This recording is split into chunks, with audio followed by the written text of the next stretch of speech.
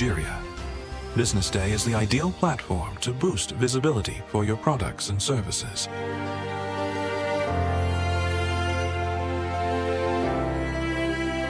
If you're looking for in-depth analysis and expert opinions on Nigeria and Africa's business landscape, Business Day is your guide.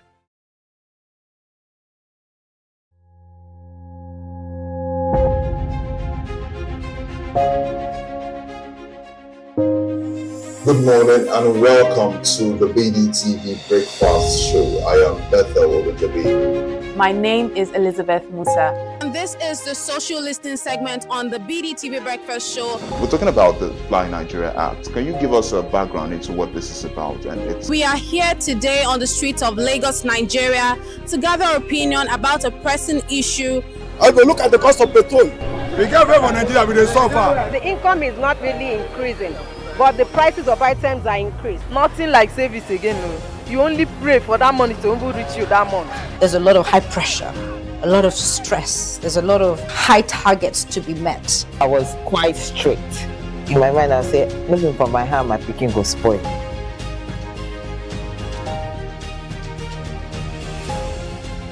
To allow all banks and all the players in the space.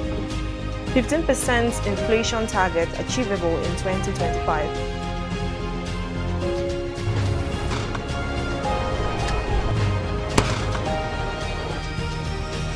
The command and vision philosophy of both the Chief of Defense Staff, the Chief of Army Staff, and indeed all the service chiefs.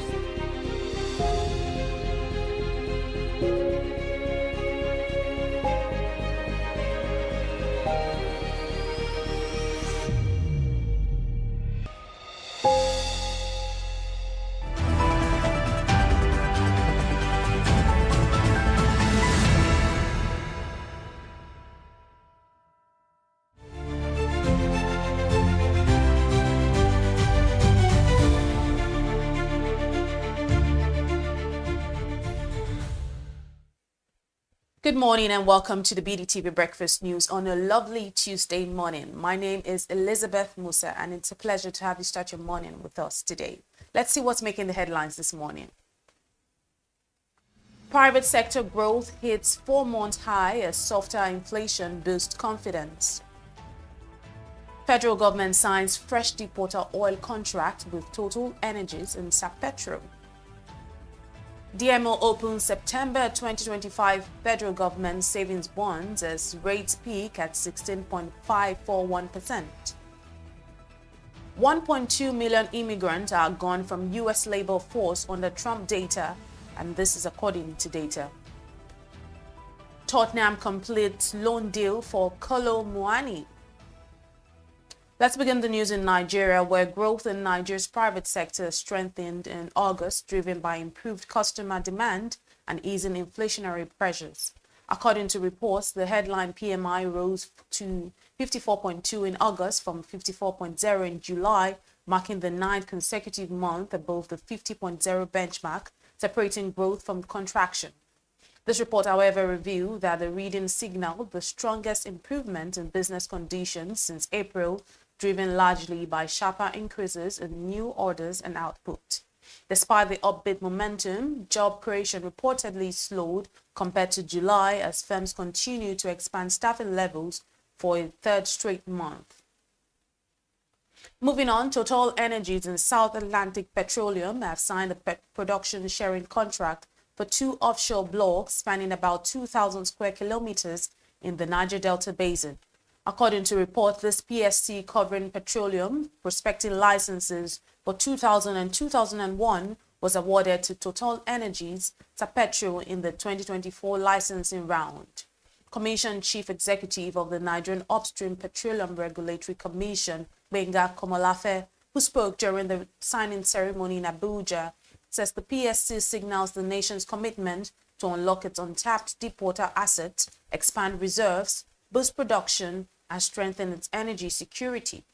Komolafe revealed that to attract investors to the 2024 licensing round, the Commission introduced the minimum signature bonuses as consideration for asset awards, aligning Nigeria with international best practice where countries like Thailand, Israel, Guyana and Brazil have moved towards minimal or no signature bonuses to attract investment. The chief executive added that the commission, working hand in hand with stakeholders, especially NNPC Limited as the concessionaire, has developed a new standardized PSC template to reflect the intent of the PIA, ensuring clarity, consistency, and fairness for the entire industry. And still on, the Debt Management Office has launched the September 2025 Federal Government of Nigeria Savings Bonds, offering investors attractive interest rates of up to 16.541% per annum. The subscription window opened on Monday, September 1st, and will close on Friday, September 5th. And this is according to reports revealing that the settlement is scheduled for September 10, 2025, while coupon payments will be made quarterly on March 10, June 10, September 10, and December 10 directly to investors. The DMO revealed that this is in the circular published on its website on Monday, offering investors two subscription categories of the federal government of Nigeria savings bonds, including 2 and 3 years set to mature at September 10, 2027 and 2028, respectively. And to end the local news, the Päijät-Häme District Court in Finland has sentenced Simon Ekpa, a pro-Biafra agitator, to 6 years in prison after finding him guilty of terrorism-related offences. The ruling delivered on Monday found Ekpa guilty of inciting terrorism and participating in the activities of a terrorist group. According to reports, the court says Ekpa had used significant social media following to fuel unrest in the southeast between August 2021 and November 2024. The three-member panel of judges who also convicted him of aggravated tax and violating provisions of the Attorneys Act in an unanimous decision described him as an influential figure within a militant separatist movement seeking to establish a Biafra state from Nigeria. And on the foreign scene, over 1.2 million immigrants have disappeared from the U.S. labor force between January to the end of July. According to reports, this includes people who are in the country illegally, as well as legal residents associated with the extreme anti-immigrant policies of United States President Donald Trump, who returned as president in January. Post senior researcher Stephanie Kramer revealed that immigrants have almost 20% of the U.S. workforce, with 45% in farming, fishing, and forestry, while about 30% of all construction workers and 24% service workers are also immigrants. And also, United States President Donald Trump has criticized his country's relationship with India as very one-sided, stating that New Delhi had offered to reduce tariffs on U.S. goods to zero. Trump castigated New Delhi for what he depicted as a slanted economic relationship and India's purchases of Russian weapons and oil in a social media post on Monday, marking a further deterioration of ties between the two countries. According to reports, Delhi has yet to comment on Trump's most recent remarks as the United States President Trump continues to make unfounded claims about countries offering the United States extravagant economic concessions amid the threat of high tariffs. And now to sport, Tottenham have completed the deadline day loan signing of Paris Saint-Germain forward Randal Kolo Muani. The 26-year-old France international joins on a straight loan with no obligation or option to buy. Reports reveal that Spurs were looking to boost their attack following the departure of captain Heung-min Son, with James Maddison also out injured due to an ACL injury. Mane will wear the number 39 shirt at the club, joining Dutch attacking midfielder Xavi Simons as a late recruit in the summer transfer window. Mohamed Kudus, Mathis Tel, Kevin Danto, Luka Vuskovic, Kota Takai, and Yao Palina also make up the other names from the first summer transfer window of the Thomas Frank era. And to end the news, Wolves have completed the £24 million signing of gang striker Tolu Arokodare. The 6'6" Nigerian international has signed a 4-year deal at Molyneux, and according to reports, Arokodare, who scored 21 goals in the Belgian Pro League to win the Golden Boot last season will offer support in attack for Jürgen Strand Larsen. Arokodaro's 24 scored 41 goals in 113 appearances for Genk after joining Latvian side Valmiera in 2023, having 1 goal in 4 matches for Nigeria. And that does it this morning on the BDTV Breakfast News. My name is Elizabeth Musa. Up next is the newspaper review. Do stay with us.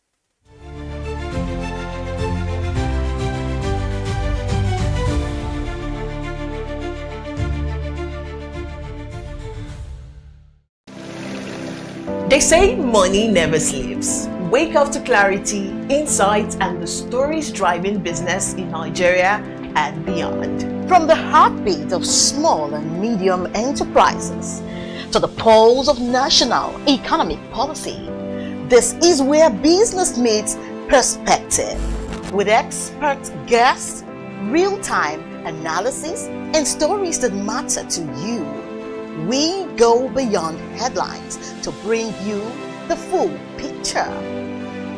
Join us every morning as we break down the numbers, decode the policies, and spotlight the people shaping our economy. This is Business Morning. Welcome to the Triumph Against Odd podcast. Most people go through their lives without knowing what their superpower is, right? But if you're lucky enough and determined enough to find your superpower before you get to a certain stage of your life, you will be incredibly successful. Look, the first thing is you just decide not to look at the challenges, because if you do, it's going to end you. The closest thing I think is that I had a deeply military background, which is a bit of a never say die background. I saw an opportunity in non-interest banking, and I felt that the demand was there. There was pent-up demand for it. People were yearning for it, and I felt that if we did it properly, if we brought in professionalism into it, and if we brought in our experiences, our various experiences from various backgrounds into it, that it could succeed. Very few people do that because very few people explore their superpowers. They just explore bread and butter issues. I need to eat, and Yes, there will be challenges. This is a very difficult business environment. The government keeps working on how to make business easier. The first problem to overcome is really just starting, right? We thought about this idea for over 2 years before we even took the first step. You cannot ignore this country. No, and to be from here, I think is an incredible privilege. Nigeria will be ascendant in my lifetime.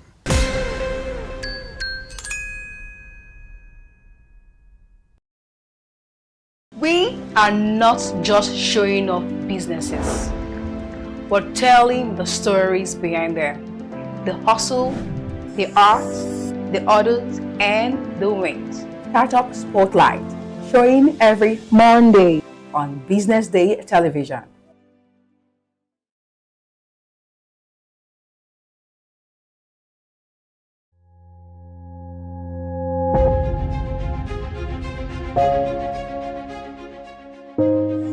Good morning and welcome to the BDTV Breakfast Show. I am Bethel Obajabi. My name is Elizabeth Musa. And this is the social listening segment on the BDTV Breakfast Show. We're talking about the Fly Nigeria Act. Can you give us a background into what this is about?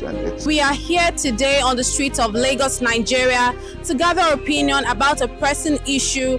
I will look at the cost of petrol. We can't pay for Nigeria with the suffer. The income is not really increasing, but the prices of items are increased. Nothing like service again. No. You only pray for that money to reach you that month. There's a lot of high pressure, a lot of stress. There's a lot of high targets to be met. I was quite strict. In my mind, I said, looking for my hand, my picking go spoil.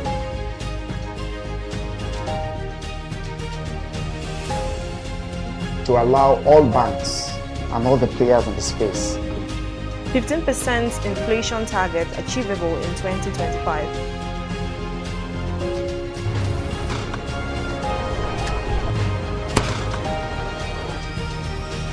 The command and vision philosophy of both the Chief of Defense Staff, the Chief of Army Staff, and indeed all the service chiefs.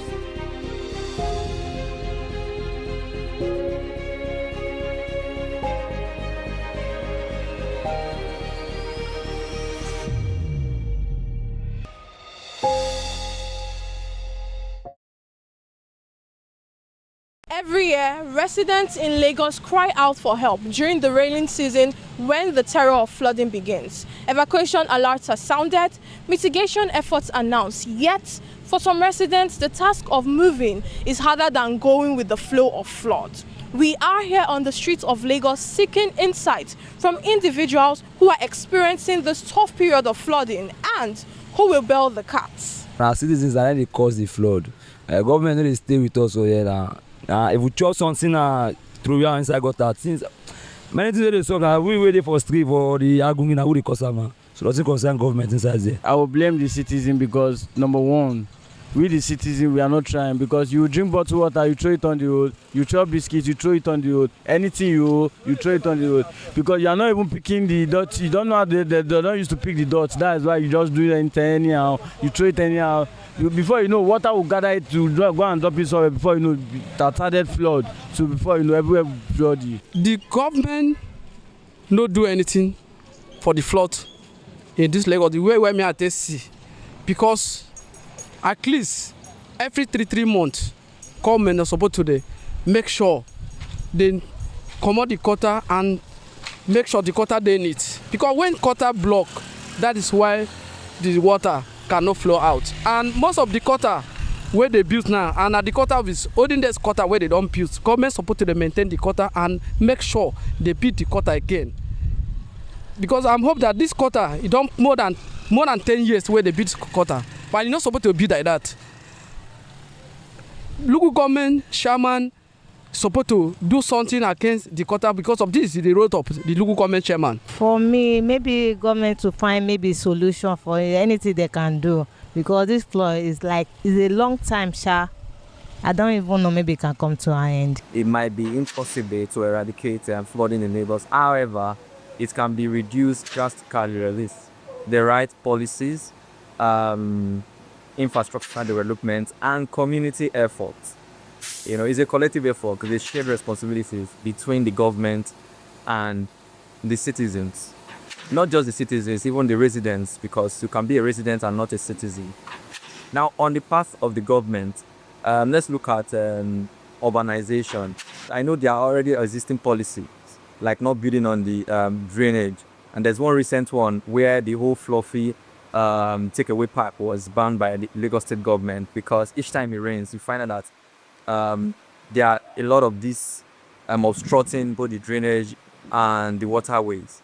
So governments can actually look at this part by making some good policies, just like the one they've made to eradicate such an attitude of the citizens. Then the part of the citizens, I've always said it, that is a shared responsibilities. And from the part of the citizens, we have very funny attitudes. If you look at the streets of Lagos today, or most areas today, you find out that some bloggers or some philanthropists call out the government because of refuse. Some of us have very ill attitude. We dump refuse everywhere we see, not minding that these things, when it rains, when there is heavy downpour, the water carries this refuse and the block and the drainage way.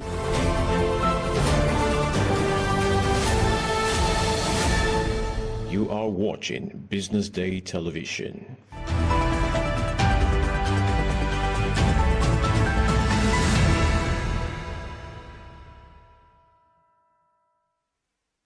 Hello and welcome back. This is still the BDTV Breakfast Show. My name is Elizabeth Musa and this is the newspaper review segment right here on the BDTV Breakfast Show. And as always, I'm not doing this by myself. I'm doing this alongside our very own in-house analyst, Uncle.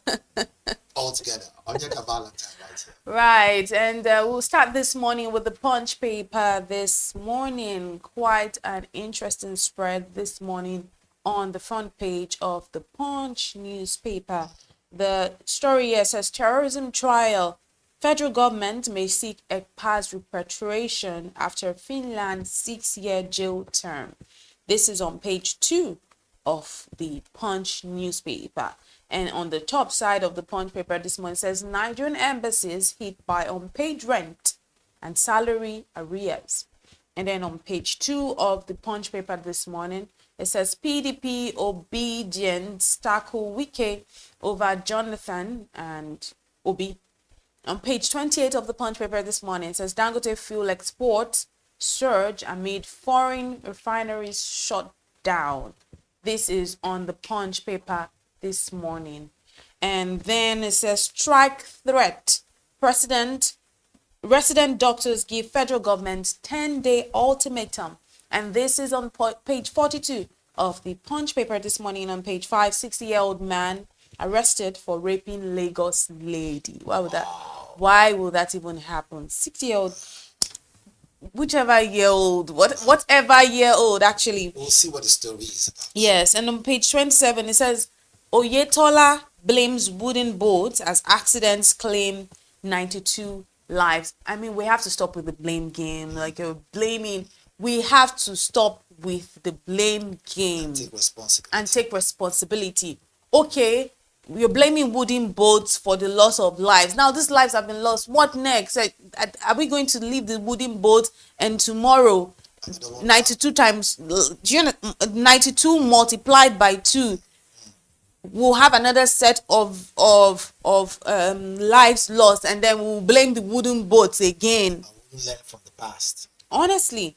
But let's start off with the big story of the Punch paper this morning, the one focusing on federal government may seek Ekpa's repatriation. I mean, we all know who Simon Ekpa is. Simon Ekpa happens to be the young man who was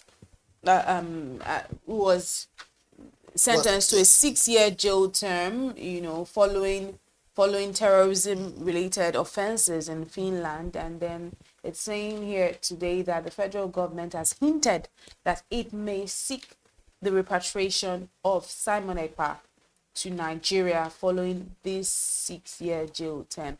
And of course, this is following terrorism-related offenses between the month of August and I think August 2021, or is it 2020? August 2021, about that time, and November 2024. Yes, I'm correct. And according to the judgment, he attempted to promote the independence of the so-called, like this is so-called Biafra region. I didn't say that. In southeastern Nigeria through illegal means. He used social media to gain politically influential position and took advantage of the confusion within a key separatist movement. I mean, we've seen a lot happening when it comes to Simon Ekpa. We've even had a couple of cartoons done by Asuko, which were talking about this incident. The use of social media, and Simon Ekpa coming back to say that he was only making jokes. But we've seen how far the joke has gone now, because now we're talking about... The joke is no longer funny. Yes, now we're talking about a 6-year jail term. It was revealed during the trial that armed groups were established under the movement, which the court classified as terrorist organizations. Ekpa equipped the groups with weapons, explosives, and ammunition through his contact network, and he also urged and enticed his followers on X, which was formerly known as Twitter, to commit crimes in Nigeria. Let's remember that the trial was conducted over 12 sessions between May 30 and June 2025 with a panel of 3 judges unanimously. What's your thoughts on this story? First and foremost, they say you are not guilty until you're proven guilty by a certified court of law. And so now I can speak with some form of SOI, in other words, source of information. Having said so, let's not just speak freely. Before now, hearing that this person is either, guilty of this or allegedly, being roped as a terrorist or funding terrorism, in Nigeria, whether he lives in a foreign land. All that was more or less social media ranting back and forth. But we also knew, now I'm doing a bit of retrack before I come forward. We also knew that the federal government had been in talks with the Finland authority, saying that this is getting out of hand, that he uses the social media page to, instigate whatever they call it, based on the fact that he actually spearheaded the issue of some certain movement. Yeah. And the federal government here has seen it as a major threat to the existence of Nigeria. Hence the word terrorism. Now, the fact that he has now been sentenced to 6 years, let's look at the flip side. Or let's first and foremost say it is good that we can now, as a country, be able to effect judgment far away, be able to make moves that will have anyone threaten the sovereignty of Nigeria from anywhere, whether you are from the eastern part or the northern part, or no matter where you're from. Right? There are no sacred cows in this matter. Whether you're Hausa, Yoruba, Igbo, whether you're ethnic, wherever you are from in Nigeria, you travel abroad and you instigate and you cause commotion from far away, wherever you are, you can be brought to book. Interpol will make this move and you'll be brought to the court and you'll be charged. This is a good call. Meaning to say that something is working in Nigeria. Yes, things have been working, but this can actually happen. Having said so, what's the flip side now? Is this even going to give him more publicity? There's something we're not seeing. Yes, he's going to jail. But again, he's probably going to appeal. It's not as if it's in Supreme Court, it's going to appeal. We're looking at different issues here. Is he not just going to appeal, is he also going to give him more prominence? Are we going to see an issue where you go to jail, you come out, and then there'll be maybe there might end up being a stronger movement? Or would we use the opportunity and say, now that he's going to jail, let us crush whatever it is that might have started and caused problems in this country? All right. Or would we do the normal thing and just fold our hands and sit back? Now, federal government says they want to find a way to repatriate and bring him back to the country after the 6 years. What would be the plan? Bringing him to the country, is he also going to face judgment here and jailed again? Is there a provision for that? I know the idea of repatriation could either mean either he's a criminal, you bring him back to the country of his birth, right, to retry him or continue with the jail term or do whatever you may. Even in the case of death of a prominent person, there's also provision for repatriation too. And it all depends on what the situation is. But in this case, federal government plans to repatriate. Can we actually say if he comes back, will there be another court proceeding? On what basis?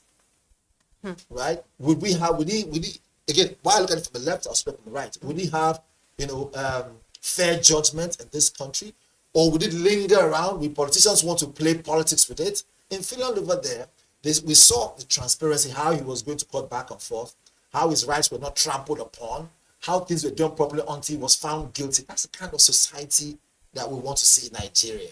If possibly to see a better society than that, better rule of law than that, better situation where you can actually say, look, fine, even though he's going to be found guilty, his fundamental human right is not trampled upon. The court must do its due diligence and not have social media judgment before time and not be treated in an inhumane way. Now, we're broadcasters, we're media people. We're staying on the fence. We're looking at it from both angles. We're not in support of any angle. We're saying this is what it is, this is how it's presented. If federal government now says we want to repatriate him and bring him back, will we see these things? One, is he going to be retried again, as in being on Nigerian soil for the crimes they allegedly say that he committed? Do we have all those evidence on ground to make sure that things are going to follow through?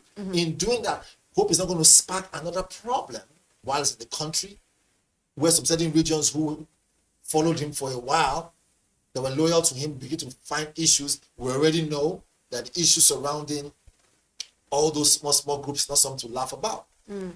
Okay? So, in a situation where we now find ourselves in this dilemma, will we see the federal government, this is what I'm heading to, will we see the federal government act swiftly and transparently the way the Finland government and the Finland judicial arm acted with respect at the same time, with dignity at the same time, with transparency. If we see that, which means Nigeria is growing, which means I can afford to say, look, the idea of, guilty before being charged is thrown out of the window. These are the things that make institutions strong. There's an opportunity here we're seeing. What's the opportunity? For us to make our judiciary stronger. The Finland government has done something that, some other, most of the time in our own country here, they drag and drag. At the end of the day, the case becomes cold. We also saw the same thing with Ike Poromado, right? In the UK, how the UK government did what they had to do and they were transparent and it got jail time. Right. So this is an opportunity for Nigeria to learn how to be a far more better, country in some certain areas. Not if we don't have the opportunity, not if we can't do it. We can do it. It can be far. In fact, we can surpass anybody's expectation. It all boils down on leadership and critical thinking and doing the right thing and not putting our emotions first, rather putting logic first. These are the things I want to see. Right. So yes, they want to repatriate him. They're looking at repatriating him. What would be the outcome? He's going to serve under jail time. Or are we going to see room for where, put it this way, bless you. Or are we going to be worrying about some certain people trying to politicize this thing? So back and forth. I hope this ECPA story is not making you sneeze. I see that you're sneezing already. I think I'm just having some allergies. It's But fine. on page 3 of the paper this morning on the Punch, it says Nigerian embassies hit by unpaid rent and salary arrears. So we're seeing a case of the fact that embassies are not getting their salaries. 34 foreign embassies. They are having salary arrears and unpaid rent. And yesterday on the big story, one of the conversations that we had was around what do I mean one of the conversations we had? The conversation we had was focused on Nigeria without ambassadors and how that is impacting how we are perceived on the global stage. Because for 2 years now, we've not had ambassadors. We've seen the president himself do shuttle diplomacy. And seeing this story this morning, confirmed by the spokesman from the Ministry of Foreign Affairs, saying that indeed Nigerian embassies are suffering from what we will call salary arrears, that also affecting their rent and all of that. It makes me truly sad, because the embassies, they are the local staff in the embassies itself, they are supposed to be the image, the image of a country. So if it's a German embassy in Nigeria, we are supposed to present the image of Nigeria to the Germans that will come into Nigeria and the Germans who will be in the consulate. So if the embassies are not getting their salaries, the staff, it's not a good look. Of course, it's not a good look. Exactly, it's not a good look at all.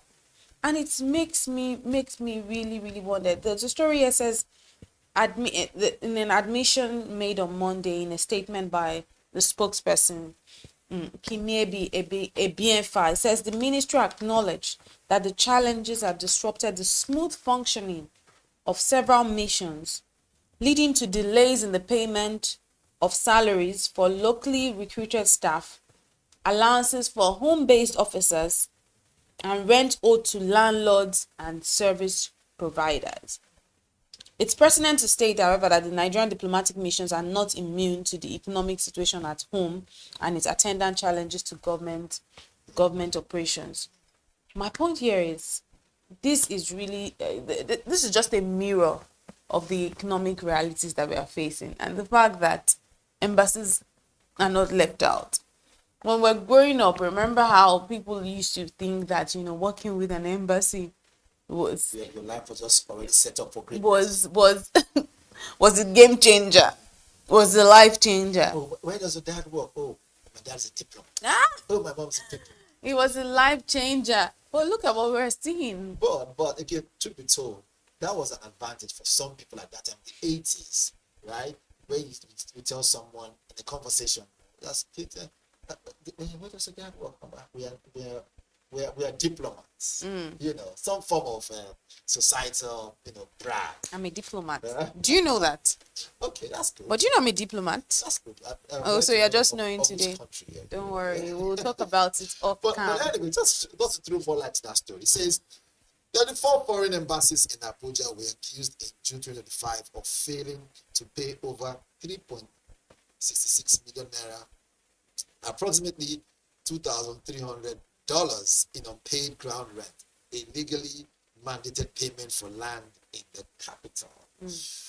With Nigerian government threatening potential closure for those that do not pay by setting deadline, like Russia, Germany, Turkey, Ghana, Sierra Leone, and other embassies. So I'm thinking, is it like saying, okay, so we are not coming forth with ours, they will not come forth with theirs, whichever it is, though. Let's.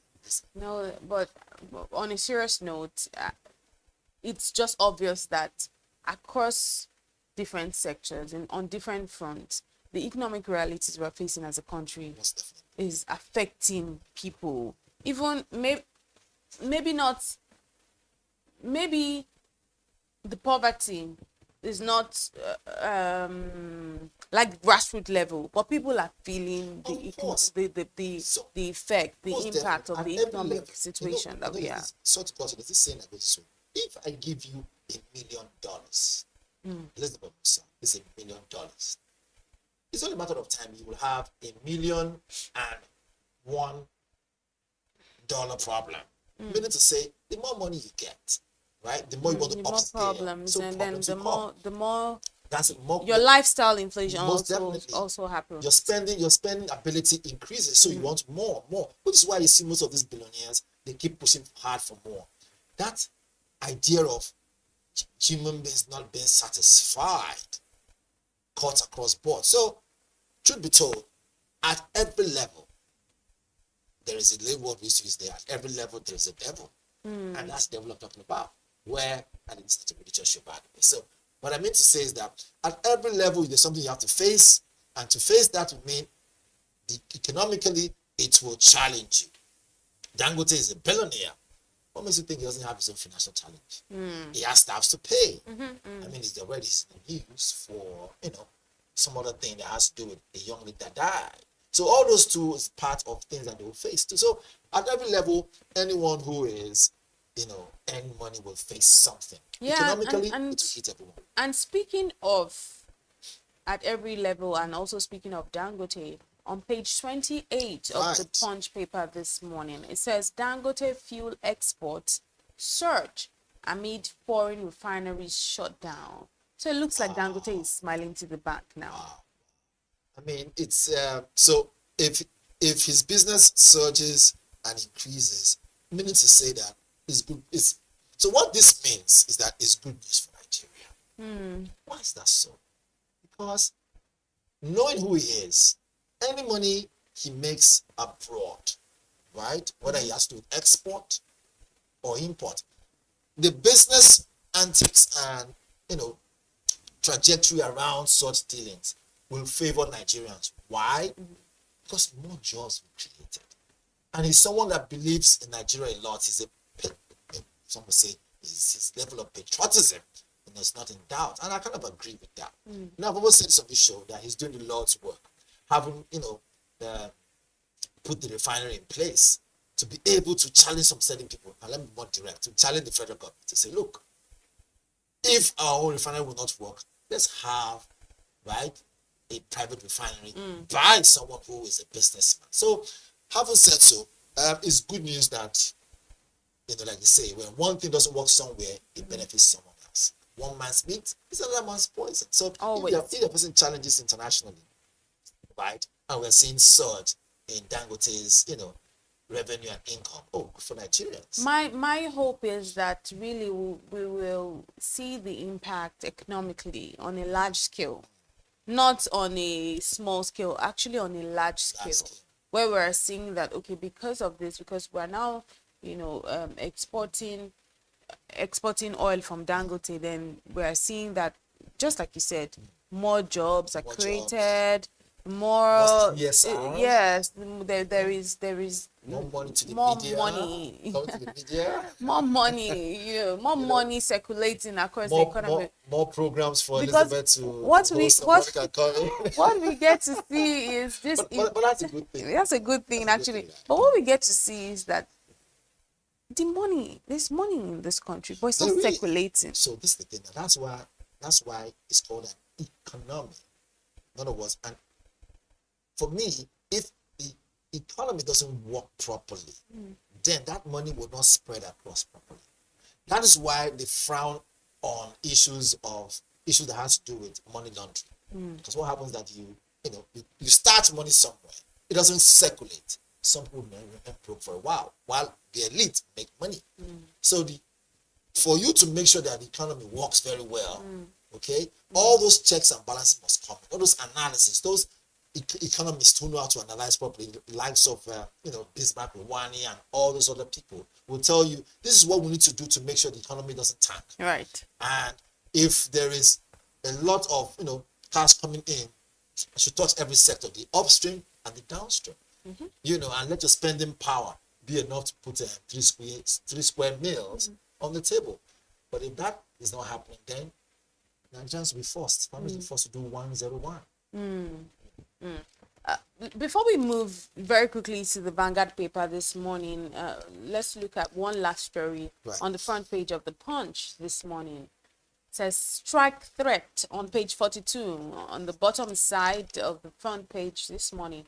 Bottom left-hand side of the front page of the Punch paper. It says strike threat. Resident doctors give federal government 10-day ultimatum. Here we go. We are in an era of ultimatums. We're in an era where if you don't do what you need to do, someone from anywhere will just jump and tell you, we give you 10 days, we give you 50 days. Like Donald Trump is giving. Anyway, I'm sure he has snapped out of that. Haven't had his meeting with them. But that's international based. Back to Nigeria. Again, if you look at it, on the flip side, shouldn't we be talking about ultimatum? Shouldn't the federal government be more reasonable enough to do that which it needs to do? And first and foremost, cut off wastage and begin to focus on what's more important. Now, let's read that caption again so that you understand. Strike threat. Resident doctors give federal government 10-day ultimatum. Is it not embarrassing to see that in 2025, our healthcare system is still working on eggshells? The healthcare system is still on life support. Isn't it embarrassing? If there's a major pandemic right now, I'm sorry to say, Nigerians, you're on your own.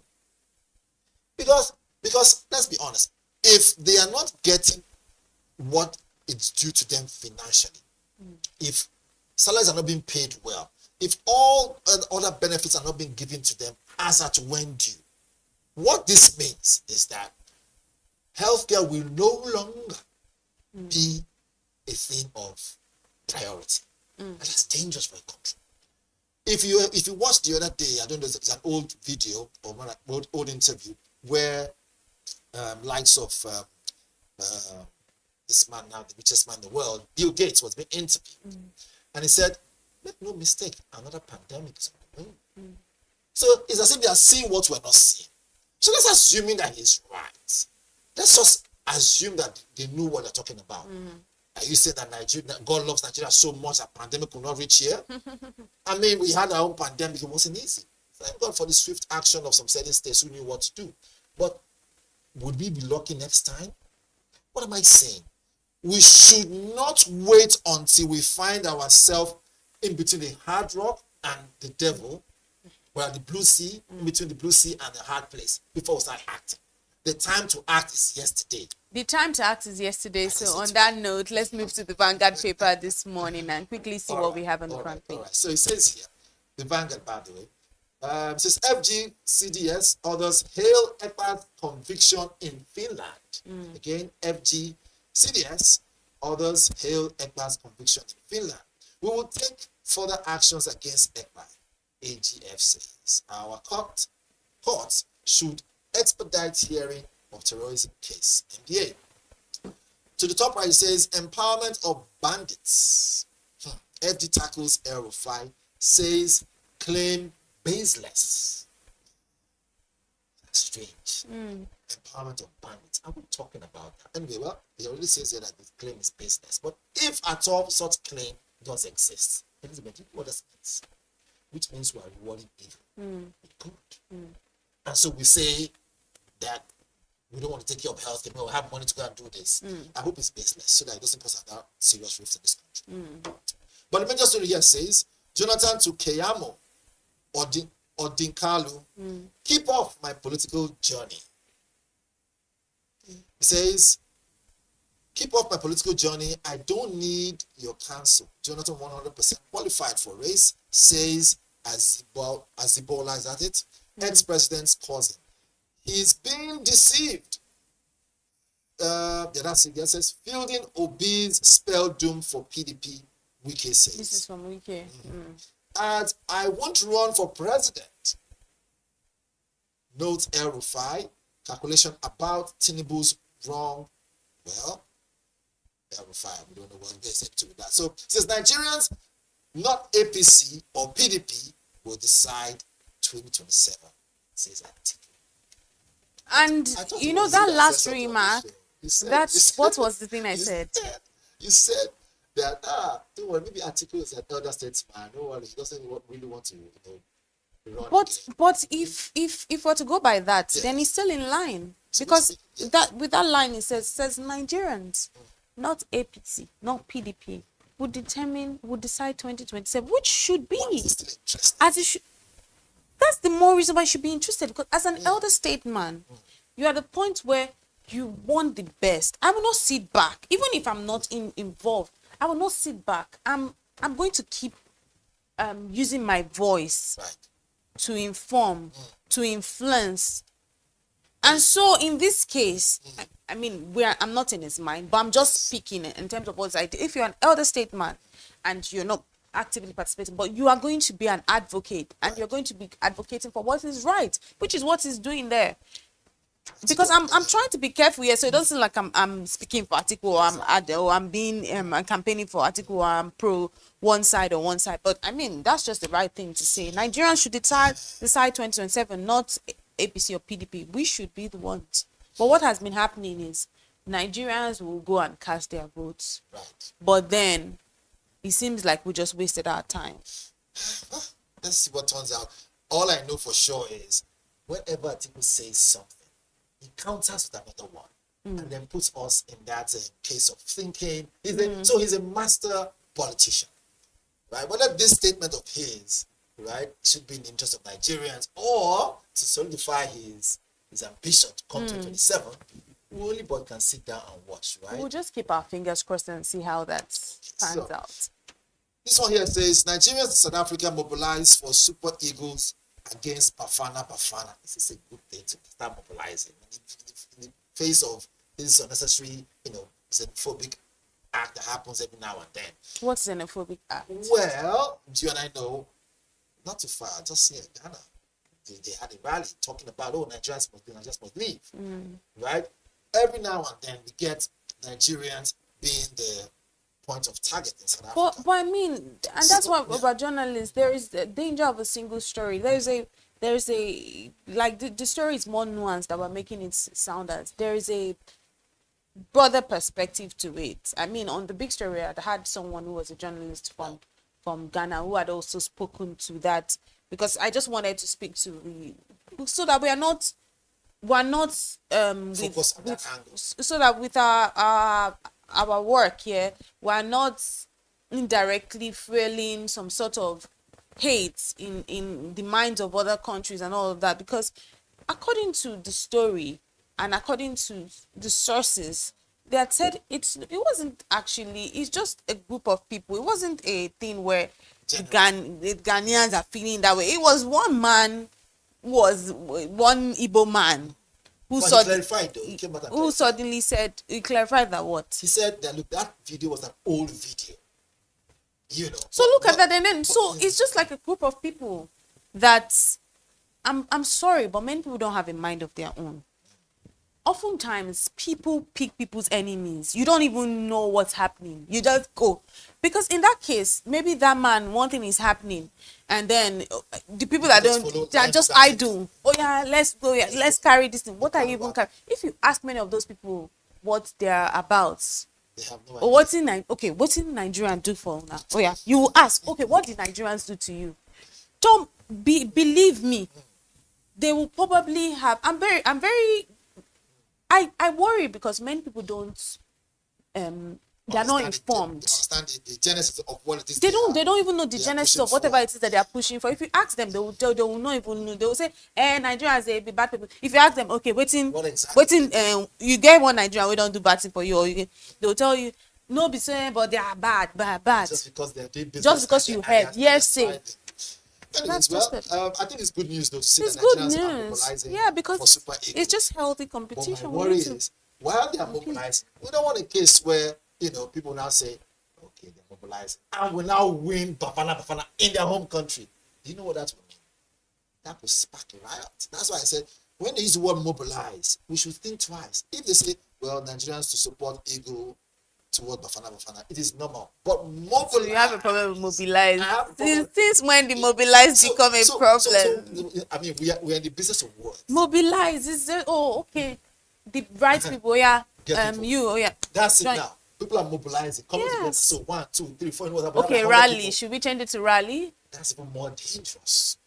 Anyways. So I like what we do with at this point. I'm concerned about you. What did mobilize do to you? Because I've seen where people mobilize peacefully and it turns out to exactly mobilization is just a way of life. Anyways, for time. So power-hungry politicians seeking to remove Tinubu. Is that true?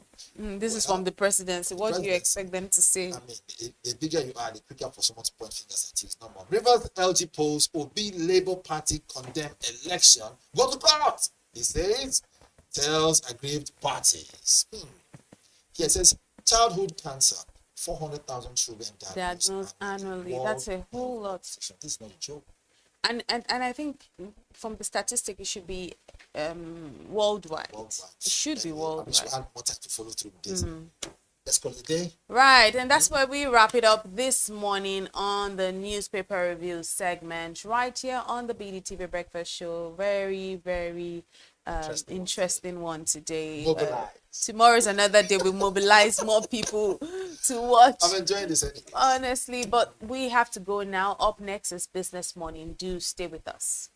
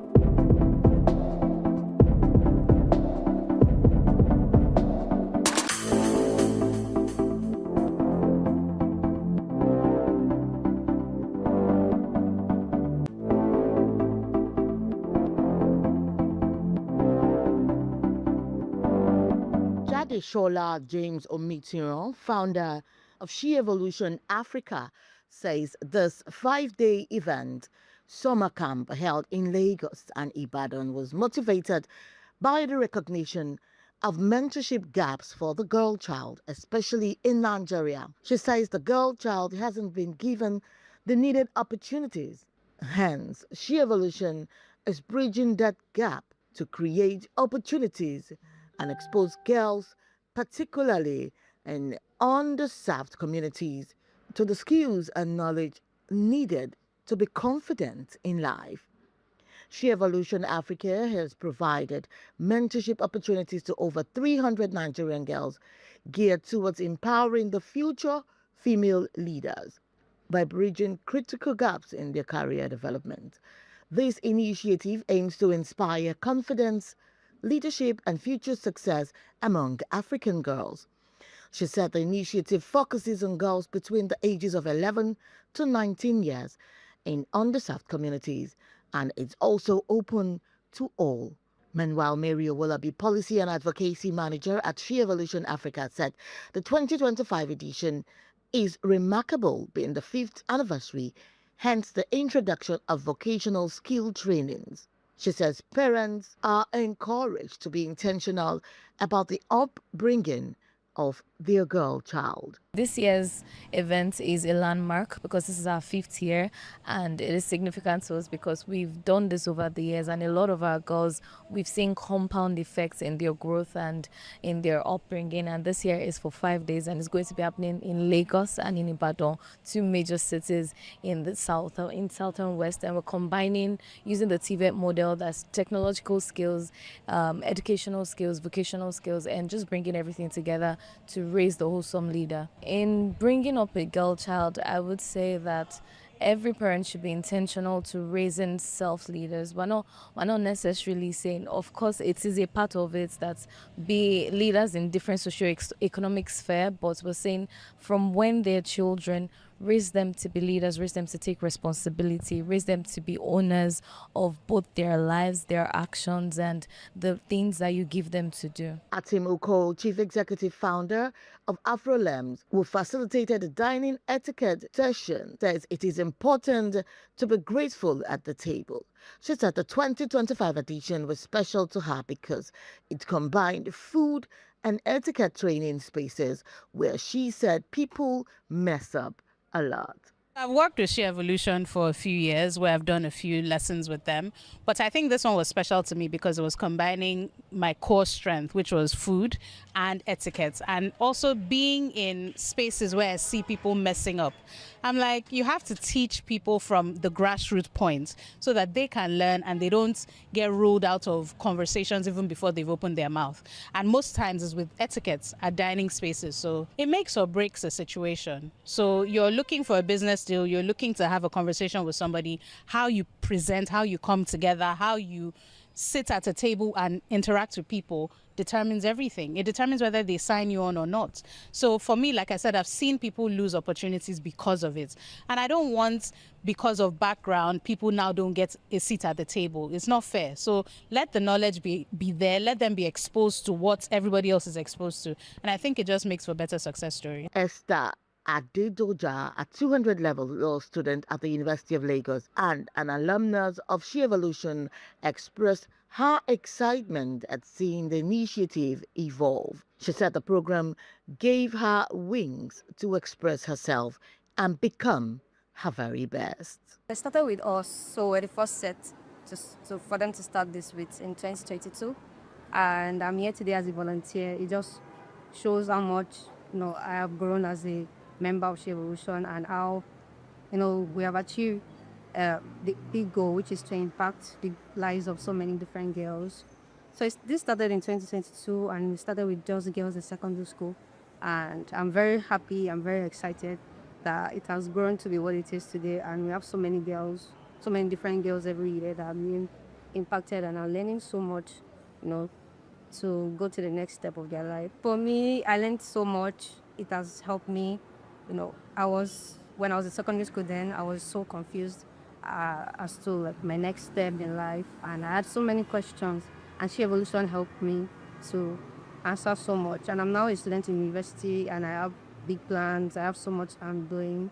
I'm just glad that the program gave me confidence to express myself and to, express myself with what I love to do, and just bring the best self, bring the best person, like the best Esther out of me. Yes.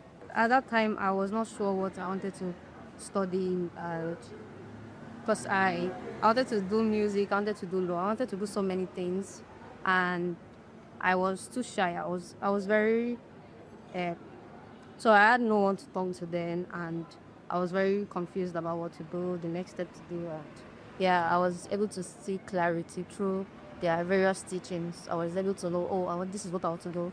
I want to help people all over the world. I want to do so much. So I decided to study law. Destiny Mama, BDTV News.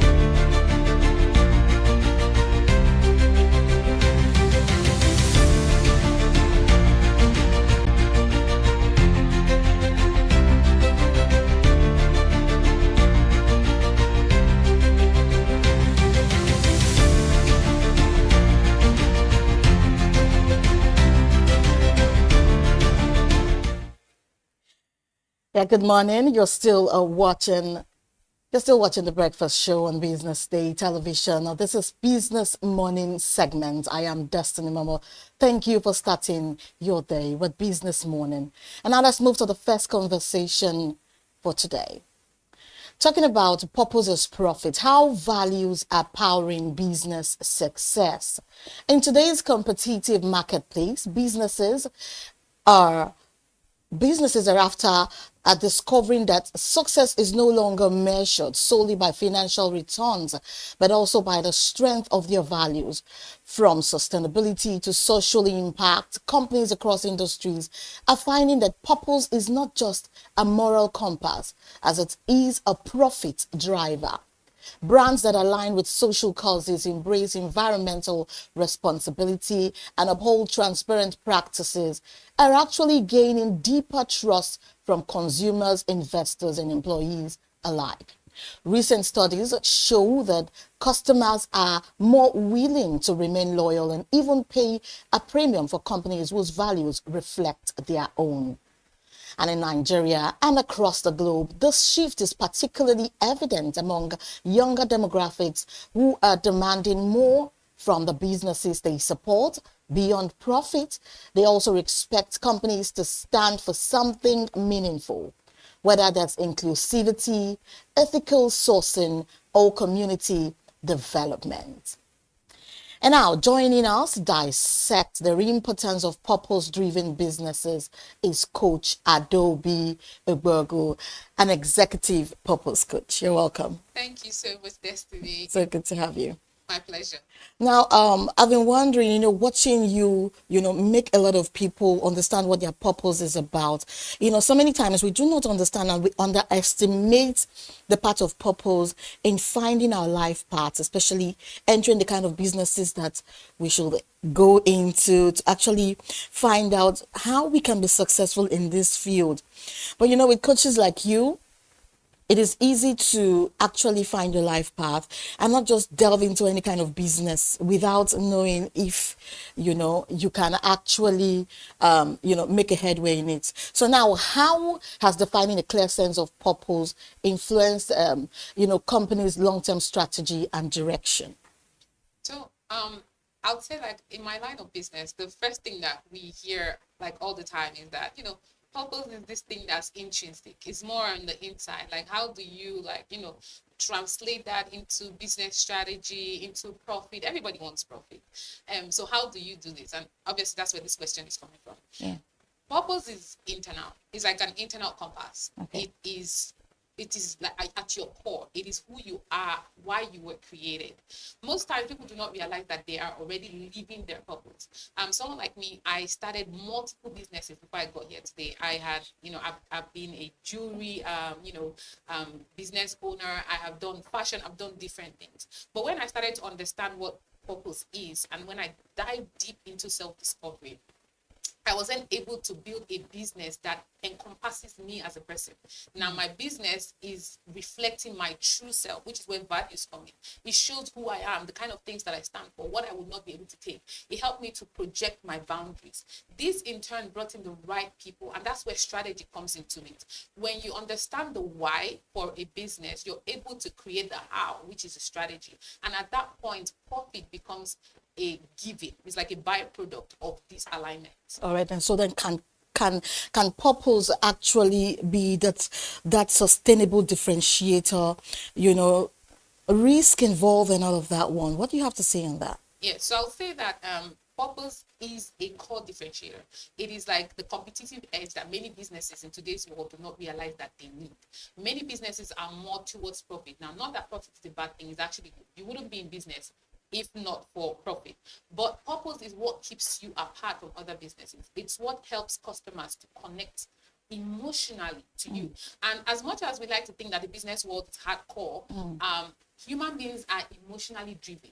People want to buy from that customer who represents who they stand for as a person. If a customer can resonate with what you stand for, they find themselves drawn more to you, because if you were selling a product, there are 1,000 people in the market selling that same product. But why you? Why are you different? That's purpose.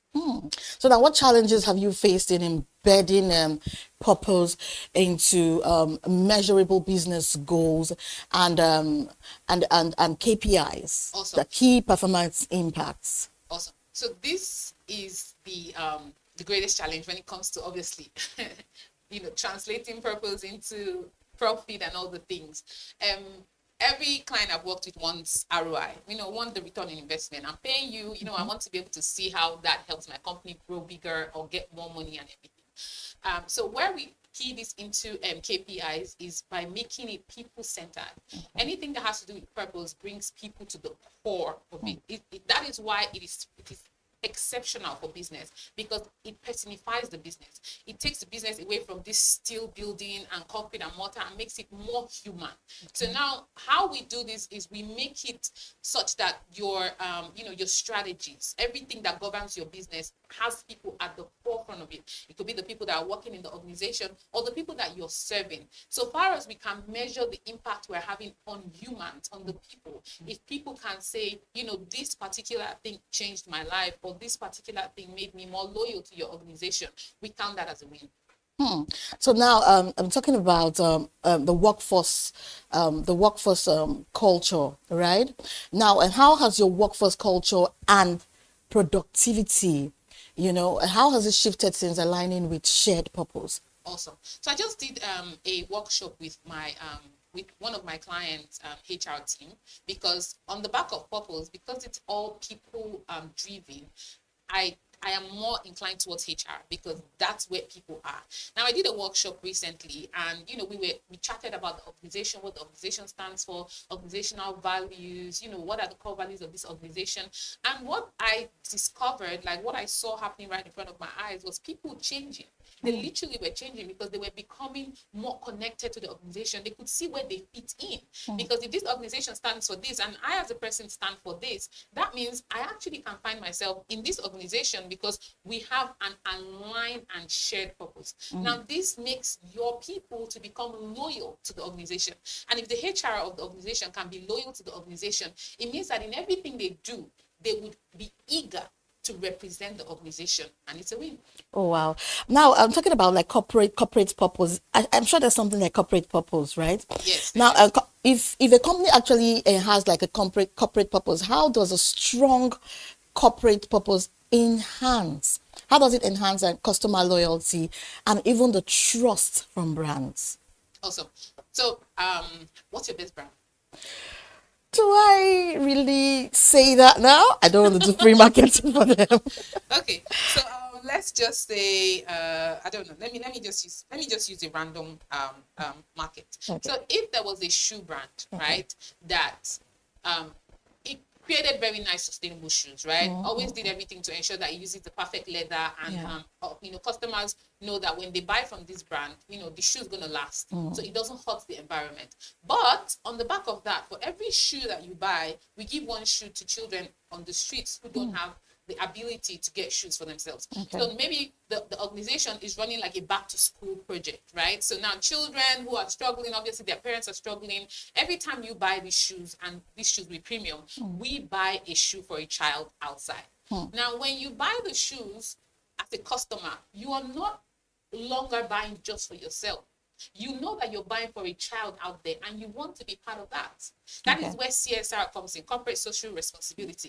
That organization that's selling these shoes has stepped away from just being a shoe brand into being a brand that pushes good for the society. So now it's no longer about being a market leader, it's about being a movement pusher.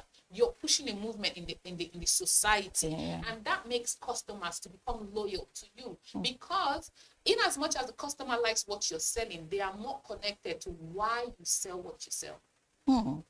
So, a lot of times you come out as an individual to, want to project a particular success story, and sometimes it doesn't really come out that way, but when people know that they have purpose coaches, maybe purpose coaches like you that are very, very hard to find, and then maybe they apply or finally get one, does it make the business pitch better?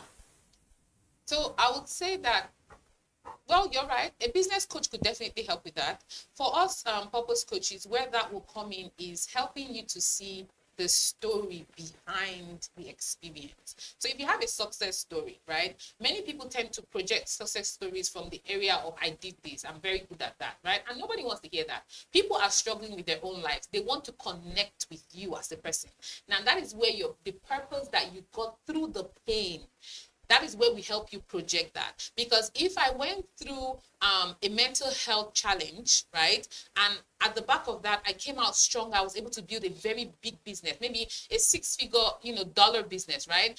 And now I'm saying to you, you too, you can pass this phase. You too, you can get to where I am. And I'm happy to lend a helping hand to pull you out.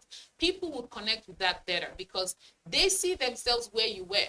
And now they know that if you could get out to where you are, then they can too. So most times where we come into the situation that you're talking about is in helping you see how you can pitch your story to people such that they can see themselves in you as a person and, aim to get to where you are. So how can you define purpose-driven businesses? When you see one, are you able to tell that this business, is purpose-driven? Or how do you detect? Awesome. So I'll use something that is very common to give an answer to this question: luxury, right? When you step into a luxury environment, you don't need to be told. It speaks for itself. And luxury is so quiet that it takes, obviously, very good eyes to see, this place is actually luxury. This place is actually not luxury. That's the same thing with purpose. When you decide that you want your organization to be a purpose-driven organization, you can tell even from the choice of paint on the wall. Yes, you can tell from the rug on the floor. You can tell from the way that the people in the organization dress, the way they speak, the way they stand. It tells you if this organization is purpose-driven or not. Because when you decide that your organization is going to be purpose-driven, it is woven into the very fabric of the organization.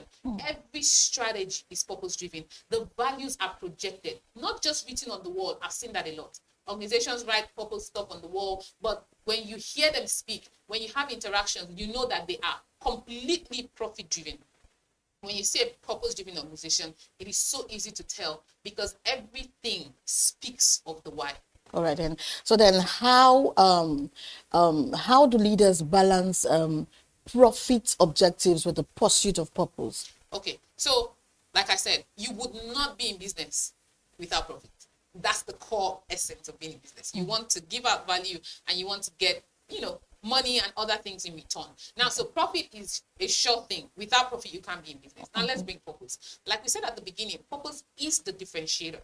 It is like you taking a step further. So we're all in business because we want to make profit. Good and fine. Now, how do I separate myself? What is the competitive edge? That's where purpose is. Why are we in this business? How can we impact the greater world? When you are able to create a strategy that promotes your purpose without affecting the profit, and I put it like that because sometimes people create strategies that are not sustainable for their organization. Irrespective of the fact that you want to be a purpose-driven organization, it has to be aligned with what the organization stands for and how the organization intends to make profit. Once you can balance these two things, the organization is going to go greater than any other player in that particular field, because once profit is coming in and purpose is center and core, obviously to the leaders and to everyone in the organization, it becomes a differentiator, a competitive edge, and it means of increasing profits. All right. And so in what ways has purpose inspired innovation or opened new growth, especially in opportunities in different organizations? Awesome. So the thing with purpose is it always asks a question, what next? Okay. What next? So now we're doing it this way, right? How can we do it better? One thing I love about being purpose-driven is that it takes the spotlight away from you and it puts it on the people whom you have been sent to. In Jeremiah 1:5, I'm a Christian. The Bible talks about Jeremiah being sent as a prophet unto the nations. Every business has a nations that he has been sent to. When you understand these nations very well, which are your target audience, you're able to create solutions that impact them. Now, when you've created solution A, the question is, what next? And that also gives birth to solution B, because if they say, oh, you solved this very well, can you solve this? And then you're able to still use that same value to create a different solution. That's where innovation comes in. And it's something that is never ending because you keep drawing out of this well that doesn't ever dry up, which is purpose. All right. And so how do you ensure your leadership team, right, consistently communicates and leaves out, different companies' purpose? Okay, awesome. So the thing with leadership is not management. Okay. That's like one of the core things, because I also do leadership development. Right. It is not management. Management is a position. Oh, I'm the manager of this, I'm the CEO of that. That's management, right? So that's good and fine. Now, being a leader, you don't have to be in a managerial position to be a leader. However, when you lead an organization, right, for you to be termed a leader in that organization, it means that you embody the values of the organization. Anybody who meets you should be meeting the organization. It's as if I'm having a one-on-one chat with the organization in human form. Now, when leaders are able to embody the values of the organization, the purpose of the organization, if they are as driven as the organization is or claims to be, then every interaction with that leader will project what the organization stands for. You now begin to see it in communication, the way they speak. When they go for networking events, excellent, because it's as if, oh my God, I'm speaking to the organization, right? Once there is that alignment between the leader and what the organization stands for, it spreads. Oh, wow. Okay, it's been a very smooth ride. But then one last question. I want you to give advice or give an advice or two, to SMEs, startups, on their long-term success. How can they actually they want to plan a success story, in the next decade.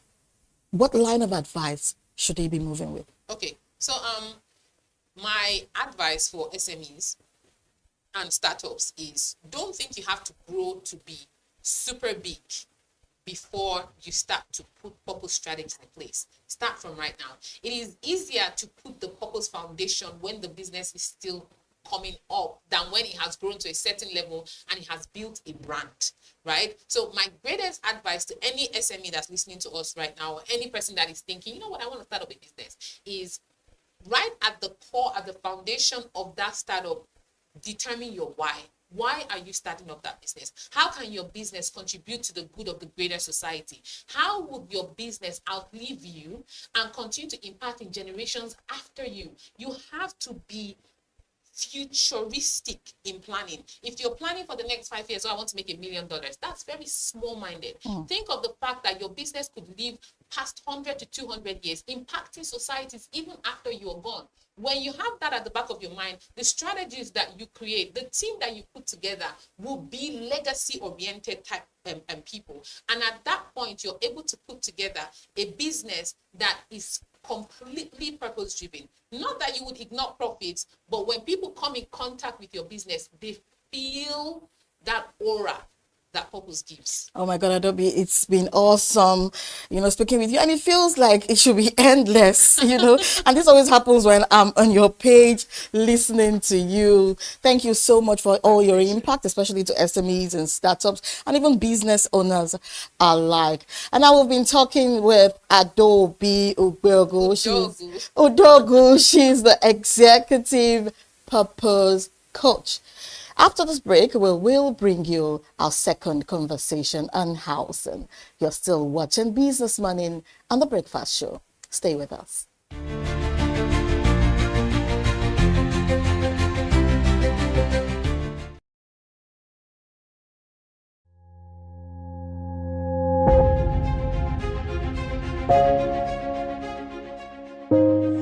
Good morning and welcome to the BDTV Breakfast Show. I am Bethel Ogunjobi. My name is Elizabeth Musa. And this is the social listening segment on the BDTV Breakfast Show. We're talking about the Fly Nigeria Act. Can you give us a background into what this is about? We are here today on the streets of Lagos, Nigeria, to gather opinion about a pressing issue. I go look at the cost of petrol. We get very Nigeria with the suffer. The income is not really increasing, but the prices of items are increased. Nothing like service again. No. You only pray for that money to reach you that month. There's a lot of high pressure, a lot of stress. There's a lot of high targets to be met. I was quite strict. In my mind, I said, looking for my hand, my picking go spoil.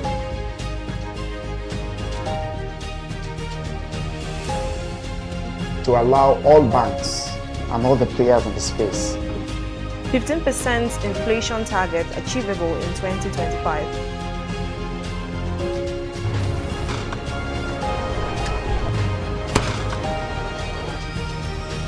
The command and vision philosophy of both the Chief of Defense Staff, the Chief of Army Staff, and indeed all the service chiefs.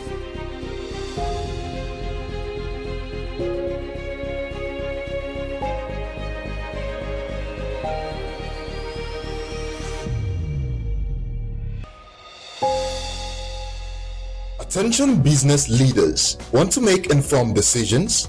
Join the ranks of the best with Premium Business Day. Access in-depth analysis and expert opinions to stay ahead. Subscribe now at premium.businessday.ng and unlock premium content. Plus, you get 50% off your first subscription. Don't miss out. Make smarter choices and seize new opportunities. Sign up now and elevate your business game. Visit premium.businessday.ng today. They say money never sleeps. Wake up to clarity, insights, and the stories driving business in Nigeria and beyond. From the heartbeat of small and medium enterprises to the pulse of national economic policy, this is where business meets perspective. With expert guests, real-time analysis, and stories that matter to you, we go beyond headlines to bring you the full picture.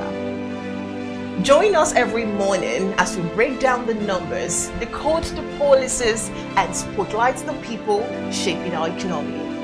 This is Business Morning.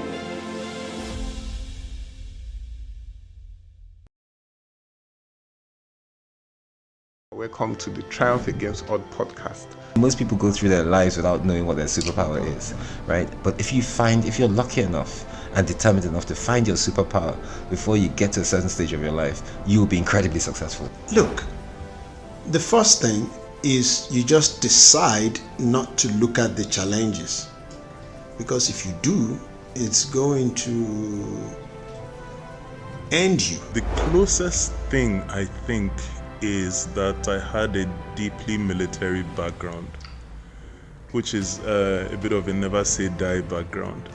I saw an opportunity in non-interest banking, and I felt that the demand was there. There was pent-up demand for it. People were yearning for it, and I felt that if we did it properly, if we brought in professionalism into it, and if we brought in our experiences, our various experiences from various backgrounds into it, that it could succeed. Very few people do that because very few people explore their superpowers. They just explore bread and butter issues. I need to eat, and Yes, there will be challenges. This is a very difficult business environment. The government keeps working on how to make business easier. The first problem to overcome is really just starting, right? We thought about this idea for over 2 years before we even took the first step. You cannot ignore this country. No, and to be from here, I think is an incredible privilege. Nigeria will be ascendant in my lifetime.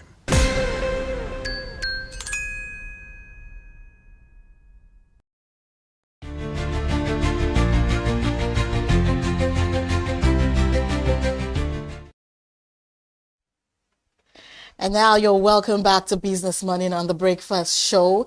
Now moving on to our second conversation for today. Nigeria's housing gap widens as millions struggle for affordable homes. As we all know, that Nigeria is grappling with a deepening housing crisis as millions of citizens face mounting barriers to affordable and accessible homes despite government pledges to close the gap. Now, with an estimated housing deficit of more than 20 million units, experts warn that rapid urbanization, high construction costs, and limited mortgage access are worsening the situation. And now in major cities like Lagos and Abuja, rising land prices and inflation have pushed home ownership further out of reach for middle and low income families. And now the government has rolled out initiatives such as the National Housing Fund and public-private partnerships to boost supply. But critics argue the projects often fail to target those most in need. Now we see estates springing up, but they are priced beyond the reach of civil servants and low-income earners. Now, beyond affordability, accessibility challenges extend to persons with disabilities who remain largely excluded from housing design and urban planning. Advocates are calling for inclusive building codes and enforcement for accessibility standards. As Nigeria's population approaches 230 million, urban migration is also expected to intensify pressure on housing stock. Analysts caution that without urgent reforms, including expanded credit access, improved infrastructure, and even stricter regulations of land use, the dream of affordable housing will remain elusive for millions. And now joining our housing conversation is Dr. Kolade Adepoju. He is the founder, MD, and CEO of Real Homes and Investment Limited. You're welcome, sir. Thank you for having me. So good to have you. So now Nigeria's housing deficit is estimated at over 20 million units.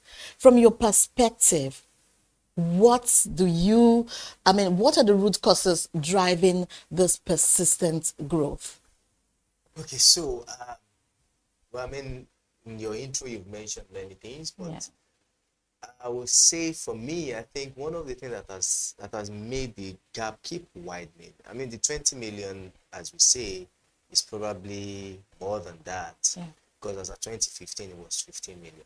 Oh, wow. So if 2015 is 15 million and the economy is becoming, I won't say it's worsened, but the affordability rate is reducing. People, the purchasing power is, you can't afford housing as it is. So I think one of the first thing that is causing this decline and the gap widening is infrastructure.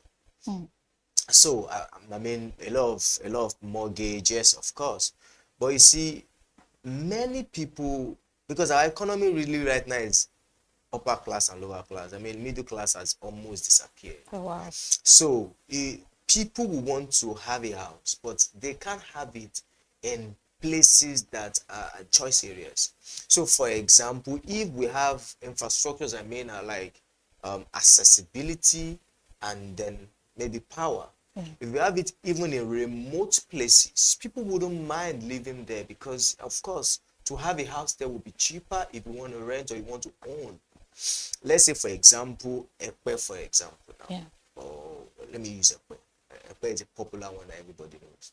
Now, there are land going there for 3 million, 5 million naira for a plot, 7 million for a plot.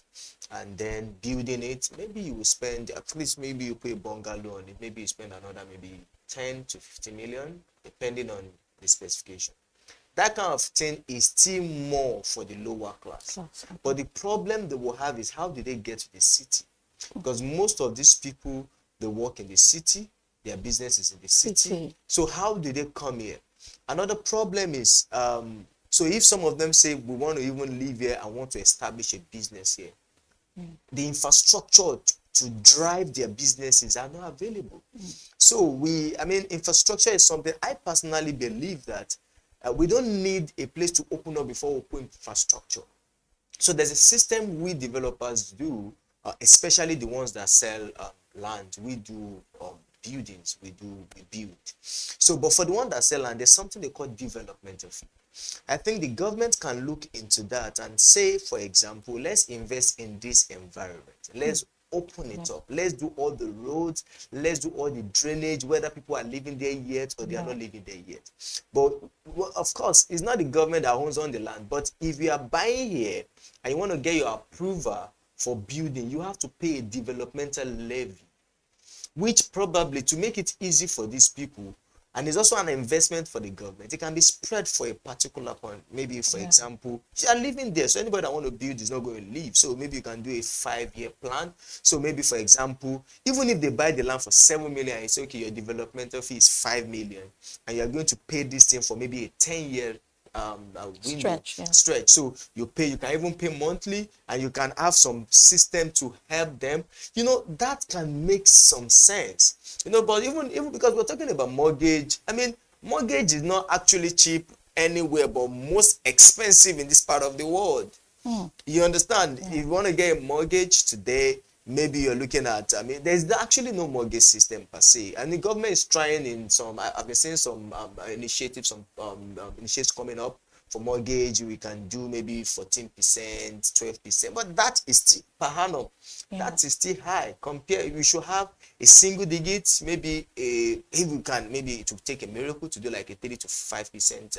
But I think if those kind of things are put in, if infrastructure is put in place, if people cannot even afford the mortgage, they will go to the remote area that is just developing. Because there was a time that Ekpe was sold for 1 million. If the roads are good, if the drainages are good, if there's power there, people won't mind, because the travel distance will be shortened. And so I think infrastructure is something that, as the government, because I mean, government will play a major role in this. The government, if they can put infrastructure in areas that are not, I mean, people, they should even open spaces up that people don't even know about. There are places in this Lagos State that people don't even know about yet. If they can open up and people say, oh, for me, I can do maybe a 40-minute, 50-minute drive to the city, or an hour drive to the city, and the roads are good, there's no traffic. I mean, people will consider that. Now we're still talking about affordability, as it remains, you know, the major topic. People are struggling to get lands. People are saving up to buy lands. And then we still hear some, you know, challenges from the real estate sector, how that some people actually pay for receipts instead of land. I think you agree with me. You just said something like there's no middle class anymore. It's either high or low. And now if you save up and you want to be an investor, you invest in land that, you know, it's it's one of the major investments, the key investments people want to, invest into, and then you get this kind of discouraging factor from the sector. How can you remedy this as an expert in this field? That's also one of the things that's also affecting the industry. Like I said earlier, there are two categories of people in this industry. Although everybody call themselves the latter one, I would say they are land sellers and they are developers. You see, don't confuse it. A land seller is not a developer. If all you're selling is land, you are talking about buy land for future, land banking. All your company is known for is land. You are just a land seller. A developer develops, builds. I mean, the word developer comes from development. So you have to have something you are developing. So, and then for people that have been affected by this, I mean, this question comes up every time because it's something that is obvious even to the blind. The people are being cheated. People are being, some companies, which I think government could also, probably government, I would say government even know them. There are ways to cover these things. For example, if you can take one person and use that person as a scapegoat, or maybe more than one or two, and let the government stand their feet on the ground and say, if you have, of course, there are things that happen in the industry. Business have their risks, business have their challenges. Sure. So, for example, if it's investigated and it is seen that you deliberately, because one of the problems we have in industry, some people have 40 plots and they will sell 400 plots. So how do you account for this? People, that's why, and land selling, that's why I think government should also mandate most people that come into real estate to be developers. Okay. Even if you are selling do bungalows and sell. Okay. Because it's difficult to have, for example, it's difficult to have 100 units of bungalows and you sell 400. This is my reason. Anybody that is paying for a development, a house will know his or a unit. Exactly. And then have access to it. And in the document, it is clearly stated that we have given you this unit. You understand? But for plot of land, if I have 20 plots and I tell you this is 100 acres, or if I say, let's say I have 10 acres and I say this is 50 acres, how do you want to verify it? You are not into the land business. It's somebody like me, you can't call a 10 acre for me for even 11 acre. I will know that this is lesser than what you're saying. But a novice will not know. So land selling helps people to helps people to really cover a lot of things. And when it now comes to the time of we want to build, give us our land, they start bringing some policies that even when you're signing the document. I was in a plane one day, I was traveling to Paris, and beside me was a man going to Canada. And we just got talking and I introduced what I do to the man. And I said, I'm a developer. And the man stuck up in the plane. The man was hungry. Wow. The man was furious. So, and the man, I can feel the pain of the man. The man stood up and went to his bag and showed me a document of a land he bought from a company. He bought the land for 5 million, and he said, okay, give me my land. They said, we can't give you your land. So he said, why? He said, except you want to develop it now. Also, he said, okay, I agree that I want to develop this now. Okay, so they said, oh, you can't develop yourself. We have to develop for you. So the guy said, I want to do this after front time. Okay, so that we will not lose this now. Okay, give me a BOQ. A BOQ is bill of quantity. Okay. And a drawing for what I want to build. Guess what? Somebody that buy a land of 5 million, please guess how much he said he should pay. Tell me. He said he should pay 90 million to build a bungalow, maybe 3-bedroom or 2-bedroom bungalow. So obviously, they have put that as a point whereby, the first scale was that, we can't allocate you because you want to build. So if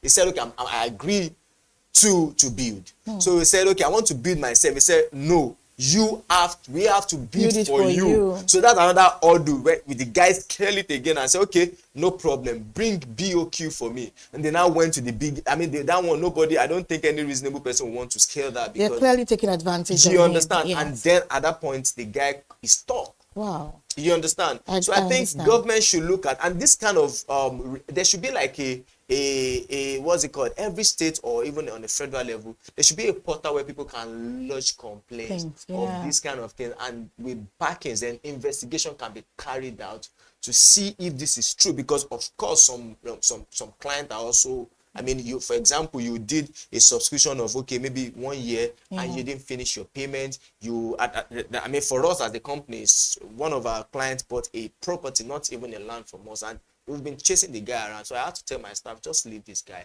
When he's ready, we'll come back to the table and have a discussion. So most of the time, it's not always the developer's fault. But if it's investigated and you have see that the developer deliberately, is it that the developer gives the person what the person pays for, or the person or the developer refund, and there should be penalty for the developer. Exactly. Or even withdraw put a thing that, okay, you cannot develop in this state again. That is few people are actually, spoiling, the real estate sector. And very quickly, talking about mortgage financing in Nigeria, we know it's extremely limited compared to other emerging markets. Now, the question is, what structural reforms would make mortgage systems more and more inclusive?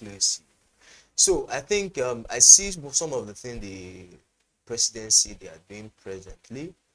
I mean, I think if it's done well, it could work. I think renew all homes or something, whereby the government partners with the developer, build, and then give it to people and they buy. I mean, is it on low cost? Yeah. So the is not on a low cost standard, because some were in different regions, but some I saw in some of the were developing. I mean, a 3-bedroom for 200 million.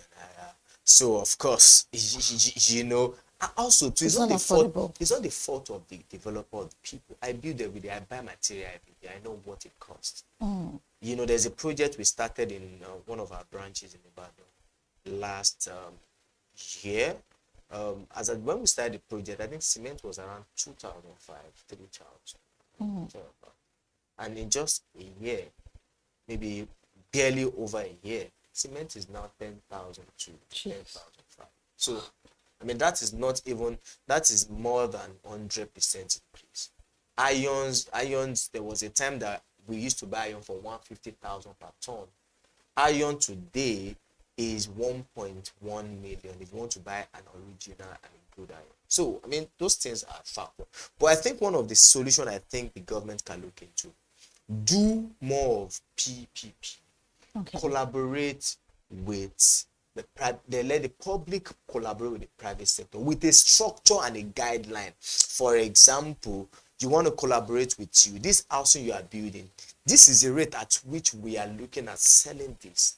Do your math and let's see. And if government can also do, I think one of the things I also see is that there used to be subsidy for fuel, there are subsidy for things, and I've not seen any subsidy for housing units. Exactly. I mean, that's the basic need. But that's what you people, developers like you, experts like you, can actually pitch to the government.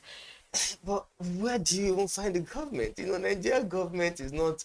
I mean, I hope maybe one of them is listening to this and they can look into it. But you understand how politics is in this country. Before you can have their listing here, you probably be a part of the party. If you're not part of the party, you have to know them or something. I mean, listening to how much the building material costs, how many Nigerians can afford it, can build choice homes or even safe homes to live, because I think safe will be better. Yes, people want to cut corners just to and then at the end of the day, we are not the better for it. That's another thing, because I always plead with developers that you see, instead of you trying to cut corners and sell at a maybe cheaper rate so that you can make profit, why not go all in, do excellent job, do quality job, and put your price on it. You see, people that understand quality, for example, in our own site, I don't use a regular block. I use a stone dust made block. And it's fabricated. If you want to carry, it take a strong man to carry one of our blocks. Oh, wow. If you carry our blocks and you drop it on the floor, you pick it back, it won't break. Hmm. It is, I mean, and now I saw that going out of the country. I see the kind of brick they use. So why do we come here and do? But for example, you cannot expect me to sell at the rate of somebody that is using a block, a sand-made block that is also not strong. Yeah. For example, if you want to have a bag of cement now, if you want to make block, you probably use. The ideal thing is to do maybe between 25 to, let's say, 28 or maximum 30. Some do 40, 45. Wow. So it means that the mixture of the cement that is in that block is nothing. And cement is what holds all these things together. Exactly. So I will tell developers, we understand what is happening. We understand what the cost is, but don't cut corners, because you are dealing with the lives of people. Somebody can die in this process. We've had instances whereby numbers of people die because the developer is trying to use you. For example, they tell you to use a 12 you went to use a 10 Now the 10 you are even using is not even an imported iron, it's a Nigerian made iron that is even a weaker and not a stronger quality. Now you understand, and I mean, so those are the things that should be looked into and see that, okay, these are the things that are done, but it's also not an easy thing for a developer. I won't lie to you. I'm one, so I know what it is. I mean, to really do what, because you also have competition. Okay. You have people, the same unit you are selling a terrace for, let's say, for 250 million. And another person that did a shabby work that you know that work, it may not even collapse, but everything will wear down in 2 years. He's selling his own for even as close as 240. Nigerians will go for the 240. They will say it's cheap. But have you checked what is in it? Are you not sure that you know eventually that 10 million difference, you will not eventually even pay more than even 100 million in time, with time. Right. So you need to check all those things. Oh, no, so we're seeing a lot of PPP solutions. Yes. Everywhere. Now, from your experience, are they genuinely delivering affordable housing? I've seen some opened. I've seen some that has been completed. So I don't know much. I mean, but I think, you see, government. There are two G's you should fear: God and government. Oh, wow. God first and government. If government want to do anything in this part of the world, I mean, especially our Nigerian government, they will do it. Oh, wow. I believe that there's really nothing we are talking about that they don't have the capacity to do. What the problem is the willingness. Wow. Or do they even see that it's important? There's a way that comfort can come to a level that you will forget that there are people that are not in this comfort. So you've got to be a person that, I mean, and this is to the government, I mean, to the people in government. One day, wherever we are, whatever position we occupy, I mean, we will live there.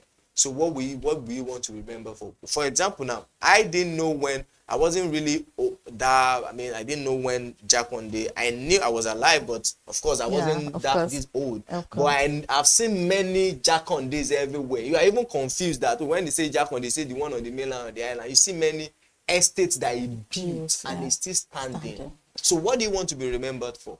As a person? Legacy is important. Very, very important. You've got to think about that. I'm sure you want to be remembered for good things, because you just spoke about, the kind of the quality of blocks you use. Yes. So now finally, what short-term interventions could immediately ease the burden for families struggling with rent and accessibility challenge here and there? Short-term? I don't think. Okay, so I mean, there could be short-term, but you see, maybe relief, maybe subsidy, maybe, because the housing deficit is much. We're talking about 20 million.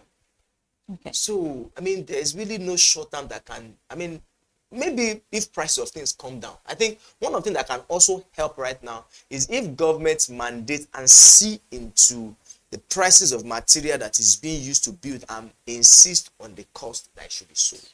Oh, wow. There should be, if there is a, for example now, the Dangote cement, the Bois, all of them, they just woke up and they start increasing. If there's a policy that says that, guys, you can't take this thing beyond this. I mean, this is it's only in this part of the world that somebody just wakes up and say that, oh, I want to increase something for 4,000 to 12,000. There was a time we were even buying it for 11,000. I think it came down a bit. You understand? There was time it was even scarce. Hmm. So those kind of things, and also if government can also look at it to substitute material, what are the other things we can use aside from brick? And there are other things we can't do, but you know, people too are also a problem here. They will not accept it.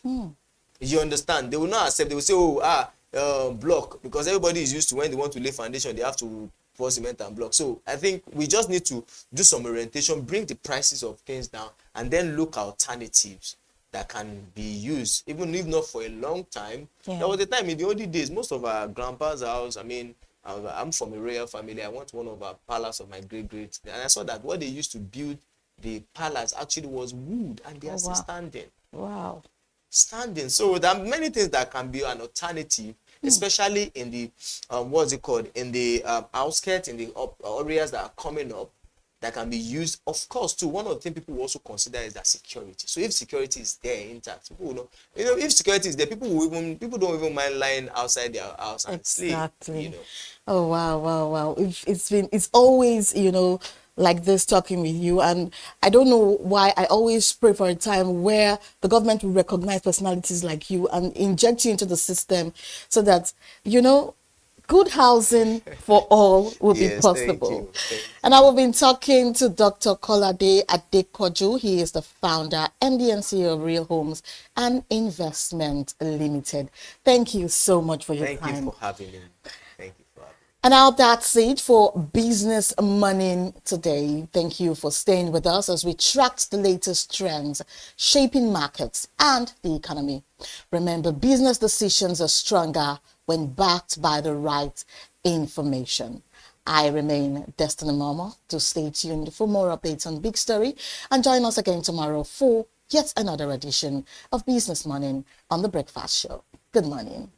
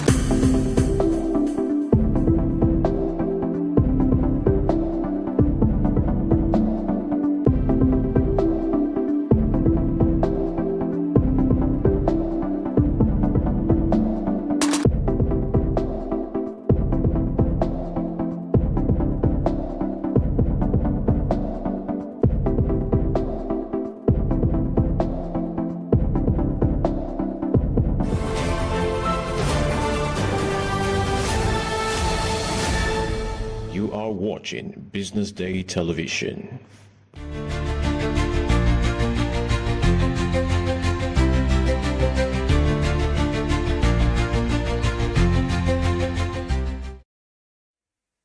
Good morning and welcome to the big story right here on the BDTV Breakfast Show. My name is Elizabeth Musa.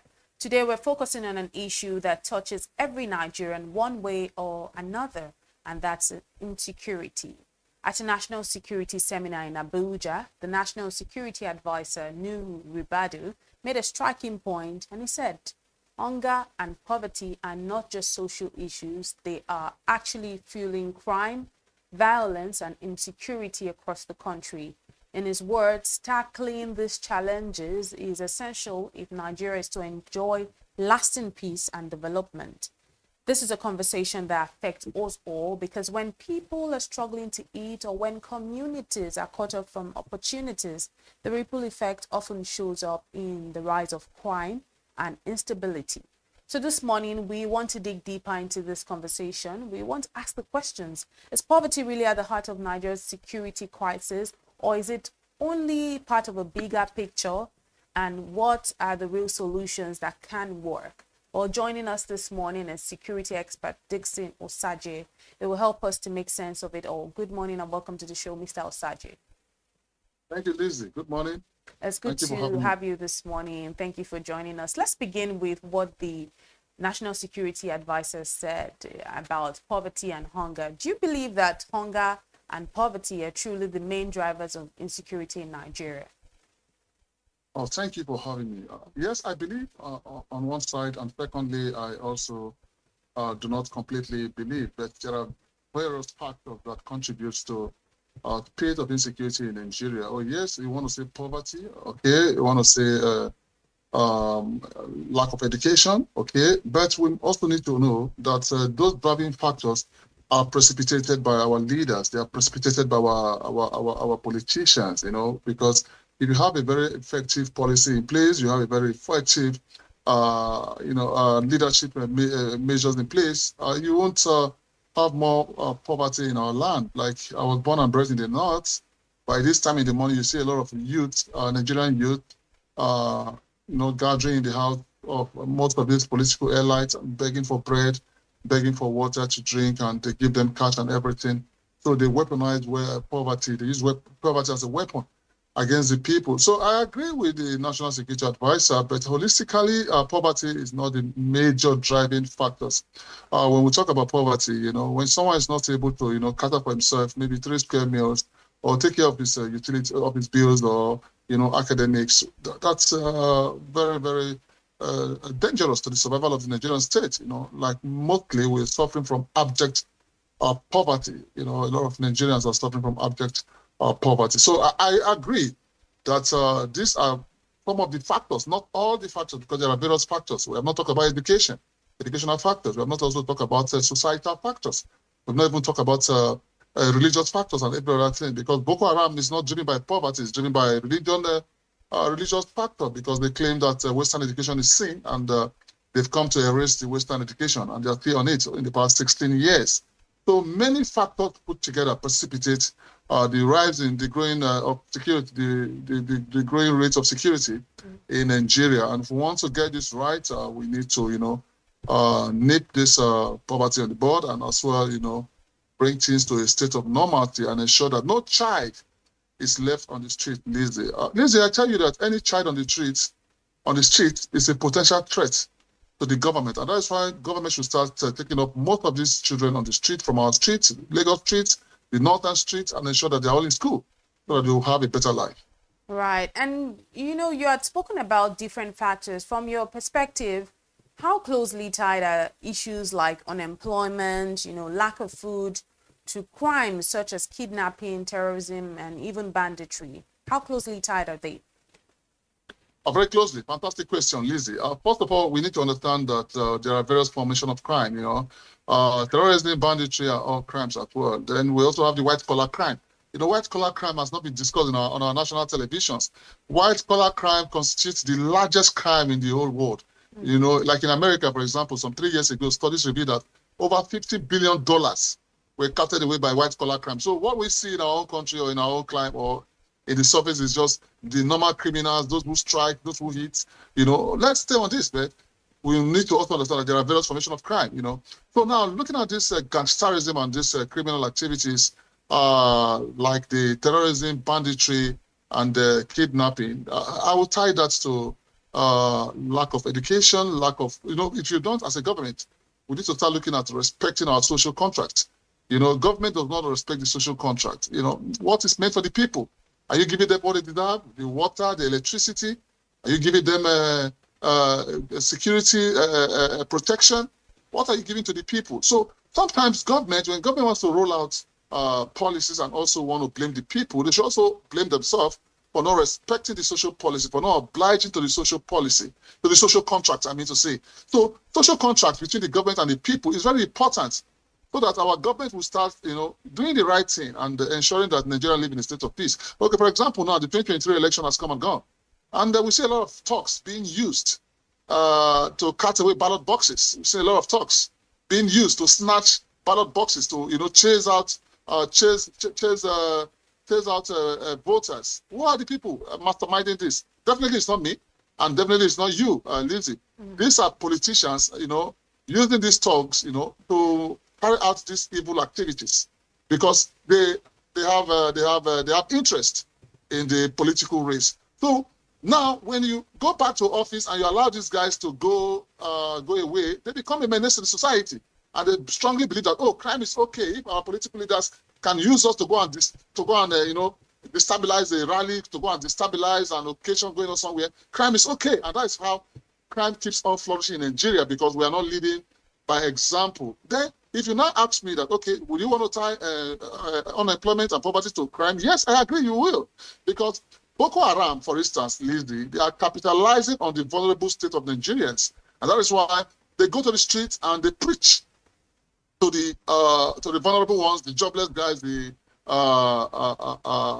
unemployed guys, the unschooled persons, and tell them that, hey, if the government fails you, the society fails you, the people face you, we, Boko Haram, we will not fail you. And truly, they don't fail them because they give them a lot of money to fight. They give them a lot of, goodies and every other promises, both on earth and in heaven, that when they get to heaven, they're going to meet some beautiful virgins and keep on enjoying their lives. And these guys want to say, oh, man, let me go to heaven and enjoy these beautiful virgins. And this methodology of Boko Haram whitewashing these guys keep on escalating, and they're getting more fighters. So poverty, unemployment, education as well. Education is very important. If I wasn't educated, I won't be here speaking with you today. I might perhaps be in my hometown and possibly be in the car park, trying to be a gangster, or maybe having been a businessman or an entrepreneur. So it goes hand in hand.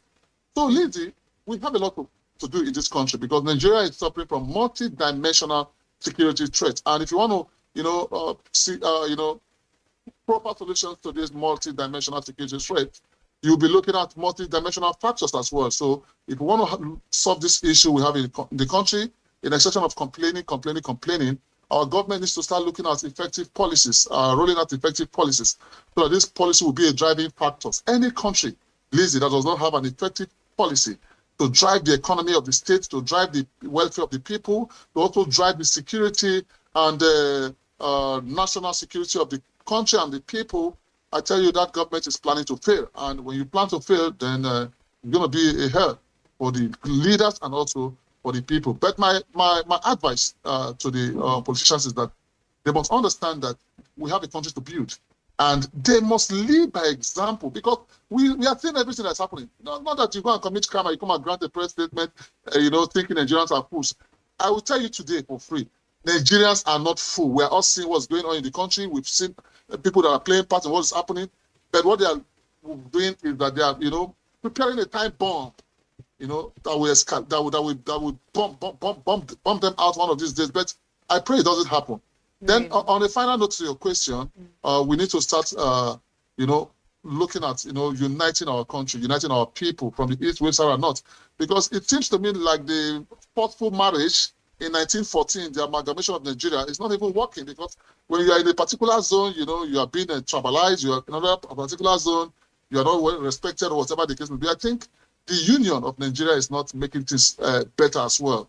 So when we look at those factors, we also need to look at the marriage between the East, West, South, and North as another factors that is precipitating the spate of crime in Nigeria.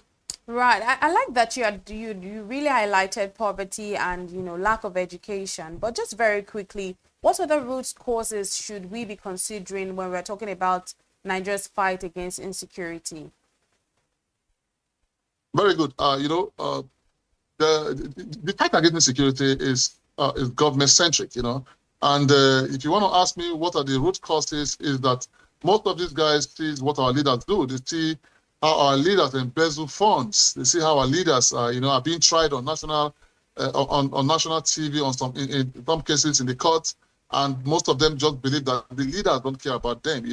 When the people have a feeling that the leaders don't care about them, they also tend not to care about the government and also our leaders, and that's why the spate of crime is escalating. Religious factor also plays a role, Lizzie, in the spate of insecurity, because some people just believe that you are in a particular religion, the other religions they are going to hell, or the other religions they are not supposed to be in existence, and that's why most times, apart from Nigeria, you also see a lot of negative things happen in other parts of the country where genocide has been taking place because of most of this dirty, ill advice mentality. So for us to get things right, we need to also look at the religious perspective. What are you telling your people? What are you telling your followers? When you go to church, what are you talking about the other religion? When you go to mosque, what are you telling the people about the other religions? Because when you sow this negative seed in their mindset, they come back to the society and reflect what you teach them. They come back to practice what you teach them. So for me, I would strongly advise that we need to also start looking at societal engagement. The leaders of our country needs to start looking at engaging the people. When you are far away from the people, a lot of issues is going to rise up. And one of the issues that precipitated the high spate of insecurity was after the EndSARS. The EndSARS, I see it as a feedback. When people go on rally and they want to carry out rally, government always see it as a threat, which is very, very bad. When you beat up a baby, you don't close his mouth, allow the baby to cry, because you want to beat him up or beat her up. So why would you beat up Nigerians and you don't want them to cry? And when you want to cry, you shut up their mouth. They will definitely cry one day. For example, maybe I just, touch my child and my child started crying and I closed up her mouth. She will be able to cry. But immediately I take off my hands, she will burst out in tears. So you cannot shut the mouth of the people. And that is why when people want to go out for rally, allow them to go out for this rally. Don't go and tactically, position talks to go and commit crime, and later on you now call for curfew and say this something has been. We know the system, we know the style the government is using, and this is very terrible and detrimental to their own survival. If you want to protest against me, Dixon Osaje, I will sit down and listen to your protest, because protest must be seen as a feedback from the people to the government, not as a threat. The government is seen as a threat or a frustration or so. No. It doesn't work that way. That's why you keep on seeing protests going on, going out, going on, coming on back, going in and coming back.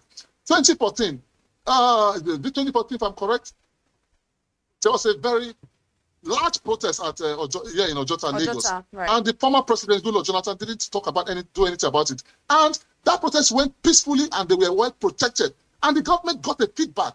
So Lizzie, let's start seeing protests as a feedback so that you don't go and strike the people and the people resort to crime, because many factors precipitate crime, and stopping the people from protesting also, lead to the part of crime and the insecurity in the country. Right. Let's talk about some of the things the government has done in terms of rolling out several poverty alleviation programs in the past. But we continue to see that insecurity keeps rising. Why do you think that these efforts haven't translated into better security on the ground? Fantastic question, Lizzie. My own response to this is accountability. Is there accountability? Who is accounting for these funds, this poverty alleviation program? Is there a clear accountability? Are we holding people? Because when we talk about accountability, accountability can be from the horizontal and vertical plane. So who is the government holding accountable? Who are the people in charge of this program? Because when you say poverty alleviation. I've not felt it in my hometown. I'm from Edo State. I've not felt it in my village. I've not felt it in my community. I've not felt that at all. So I don't know where this poverty alleviation program is taking place. But, it's so sad that every single opportunity, the people want to, make money from it. And this does not only, lie on the government. It also lie on the people, because every person in power is from society. So that tells you that we need a societal attitudinal change. Every person in this country needs to have a change in his or her attitude. Because, like for myself now speaking today, if I go to government tomorrow, I become a leader tomorrow, what I'm saying today, will I practice what I'm saying? Will I be a good leader of change? So everything boils down from society. And that is why the reason why most of this poverty alleviation program is not, yielding results is simply because of lack of accountability. Because if you account for every penny and every naira being spent by the government for this program, and people are being held accountable for diverting the fund, perhaps, or not utilizing it properly, then I tell you it's going to yield results. Because if accountability is absent, this program will be in vain.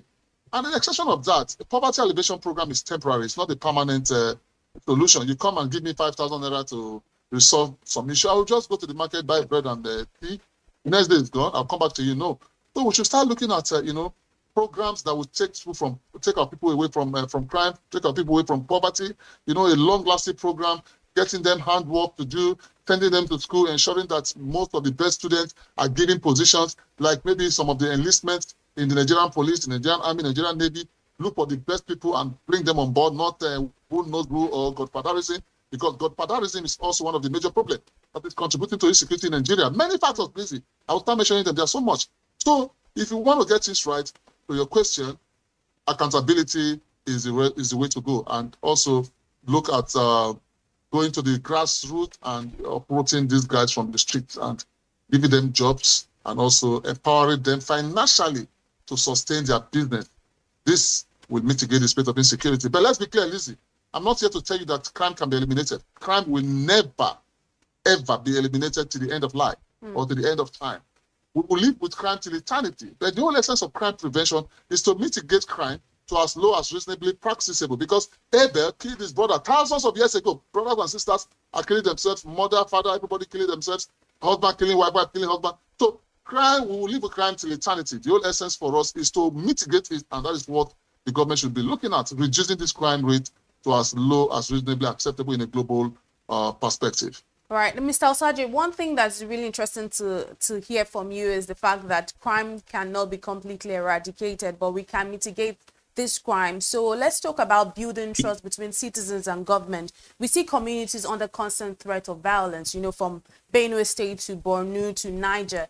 We see these communities often feeling that government action is slow or even not enough. So from a security point of view, what really can be done to rebuild this trust between citizens and even the security agencies? Okay, I just told you that crime can never be eliminated. Right.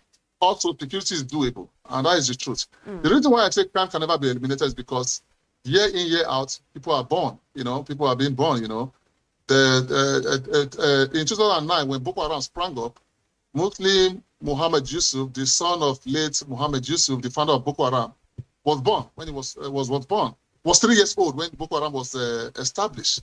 Now he was 19 years old and one of the most dangerous terrorists. He was arrested in Chad Republic a few days ago due to intelligence from our security agencies. He was arrested.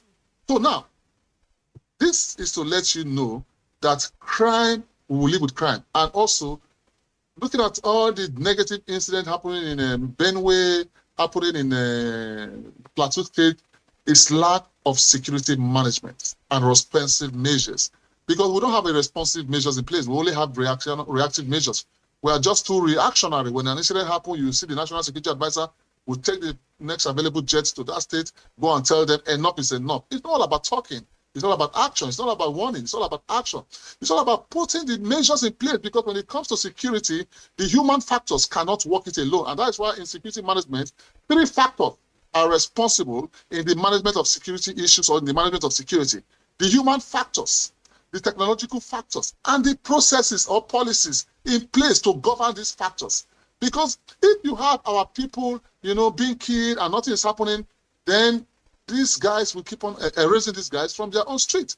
So the government, I understand that we don't have the numbers, the number of people that are protecting the VIPs, oil companies, other institutions.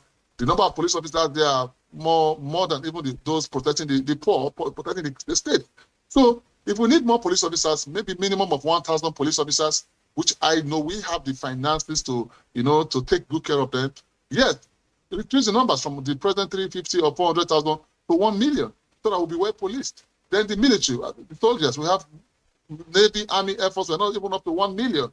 And we have a country of 250 million or so to protect, increase the numbers. Then our national borders, the porosity of our national borders is also a contributing factor. Because Lizzie, if you want to kill some mosquito in your bedroom, if perhaps you have any, you need to close up the windows and, spray the insecticide so that this mosquito will die and get swept out. But if your windows are open and you are spraying insecticide, you are doing a dirty job, because some of them will get in after the smell is gone. So that's the example, the scenario of our national borders. You can't be treating insecurity issues or treating security issues and the national borders remain porous. That is why these fighters, this terrorist group, transnational terrorist group, gaining access to our national territory and taking the vulnerability of our national borders, capitalizing on that vulnerability, and also residing in our territory as their safe haven. When they go to strike communities, they come back to the safe havens. So we need to start looking at the porosity of our national borders and ensuring that the border is well policed by technological approach, because you cannot use human approach to protect our national borders. 1999, when I was in the Bakassi Peninsula, when I was in the army, the border there is highly porous. So we had some deployment within those borderline areas. So if we carry out an assessment of the porosity of our national borders, Nigerian Immigration, the Border Management Agency should carry out an analysis of the porosity of our national borders and give it to the president and say, hey, these are the porous border area. This is what is expected. Then the proper solutions, technological solutions. Lizzie, you can stay we can be in Lagos here, and monitor the whole borders of Nigeria, the whole borderline of Nigeria, and dispatch security agents to any area you perceive threat. Because the whole essence of CCTV is not to watch the screen. No, CCTV stands for two measures. One, to curtail crime in progress. Maybe if there's an attack or a community is being attacked by this criminal element, it's called crime in progress. Then you can dispatch security agency swiftly to that community so that these guys don't escape from that route. Then, envelope them and take them out. Then secondly, it's meant for post-mortem analysis. You go back to watch the CCTV and see what happened and what went wrong. And also proper solutions next time so that you'll be able to curtail such incidents. So from the borderline area, then looking at the security agents, responsive measure is very important, because anytime an incident happens, you see the IGP come on air and said he has dispatched 30,000 police, dispatched 10. Where were the police when this incident is going on? So that is why we need to start looking at crime mapping analysis. You need to carry out this analysis, check the crime-prone areas. If you don't carry out crime mapping analysis of this country, so that you'll be able to project with security guys within the high-prone areas. For example, when I talk about crime mapping analysis, take Lagos, for example. You and I know that if you walk around maybe Ikoyi in the night, you are likely not to be attacked. But if you walk around Oshodi in the night with your phone, there's possibility the rate is high for you to be attacked. So crime mapping analysis should be carried out so that we'll be able to mitigate all this nonsense happening in Nigeria. Then our officers and men and police officers, the government should be responsive to security issues so that they will not be reacting alone. If they are responsive within this time frame, and ensure that they go before the laws, because when we talk about security, it's for you to go before the criminal strike, for you to go before the law. If they keep on going before the laws, that being responsive, crime rates within this region will be mitigated easily.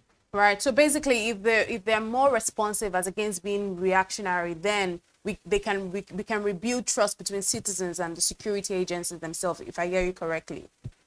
Excellently, they can, because the people need the government and the government also needs the people. Once the people lose trust in the government, it's going to be a very, very dangerous path to tread, and they will not be able to pass information, because the government also needs these people to give them information, to share intelligence with them, because the government cannot be everywhere. But as a country, the government must have all its satellites, all its parameters, all its technology, deposited in most of these areas, and ensure that Nigeria can be able to live, without being intimidated or being coerced. So for me, I tell you, being responsive will mitigate the state of insecurity. Before I let you go, finally, what message would you be sharing with Nigerians who feel helpless or even hopeless about the state of the security in the country? If I want to tell them to be patient, at the end of this program, a lot of them will say, God punish me. A lot of them will insult me. If I want to tell them that the government will be great again, a lot of them will say I'm stupid. You know, it's not easy to come on TV to analyze, because whether you say good or whatever you say, you must also have a backlash. So for me, I will still tell them that, well, let's pray for our leaders. And that's what my Bible tells me to do. We should pray for our leaders. But they should also, you know, support the government of the day by intelligence sharing. It's not about government. As a person, what do? You see something, say something. Have you seen something negative going on and you report it to the state? If you don't do that, then your community will be set ablaze by this criminal element. So most of these community guys, some of them are also involved, because for these guys to come to your community and strike, there's an insider that might be giving them information. So they need to also check within and fetch out those negative guys within the community, and as well carry out an effective crime prevention through environmental design, you know, because every community, that is what is keeping the United States safe, crime prevention through environmental design. And I would suggest that to the government. You know, for example, when you go to Dolphin, you see the way the estate is protected. Go to Shawgate Estate, most of these estates, we call them crime prevention through environmental design. So every community should set up a crime prevention design, so that whoever is coming to their community will be able to identify if this person is a new face or what is this person coming to look for, you know, so that that person can be fed out quickly before this negative incident strikes. So my advice to them is that support the government of the day, and also ensure that any information you get, you share with the government. That is what you can do for the government. You're not supposed to pay them salary or whatever. You've done your duty to vote your leaders, even though some of the votes were not being counted. But pray for the government and also support them with intelligence sharing. Then see something and say something quickly before it gets terrible against your people. All right. Thank you very much, Mr. Dixon Osaje, for joining us this morning on The Big Story. It was really insightful. Thank you very much. Thank you, Lizzie. Thank you for having me. Thank you for all you do as well. Good to see you. Good to see you as always. Well, this has been The Big Story right here on the BDTV Breakfast Show. Up next is Social Listening. Do stay with us.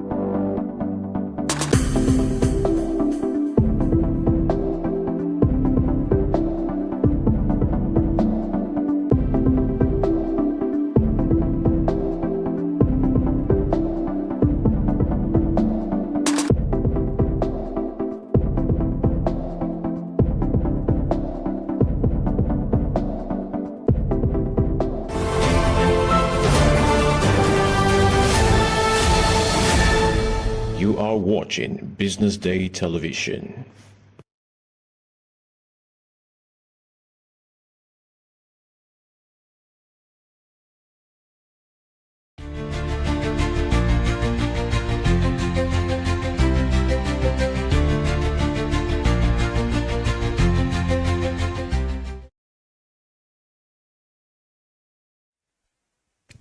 Hello and welcome back to the BDTV Breakfast Show. This is the social listening segment right here on the show where we break down some of the stories making the rounds on social media. My name remains Elizabeth Musa, and with me, of course, always is Valentine Onyeka. Right here in person.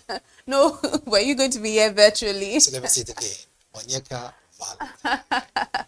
Well, let's talk about a story which we had mentioned earlier on in the show during the newspaper review segment, but we'll be talking about it today on the social listening segment. Now, a court in Finland has sentenced Nigerian-born Finnish politician and separatist agitator Simon Ekpa to 6 years in prison for terrorism-related offenses. Judges found him guilty of funding and equipping armed groups, inciting followers online to commit crimes, and building a structure the courts described as a terrorist organization. He denied all charges, but the ruling was uncontested after months of trial. And we are here now. Where are we now? 6-year jail term, and Nigeria also saying, they might repatriate him. But I really want to hear your take on this conversation before we see some of the comments on social media. Like we said before, and we say it again, that if this is not a perfect time to restructure some certain ways in which we do things in this country, then I wonder when it will be. Why have I said this? Is that so the Finland authority deemed it right to say no one is guilty unless proven guilty.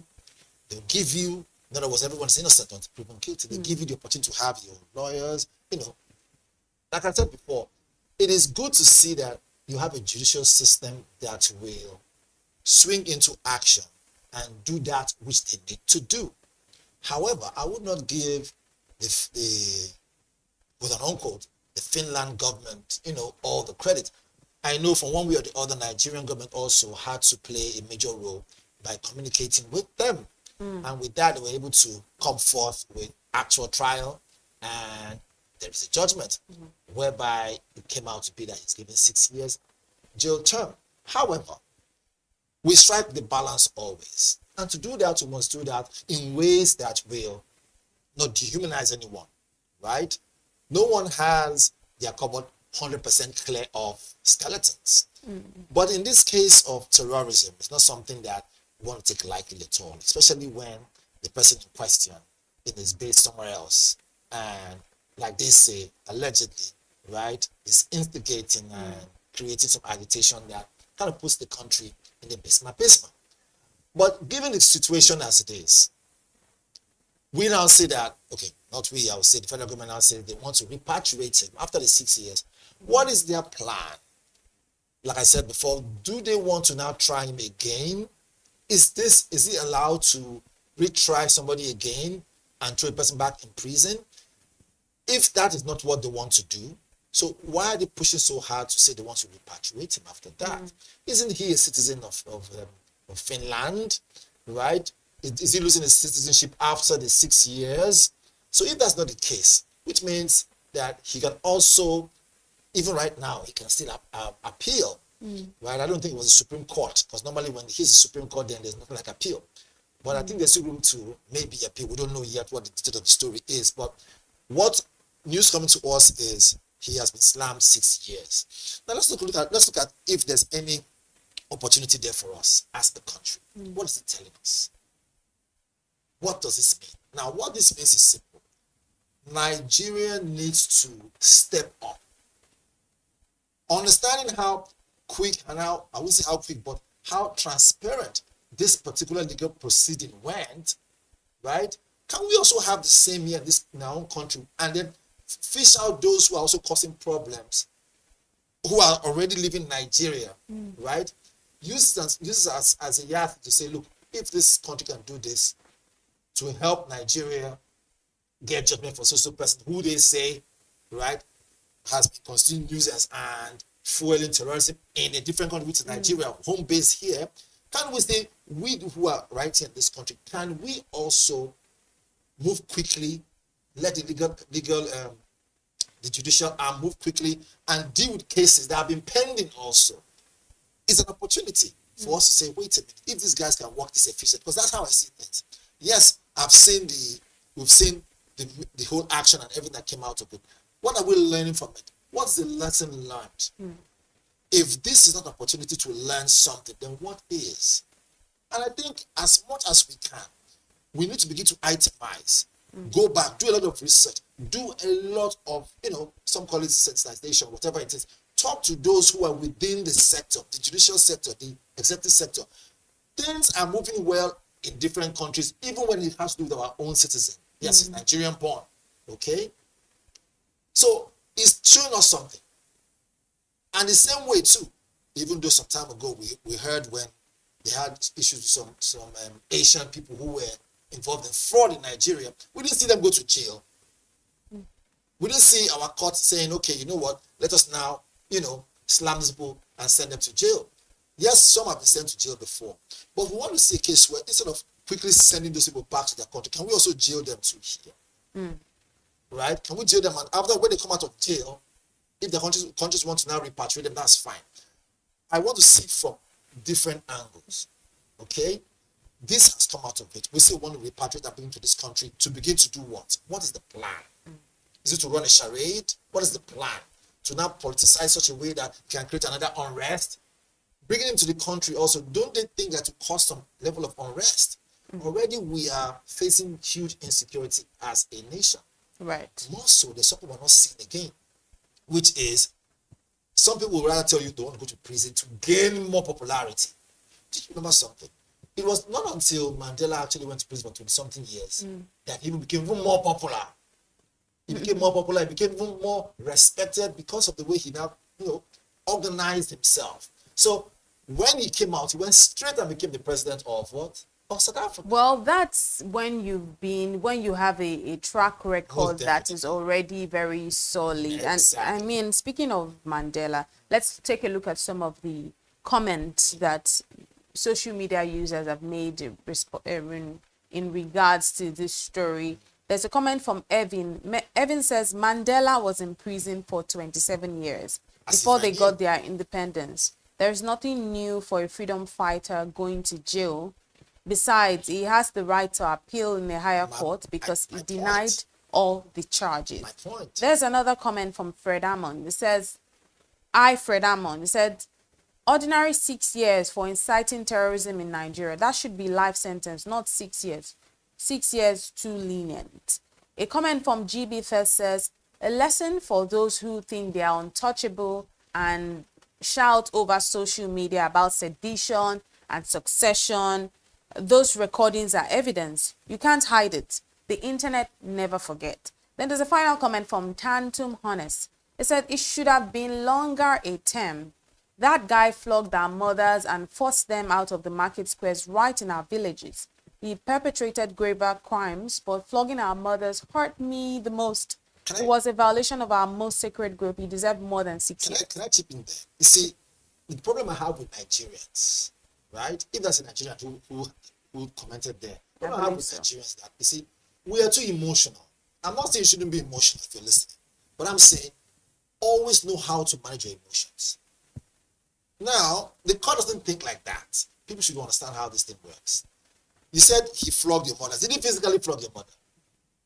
Let's be honest. So he said something that made someone go out of their own way to behave in a callous kind of unruly behavior. How do you hold him account for that? How do you hold him account? I mean, he has said, look, this XYZ, whether what he said was not correct or correct, he wasn't the one that physically flogged your mother.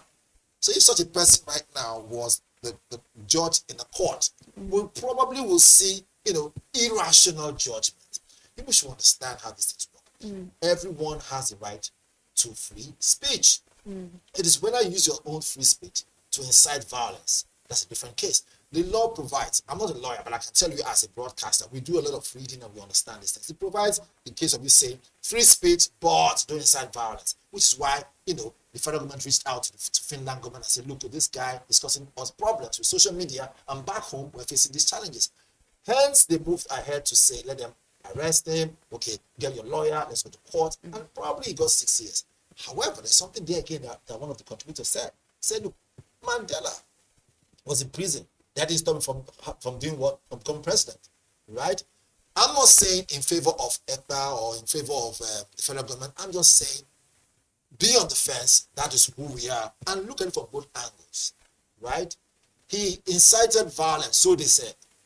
But did he physically violate or physically harm anybody? Physically.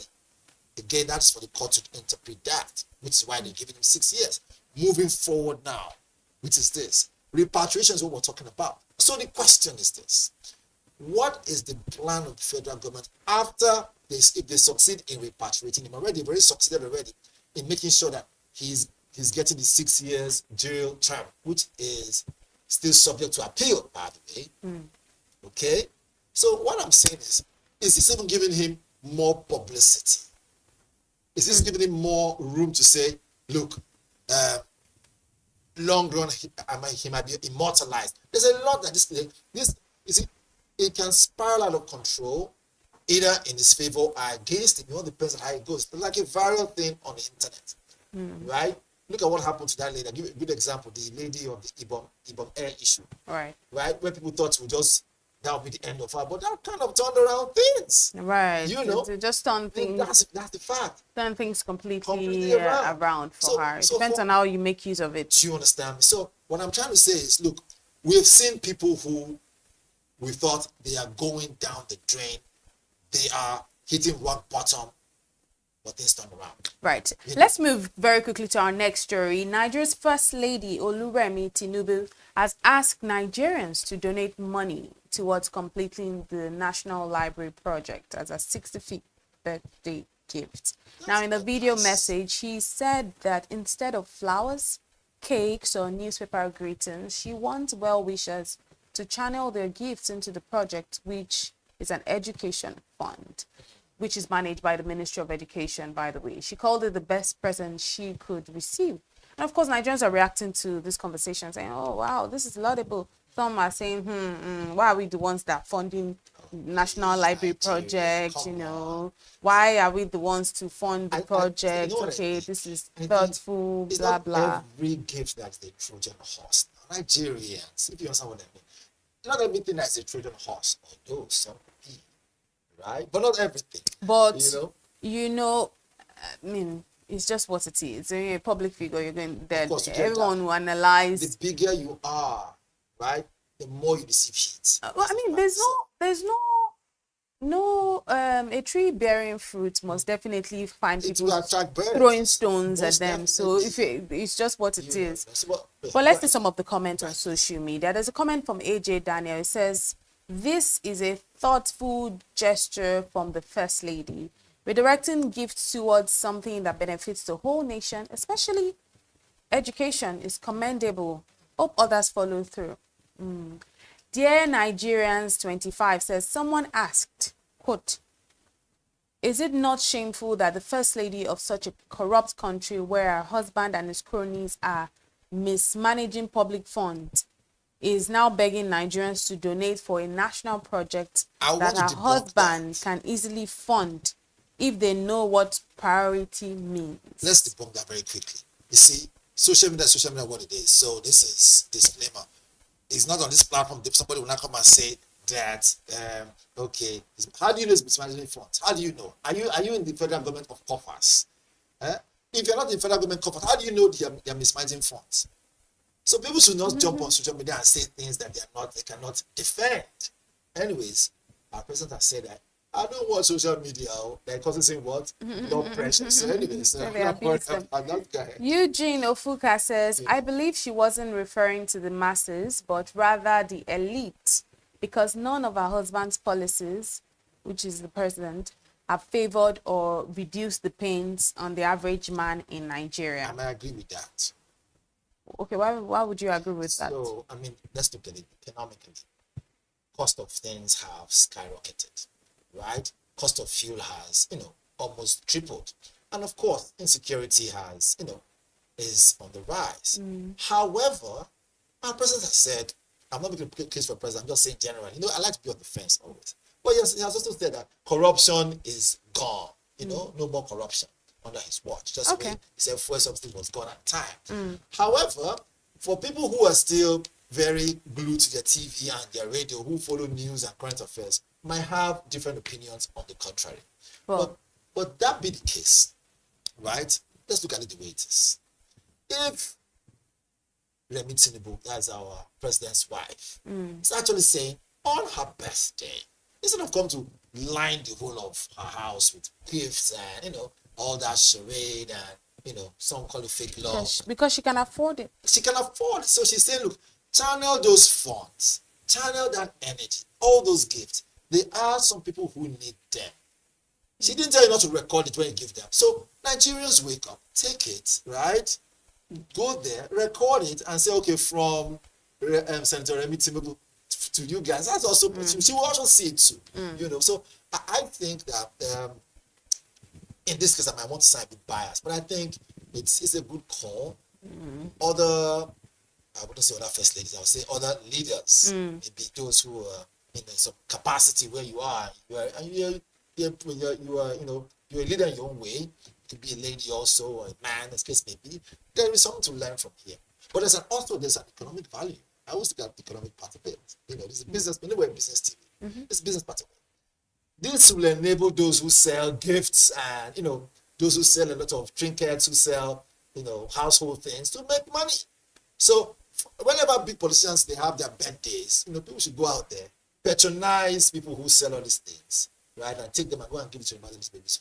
How I'm trying to understand the context of how it will benefit the people selling now, because the conversation that we're having is saying that President President Tinubu's wife, our first lady, is saying we should rather donate the money to funding the National Library. So that's what I'm saying. So when I say give to other people, I mean library, yes, that's okay. But I'm saying instead of taking money to go and splash on politicians, right? Keep pouring water in a river, right? Take that gift, take that money, go and put into people's business, buy things. Because the only way someone can stay in business is to be patronizing also. Right. So patronize people. Go and buy, if it's library that you want, go and buy books, buy tables, buy whatever it is from people who sell those things. Right. And don't donate to library. Exactly. If you want to donate to what's it called, orphanage home or whatever, go and buy things. If you don't buy from supermarket, will they stay in business? They will close one day.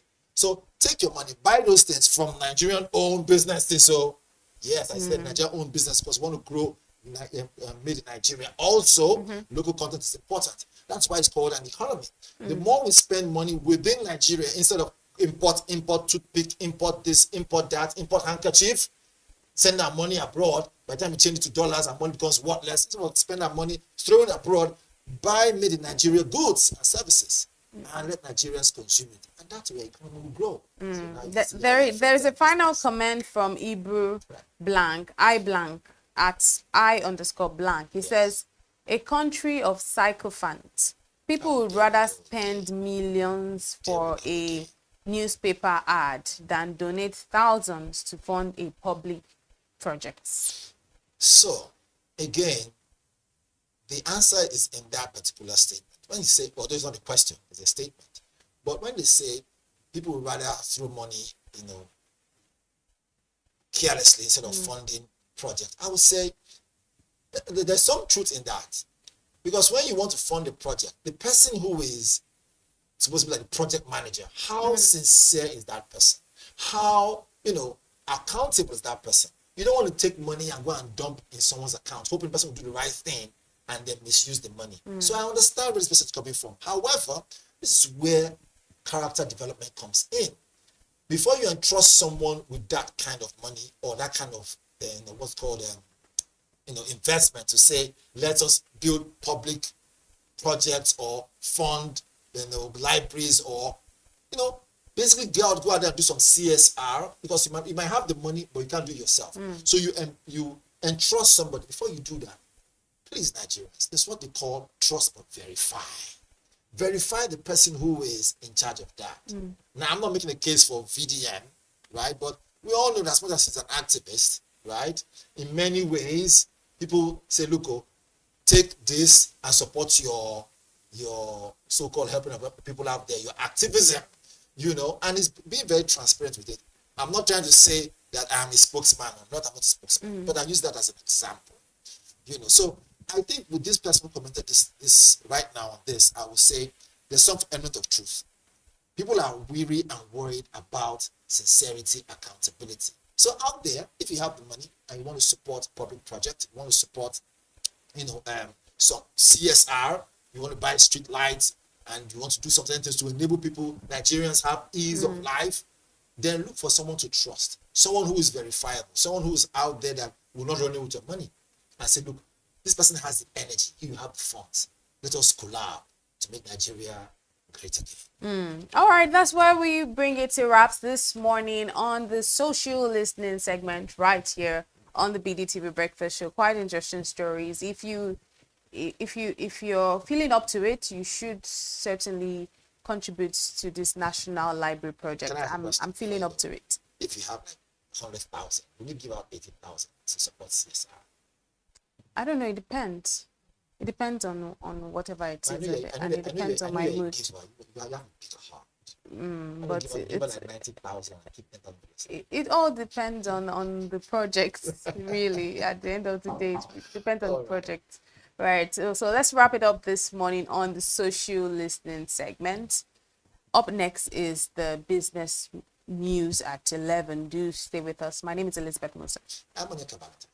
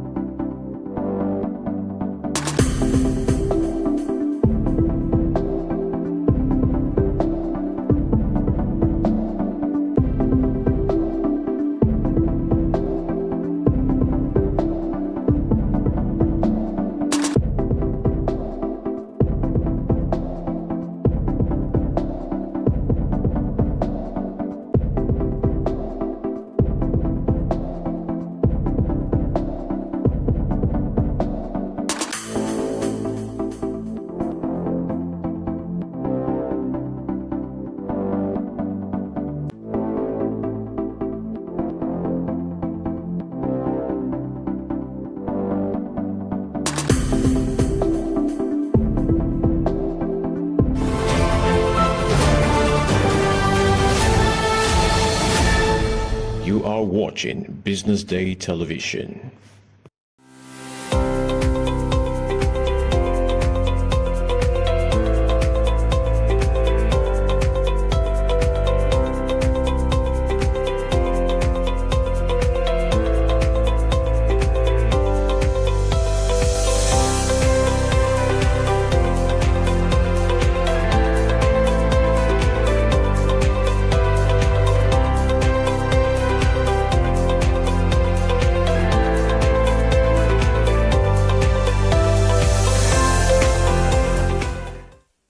Good morning and welcome to the BDTV Business News Hour. I'm Glory Brown Odibu. Thank you for joining us. Now let's take a look at today's top business headlines. CBN to issue fresh OMO amid expected 784 billion naira inflows. Seedlings lock out farmers from $38 billion coconut market. Naira 8 6-month high of 1,526 naira as non-banks drive FX inflows. $600 million monthly diaspora remittances signal success of CBN reforms in Nigeria. SEC launches new website to boost transparency and investor safety. Let's begin the news in Nigeria, where the CBN, the Central Bank of Nigeria, is set to roll out fresh liquidity control measures known as open market operations to absorb 784 billion naira inflows expected to hit the banking system this week. A breakdown of the inflows shows that OMO maturities of 459.60 billion naira will come in today, while Nigeria Treasury bill maturities of 324.41 billion naira will enter the market on Thursday. Banking system liquidity balance opened at 275.9 billion naira on September 1st, 2025, reflecting a 10.4% increase compared to 249.8 billion naira on August 25, 2025, according to CBN data. The CBN withdrew 13.35 trillion naira from the financial system year to date as of August 22nd, 2025, compared to 7.45 trillion naira in the same period of 2024. This reflects a significant tightening push under Olayemi Cardoso, governor of the CBN, especially when compared to 2022, before his appointment, when open market operation sales were only 710 billion naira in the first 8 months. Open market operations remain a key monetary tool for managing liquidity in the financial system. By selling securities such as T-bills to banks and investors, the CBN reduces excess cash in circulation, stabilizing inflation and the broader economy.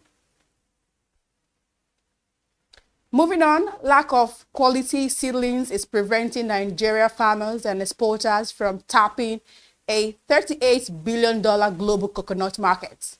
Nigerian farmers currently produce merely 300,000 metric tons of coconuts, which are 4 times lower than the global demand of over 1,200 metric tons. Industry experts warn that Nigeria risks losing out on the lucrative market if urgent steps are not taken. Farmers say poor access to improved seedlings, limited research, and weak extension services are stifling productivity. The Federal Ministry of Agriculture has acknowledged the challenge, but insists interventions are on the way to improve coconut farming. However, stakeholders argue these efforts to remain inadequate to meet demand. Analysts stress that unless farmers gain access to quality seedlings, Nigeria will remain a minor player in the booming global coconut rates. In other news, the Naira on Monday climbed to a 6-month high of 1,526.09 Naira per dollar in the official foreign exchange market as inflows from non-bank corporates boosted liquidity in the market. At the close of trading on Monday, Naira appreciated to 0.4%, with the dollar quoted at 1,000 526.09 naira on the first trading day in September compared to 1,531.57 naira quoted on Friday, the last trading day of August 2025 at the Nigeria Foreign Exchange Market, according to Central Bank of Nigeria data. Last week, the naira appreciated slightly by 0.23% to close at 1,531.57 naira per dollar, and the Nigeria Autonomous Foreign Exchange Market in the parallel market, the local currency gained 0.97% week on week to settle at 1,540 naira per dollar. The report by Coronation Marshall Bank stated that non-banks corporates accounted for the largest share of inflows with $250.00 million, followed by foreign portfolio investors at $198.30 million. Exporters contributed $1.10 million, while the CBN accounted for $88.50 million inflows from the individuals, and other sources represented 0.81% and 2.70% respectively.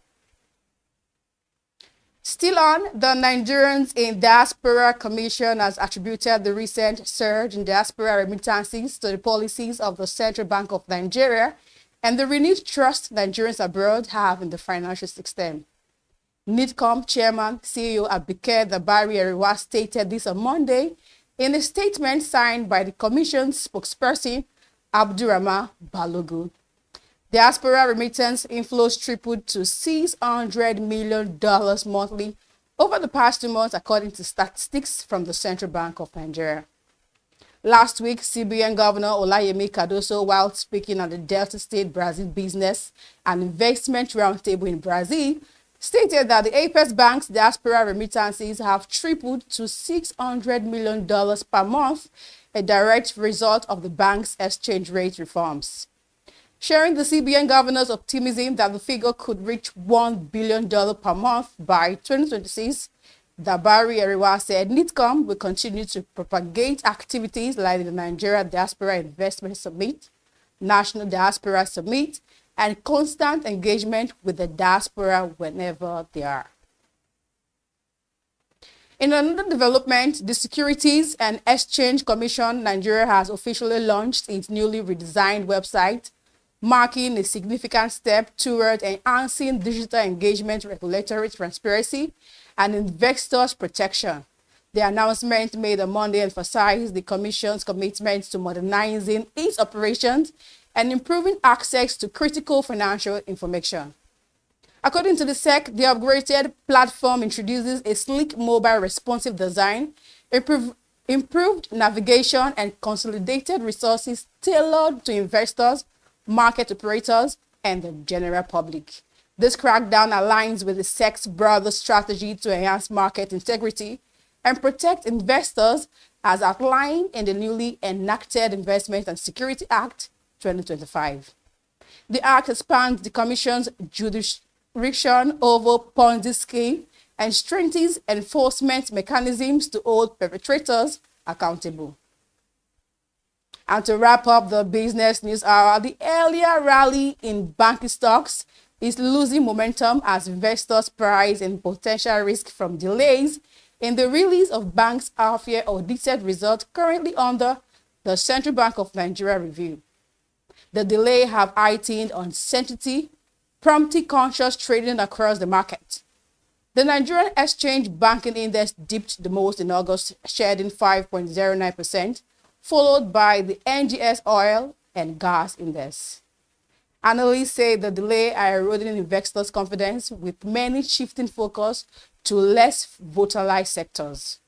Market experts explain that the CBN's extended review is part of regulatory efforts to ensure compliance, but the timing is unsettling investors seeking clarity.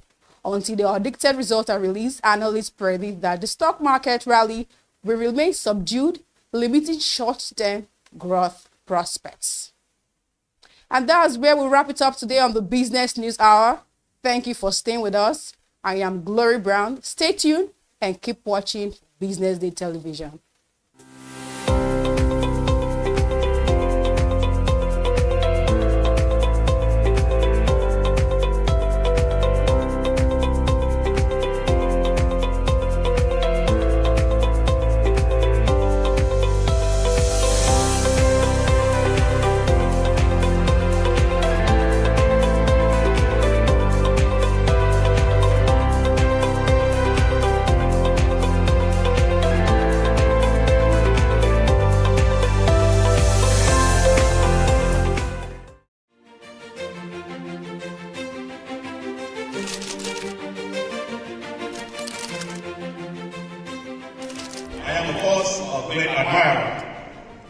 impeccable credibility, professionalism, and business savviness of BusinessDay. If you really mean business in Nigeria, start your day with BusinessDay.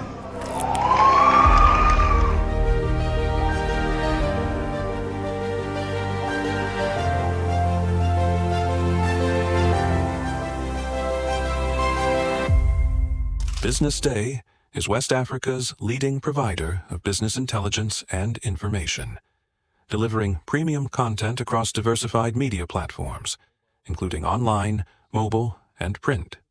Since its inception in 2001 with a weekly newspaper production, BusinessDay has expanded its reach to provide exclusive content accessible through print, mobile, and online channels. Our premium offerings are further enriched with syndicated content from esteemed sources like the Financial Times, The Economist, and the Harvard Business Review. At BusinessDay, our mission is clear: to be the foremost provider of business and financial content, empowering readers to make informed decisions in Nigeria and Africa.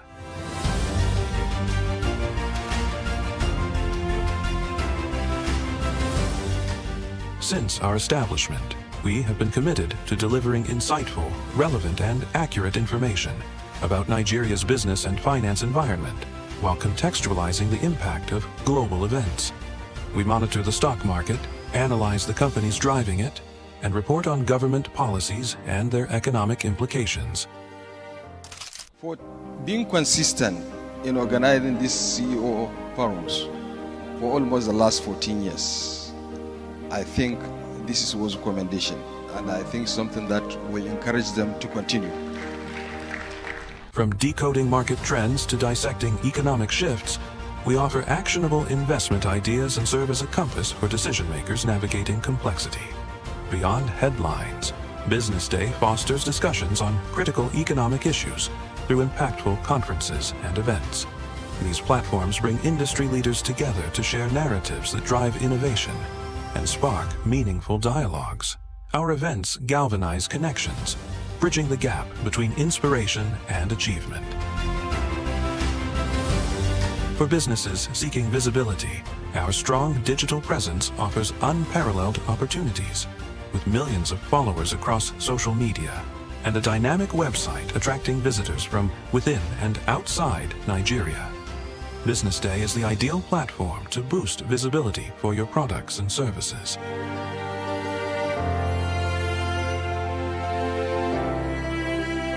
If you're looking for in-depth analysis and expert opinions on Nigeria and Africa's business landscape, BusinessDay is your guide.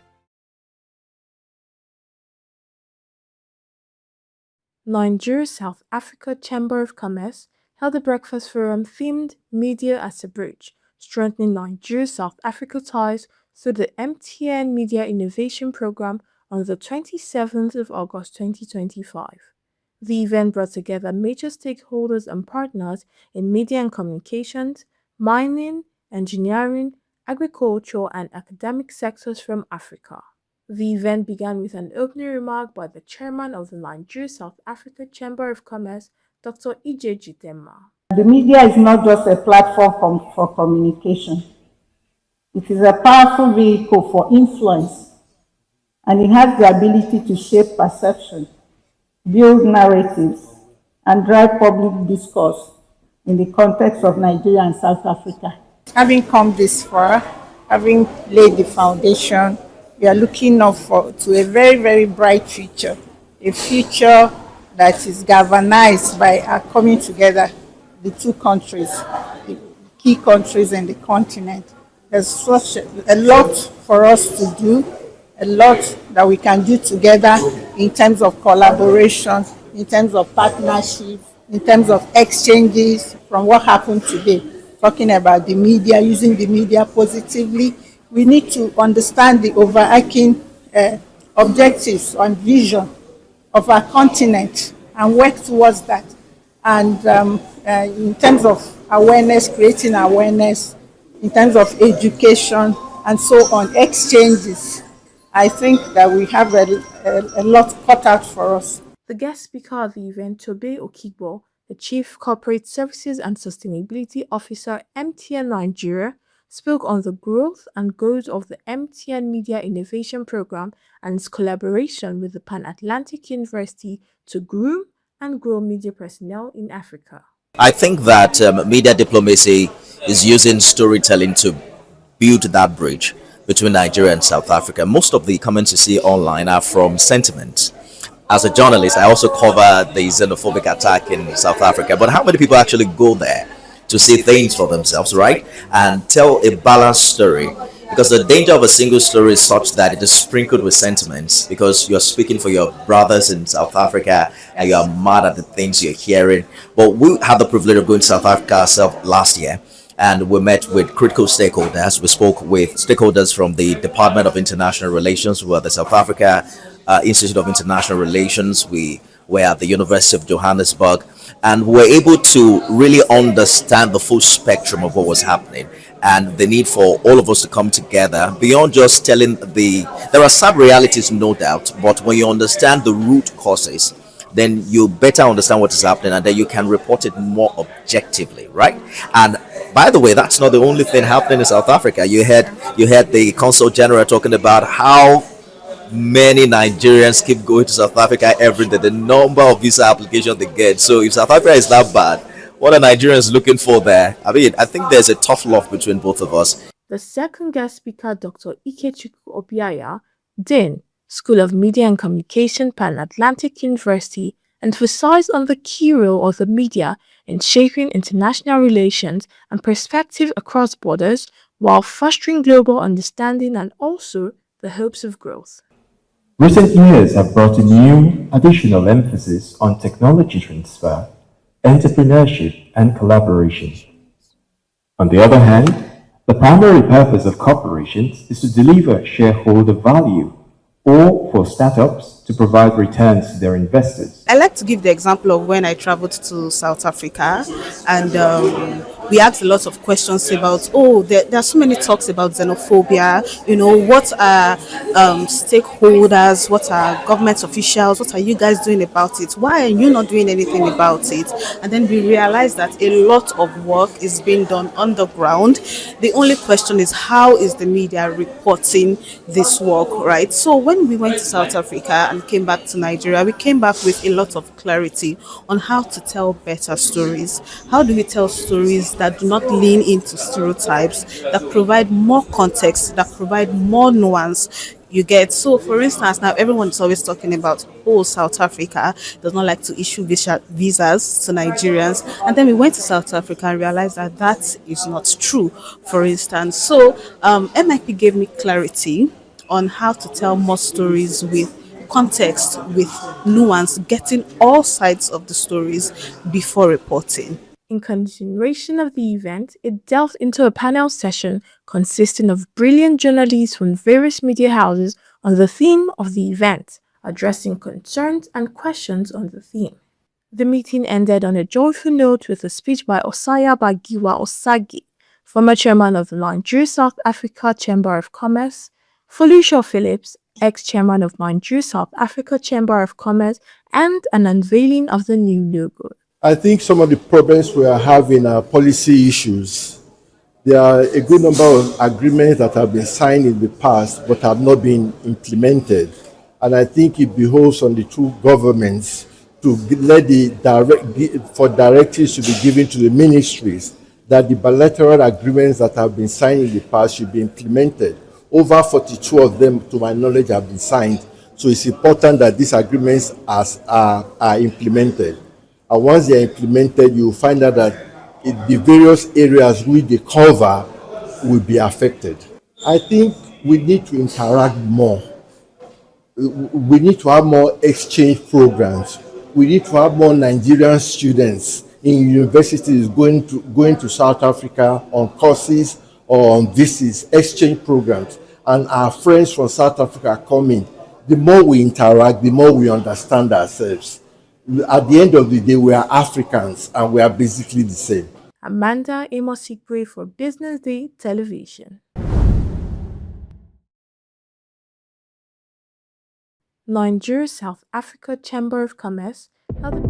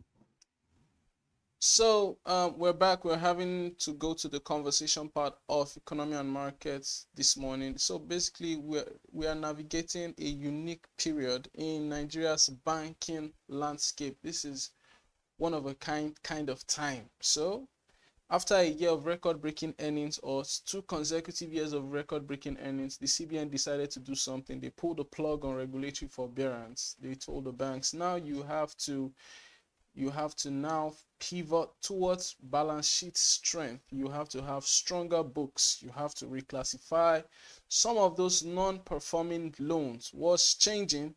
Banks will now have to provision more. They will have to keep a lot more of their earnings as impairment charges. There will be a likely uptick in loan write-offs, and we'll have elevated non-performing loan ratios. Augusto and Co., the credit rating agency, already projects that the banking sector's NPL ratio could hit 6.9% by the end of 2025. At the end of 2024, it was 5.2%. But that's not where the story ends. There's also the part of the recapitalization that is also in full swing. At the end of that was last year, Q1 2024. At the end of Q1 2024, the CBN governor came up with a bombshell announcement asking that banks would have to recapitalize for those. And against the backdrop of that recapitalization, the industry has already raised over 2.5 trillion naira between April 2024 and July 2025, just in about 15 months. This is a 15-month period that amount of money has been raised. Yet the race is not over. There's still anticipation that that industry would raise around 900 billion before the end of this year, bringing the total figure raised to just around 3.4 trillion naira.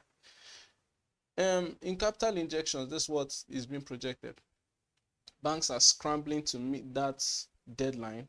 And one standout moment that I must mention is the fact that just 2 days ago, Premium Trust announced that it had hit its 200 billion minimum capital requirement, putting it ahead of expected timelines and a very small group of early achievers.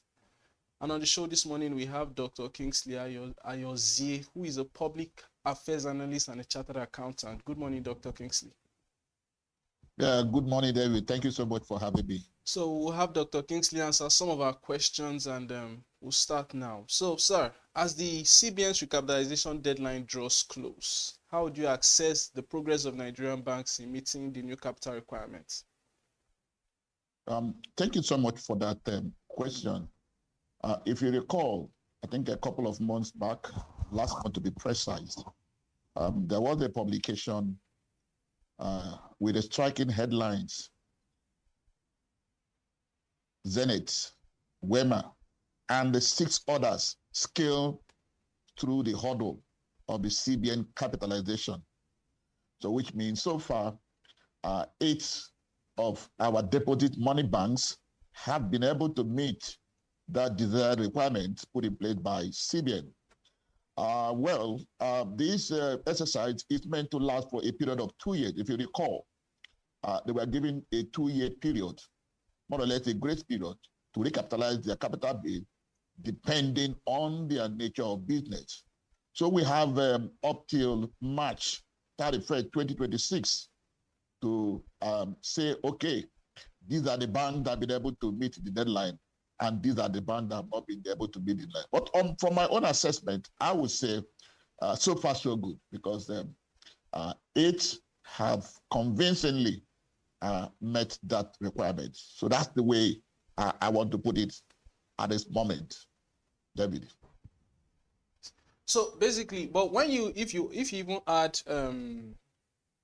if you add Premium Trust to the number, I think we'll make it 9, because Premium Trust does 9. Yes, 9. Yes. 9. So, but let's look at this. We have 26 banks. All right. We have 26 banks, at least on the CBN's website. When we say commercial banks in Nigeria, we have 26 banks. I can say for Nova Bank, which was the merchant bank, they announced that they were going to go with a regional license. They were not going to go full national because they just recently moved into that. They just entered into the fray of commercial banking. Based on all of this assessment, do you think that we will have? Do you project that we are going to have anything like, say, we're going to have a consolidation, mergers and acquisition? Is that something that you're looking forward to? We've not had any, except the only announcement we've had is probably the announcement of Unity Bank and Providus, but we've not seen any significant action for over a year on that particular deal. Are you projecting that we will still see more mergers and acquisitions as we head towards March 2026? Thank you again for that question. Let's even find the percentage ratio of the number that have so far crossed the hurdle. If you want to go by the total number of 26 banks, so to say, from the CBN website, against 9 that have been able to meet that requirement. So 9 over 26, give and take, is hovering around 33.3%. That is 1/3. And so far, we have barely 6-7 months away from now. So to me, I see a situation where toward the tail end of the year, those banks that may not be able to meet up this great hurdle will look for other form of business combination, such as acquisition. So if they cannot be able to raise the capital inwardly, they may be swallowed up by other bigger banks. For those ones who may be able to come up but may not be able to reach that hurdle, may finally go into merger, or what you call amalgamation. So to answer your question straight, I foresee a situation where so many banks, the weak ones, will certainly be acquired by the strong banks, whereas the relatively stable banks may likely merge with other comparative banks. So we will certainly see a lot of mergers and acquisition towards the tail end of the year. As the year is drawing nearer, that is what we are likely to see. Okay. Now we are moving on from, let's move on from recapitalization. Let's move on to this issue of regulatory forbearance. Fitch Ratings in his report noted that he's expecting that most Nigerian banks will exit forbearance by the end of 2025. However, to exit forbearance, what that would essentially mean for a number of them, is that they will have to reclassify a large percentage of their stage 2 loans to stage 3. How significant a challenge will this be for the sector, considering the fact that stage 2 loans in some of these banks, in fact, they are more than the stage 3 loans? Well, to address this particular question you just raised, certainly it would not augur well for the banking environment, a station where you're likely to reclassify from stage 3 to stage 2. The significant implication is that it may begin to, affect the banking environment.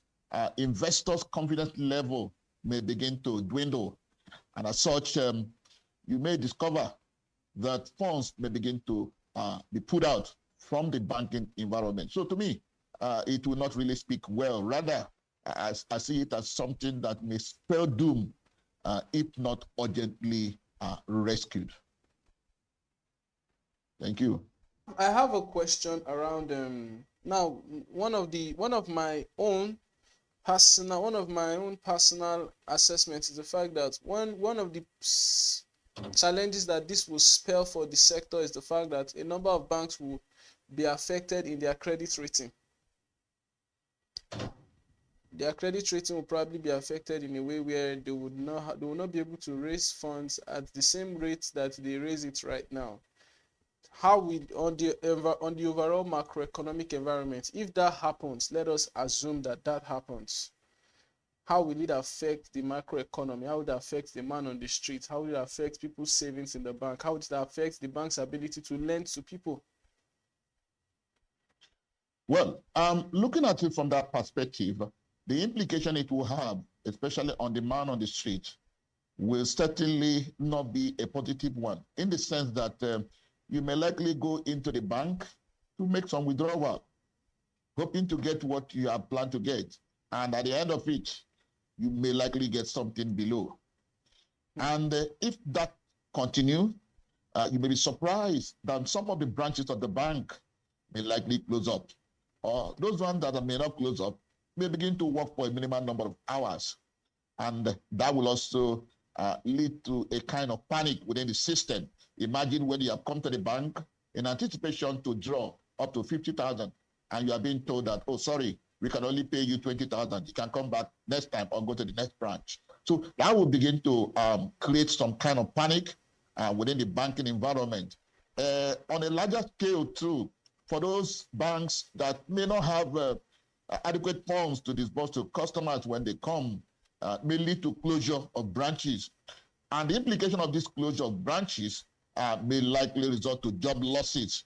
And when there are job losses, you will bear me witness that over time, those job losses will give rise to unemployment. Currently, Nigeria is trying to reduce the unemployment rate. So anything that will increase the unemployment rate will not really speak good of us.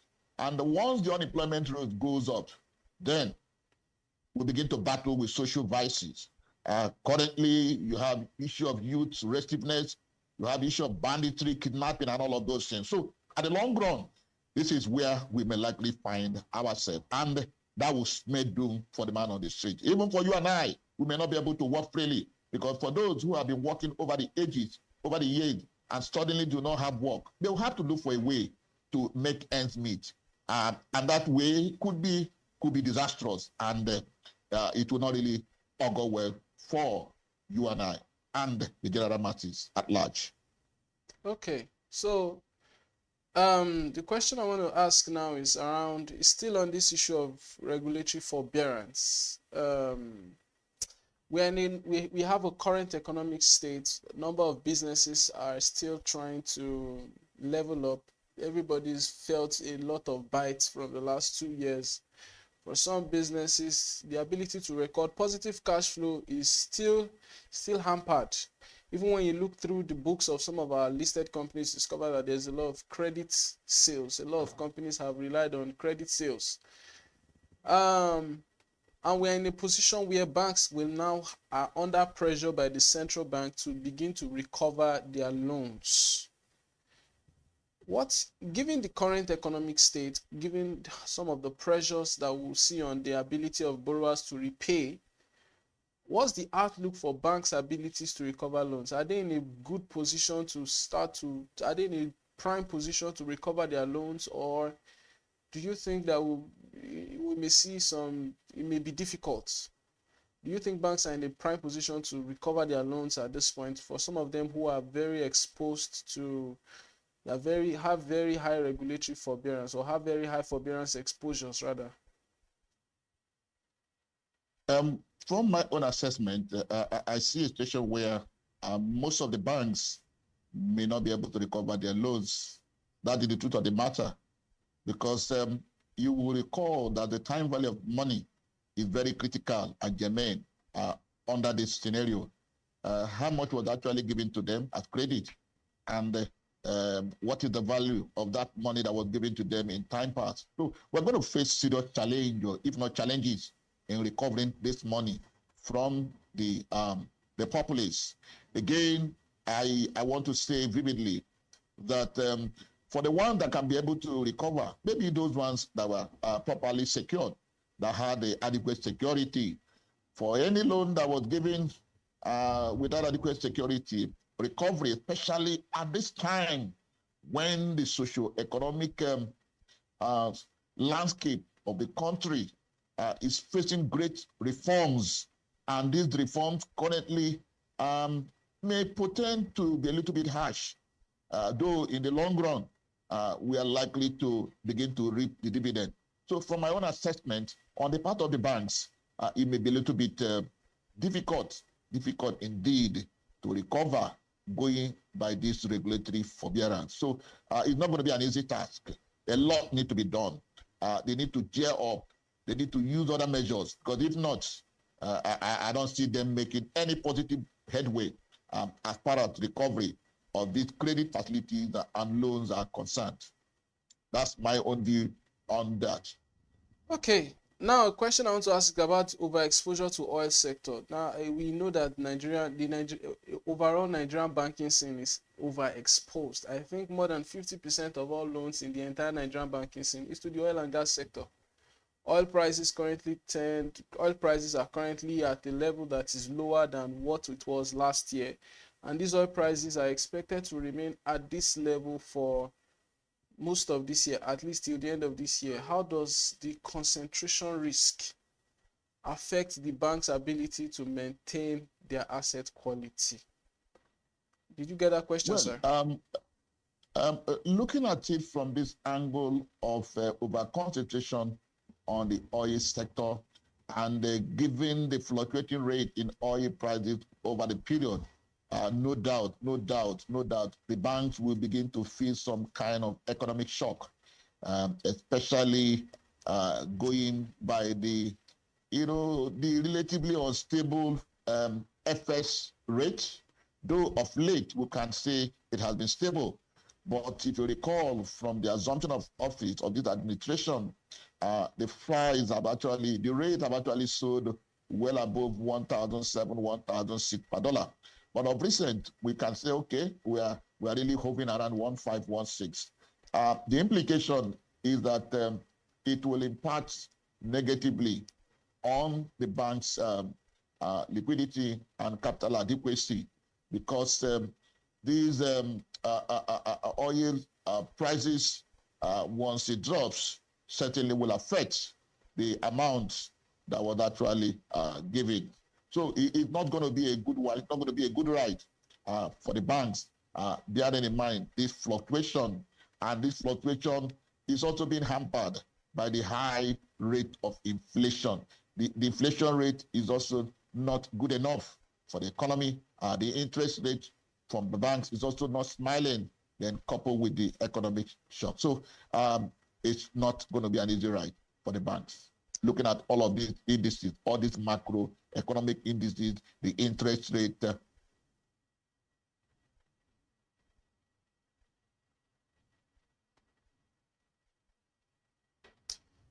Doctor, can you hear me?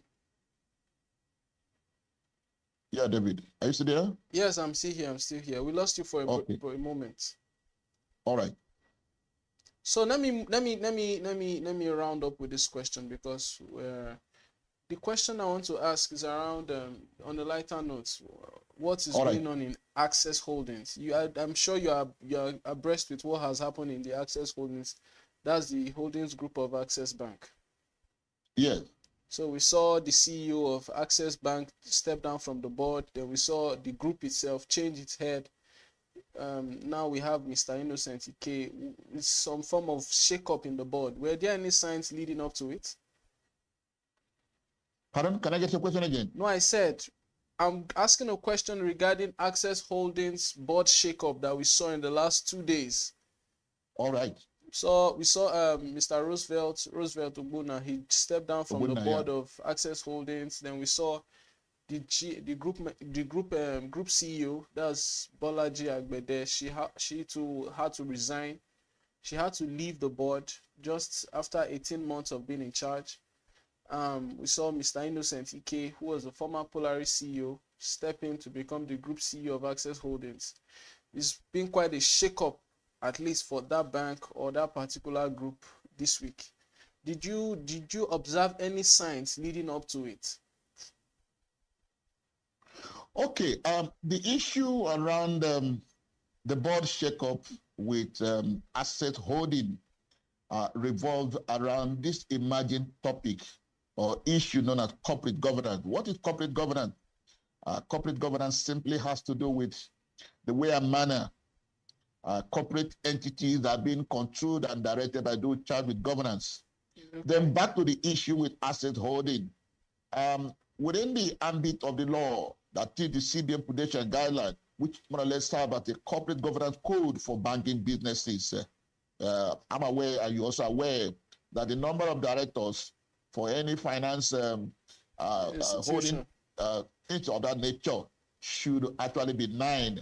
So in the case of Roosevelt Ogbonna, you will recall that the number have actually exceeded that 9. So in order to comply with that regulatory requirement of a maximum number of 9 directorship, as a matter of fact, he happened to be a non-executive director in Asset Holding. So he needed to resign, step aside, while still retaining his seat with the Asset Bank. Yes. So it is purely compliance and adherence to strict corporate governance code with emphasis on the number of directors expected to sit on a finance institution.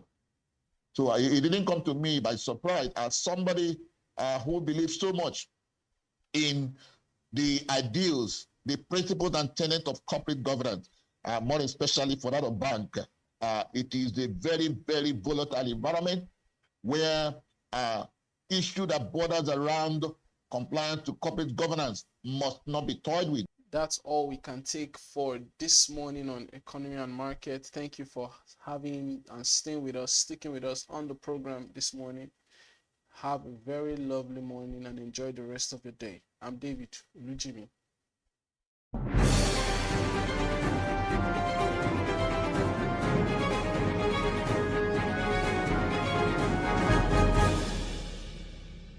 The dinner for today for us to really discuss esteem as stakeholders. Who are stakeholders in this? Essentially, managers, social companies, and halls that are involved with social waste operations. On the 26th of August 2025, the Lagos Waste Management Authority, in collaboration with Waste Care, held a stakeholders forum on construction, demolition, and disaster waste management with the theme Building Responsibly and Driving Efficiency, Strengthening Stakeholder Collaboration in Construction, Demolition, and Disaster Waste Management in Lagos State. The event brought together government officials, royal fathers, private sector leaders, real estate developers, and other professionals in similar fields. The message is this. One, what we are trying to propagate is advocacy. We're trying to enlighten the people, and we're trying to educate. Because one of the problems that we have seen in the management of construction waste, demolition waste, and disaster waste is ignorance. People have to be educated. People have to be educated on the right way to handle this waste, to process it and to get it off their site to the appropriate locations. So that is what we are advocating. Because of the impact of this waste, don't forget that some of these wastes are also classified as hazardous waste, like asbestos. They are hazardous to humans, and so that's why there's a need for it to be properly handled, collected, and transported. So that is the message. The first point of call is one, people have to be educated, one, that it is to be generated when you are constructing. We say construction waste. While you are building from scratch, you have waste generated. That is number one. Two, when you are demolishing an old site to construct a new one, you will have generation of waste. So the first thing is to understand what these wastes are, how to handle them, and then take them to the professionals that would now process them to reuse them into other valuable, because like we are emphasizing circularity. We are saying that resources should be reused and reused and reused, not taking new raw materials and starting from scratch. So when you bring down the old materials, let us take them back to where they'll be recycled and where they'll be reused, rather than harnessing new raw materials all the time. But it's a field that you have to employ the professionals, those that understand the composition of this waste, and they know how to recycle them back to other useful products. That is what we're emphasizing, because the layman cannot say, like it was emphasized during the lecture, some people used to fill potholes and roads and what have you. So that's what we're trying to emphasize, that this should be used properly because of the constituents of some of this waste. There's no taxation, there's no transition. What we are emphasizing now is this. Normally your waste will be carted away. And when your waste is carted away, you pay for carting away your waste. And the volume of waste that generation on construction is quite high. And these are, peculiar waste that have to be, you can't put the construction in a compactor truck. It won't work. You probably need an open truck that is also covered so that as it's being transported, it's not spilled on the road. So you have to pay. When you generate waste, don't forget that construction sites are, they are very high-end, high cost sites. You pay a lot of money to put up a construction. So paying a little amount for it to be, the waste to be managed, it's not too much. What we are just saying is that you pay for your waste to be, you register with LOMA, and then LOMA has the technicalities to, collect the waste and take it away from your site. So it's not too much if you pay a little token to have it evacuated. That's what we're talking about. We're not talking about it's not heavy taxation. No. That's what we're talking about. You inform Loma that you are constructing a site. When you generate your waste, you get them, you collaborate with them so that they can pick up your waste and take it away. So we're just paying for the waste to be evacuated, collected and evacuated. That's all. The Executive Director Loma Finance, Mr. Kunle Adebiyi, representing Chief Dr. Muyiwa Gbadegesin, MD and CEO Loma, kicked off the event with an opening address and the roadmap and overview on CDDW. Business is writing, it's all still about collaboration and partnership. And that's why I said all of you to be in this room today. The essence of this meeting is more or less what we call stakeholder engagement. Stakeholder is very key in any policy making by the government. We are aware that there's quite a lot of rapid growth in Lagos State in terms of building. And we know quite all right that waste handling is very key. In as much as people are interacting, there's potential to generate waste. What do we do to this waste? It's what is a critical concern, not only to us as an agency, to the government as a public health will also be in jeopardy. So the exercise is to bring them together, give them a kind of capacity, enlightening them, and how to properly manage construction, disposal, and disaster waste in Lagos State. This is to bridge the gap, because we knew quite all right that a lot of construction industry out there, they don't know what to do with their waste. And also we're in the era of circularity, which means that those things they are regarding as waste, they are not but a resource. So for us today is to expose them, creating that awareness, widening their horizon on the proper waste, to conduct the activities at their various sites. Getting a planning approval is one thing. Other things is what do you do with your waste during the construction period? And that's where Loma Roast is very critical. For us, our plan is to ensure that, yes, while you are doing your construction, we register you, we monitor your activity closely, and we ensure that we provide adequate infrastructure to evacuate your waste during that time period. So for us, as a government, we are interested not only in business entity, in overall public interest, which is very critical for us. Well, generally, there is a perception that, which we all also see, that Greater Lagos is rising. It's not only by individual, it's a collective responsibility. That's why we bring a partner we call Mrs. Whiskey to collaborate with government driving this initiative down.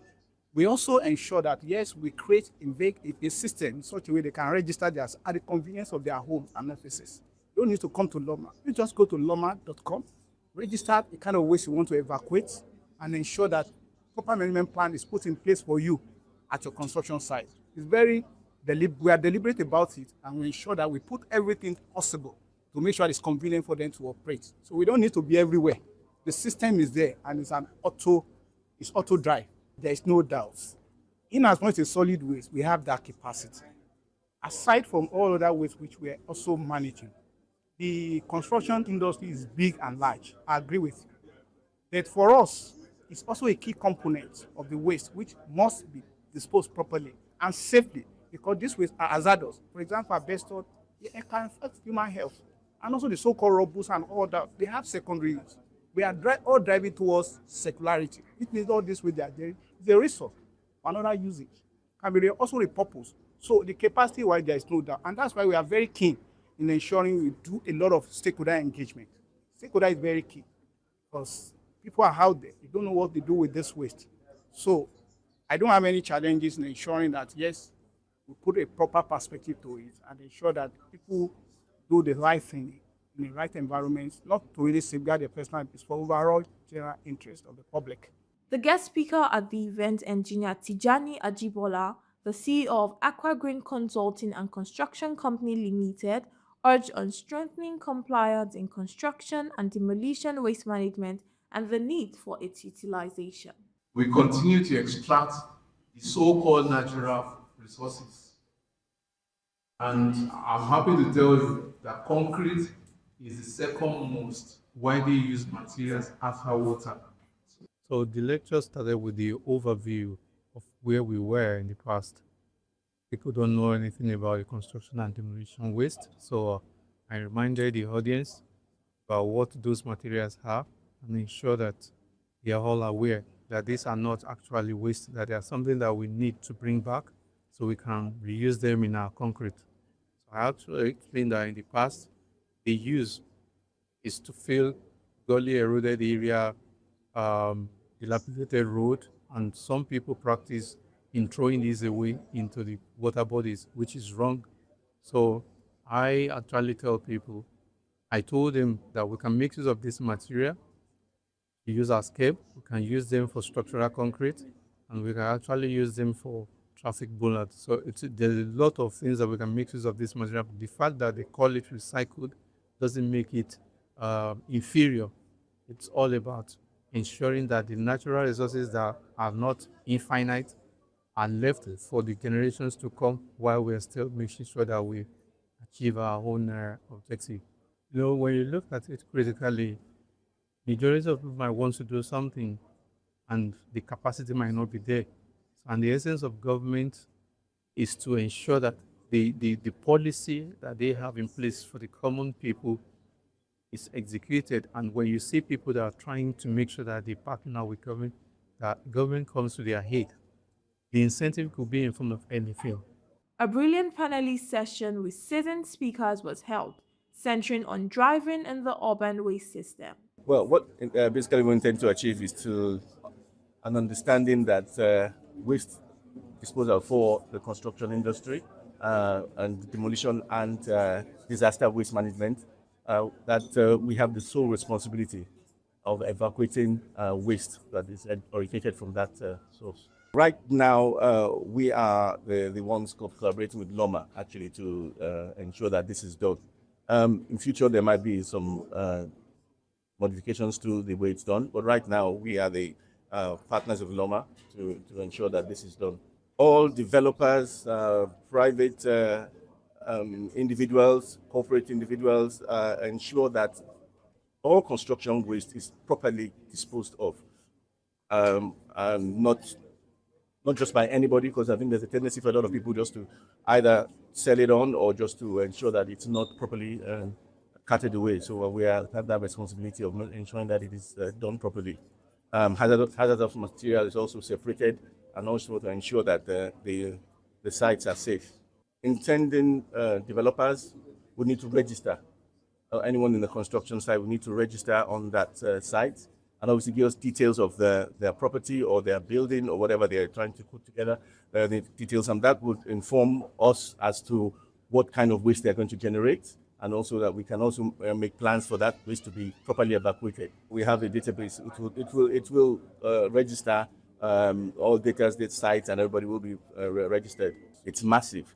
We know that Lagos is in a large construction site, basically. All the corridors are a lot of construction going on, as it's a growing city. So construction waste that not properly disposed of, it becomes a menace. And also, it's part of a circular economy. Nothing is waste. Everything is a resource. So what is waste to one is a resource to another. So we just have to ensure that it's properly disposed of or moved on to the next place where it becomes a resource. So far, we've had a lot of collaboration from LOMA. If you were listening to the panelists inside, we're having discussion about the bifurcation between water services and solid waste and all that.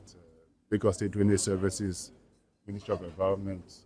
And we've been collaborating with most agencies. We are, how do you call it, the last mile users. We had to collaborate with agencies to improve the environment, a lot of degradation. Because of that, we've had to do a lot of interface with these agencies. If you listen to the panelists inside, there's a disconnect between registering and then accumulation of data, determine what kind of waste you're going to be managing. Anybody can register their site. And the man is building 10 stories.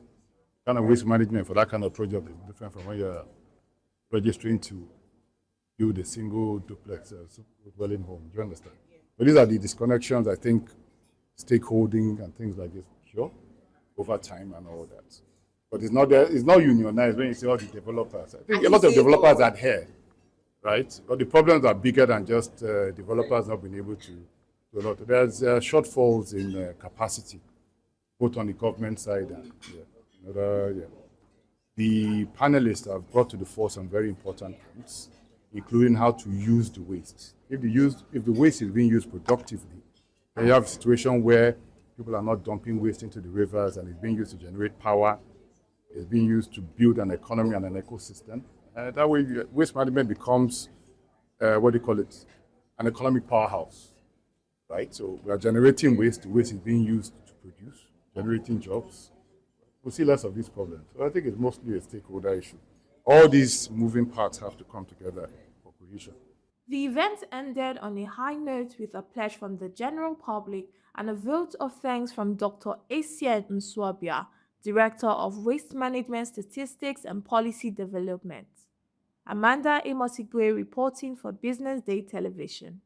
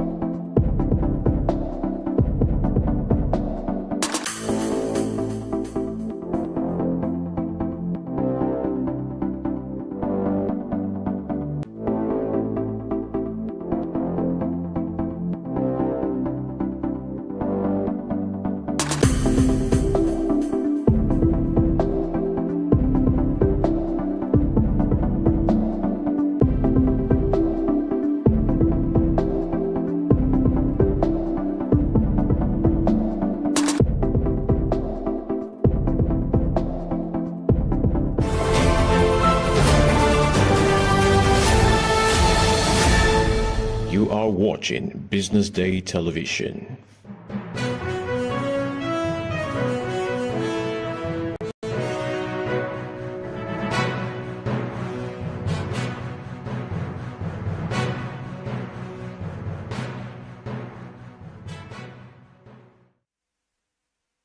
Good afternoon and welcome to the BDTV News at noon. I am Glory Brown and thanks for joining us this afternoon. Now the headlines. CBN to issue fresh OMO amid expected 784 billion naira inflows. Dangote fuel exports surge amid foreign refineries shut down. Nigerians invest 981 billion naira in stocks in first 7 months of 2025. Russians Putin hails unprecedented ties with China at talks in Beijing. Nicholas Jackson's joined Bayern Munich on initial loans with obligation to buy in deal worth £70.5 million. Let's begin the news in Nigeria, where the Central Bank of Nigeria is set to roll out fresh liquidity control measures known as open market operations to absorb 784 billion naira inflows expected to hit the banking system this week. A breakdown of the inflows shows that OMO maturities of 459.60 billion naira will come in today, while Nigerians' treasury bill maturity of 324.41 billion naira will enter the market on Thursday. According to the Central Bank of Nigeria, banking system liquidity balance opened at 275.9 billion naira on September 1st, 2025, reflecting a 10.4% increase compared to 249.8 billion naira on August 25th, 2025. Bank reports also revealed that the NTB auctions of 480 billion naira scheduled for Wednesday should further support liquidity mop-up, such as yields in the federal government Nigerian bond markets are expected to moderate, driven by strong demand for newly issued on-the-run papers. Moving on, The Dangote Petroleum Refinery has lately exported more fuel to foreign nations as Saudi Aramco and other in the Middle East Gulf closed refineries for maintenance. A senior officer at the Dangote Refinery revealed that the $20 billion Lekki-based plant exported large volumes of premium motor spirit, aviation fuel, and diesel to other countries in August.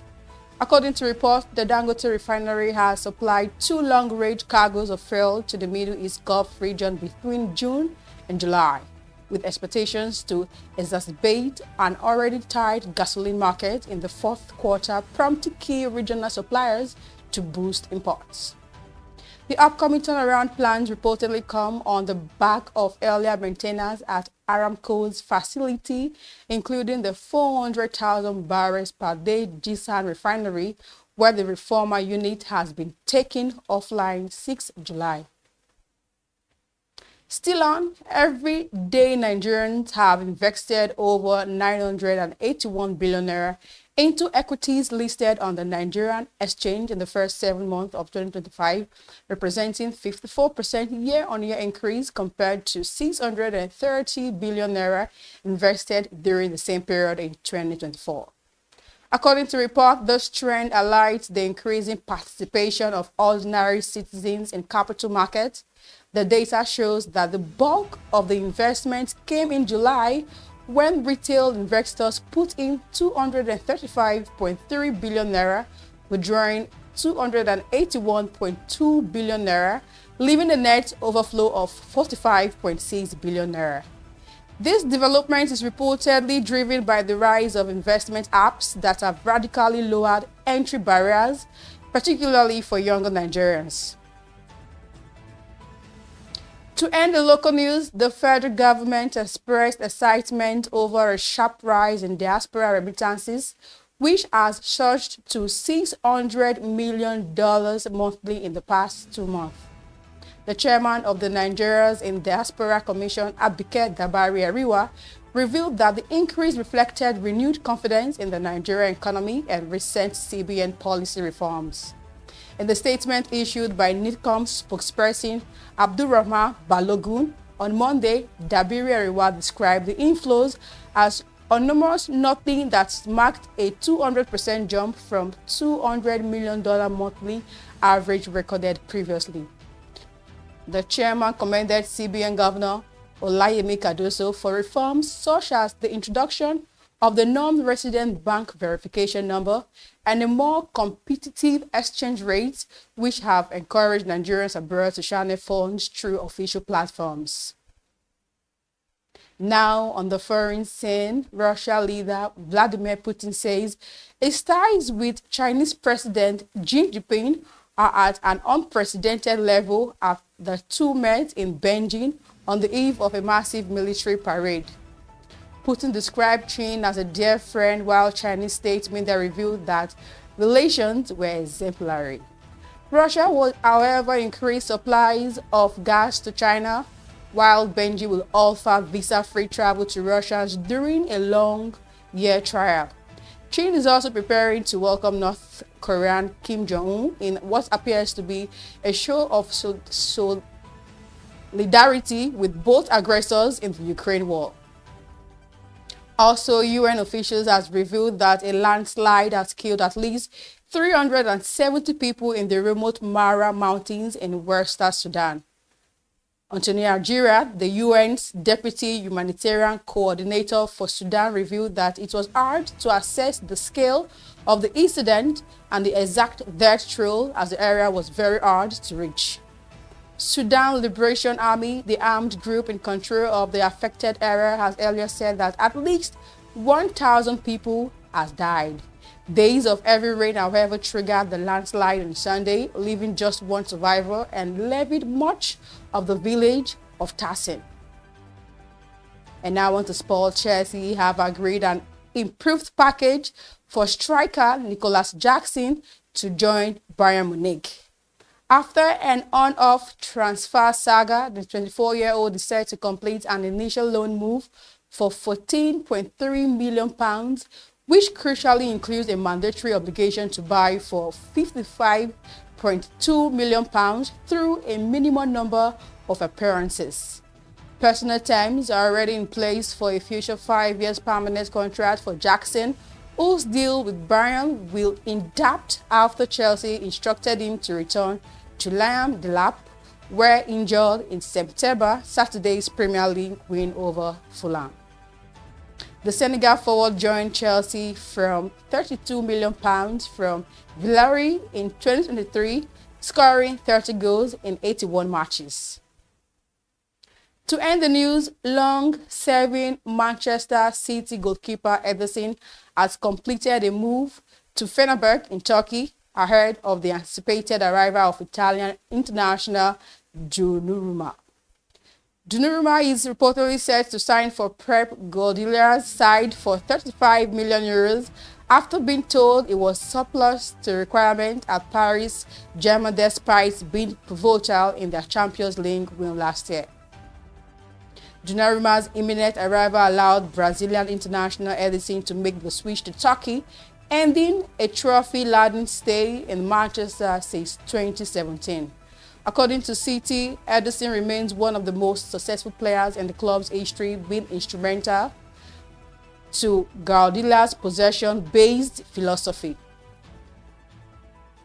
And this is where we wrap it up this afternoon on the BDTV News at noon.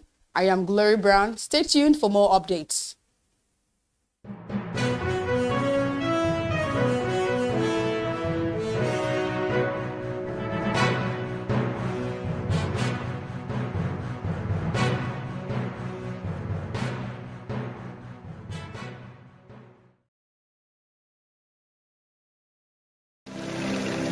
They say money never sleeps. Wake up to clarity, insights, and the stories driving business in Nigeria and beyond. From the heartbeat of small and medium enterprises to the pulse of national economic policy, this is where business meets perspective.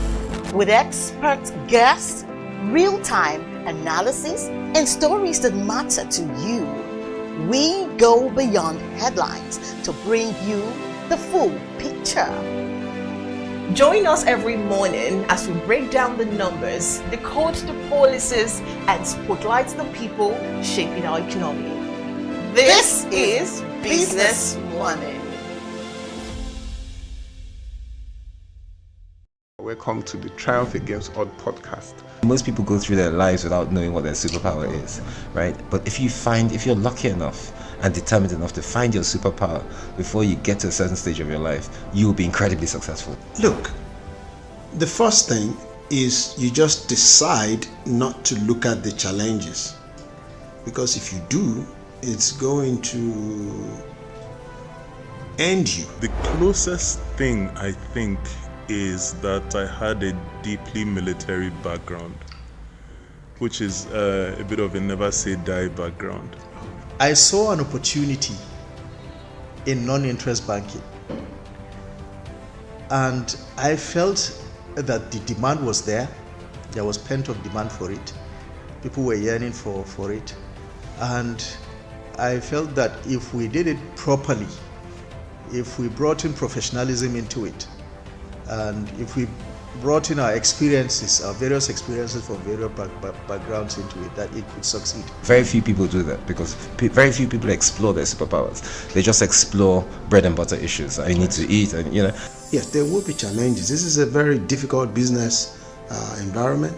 The government keeps working on how to make business easier. The first problem to overcome is really just starting, right? We thought about this idea for over 2 years before we even took the first step. You cannot ignore this country.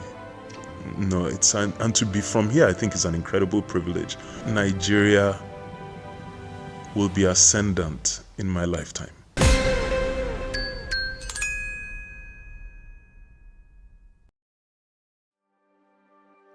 In the Federal Capital Territory, a growing humanitarian crisis continues to unfold as thousands of Amajiri children roam the streets, trapped in a cycle of poverty, neglect, and exploitation.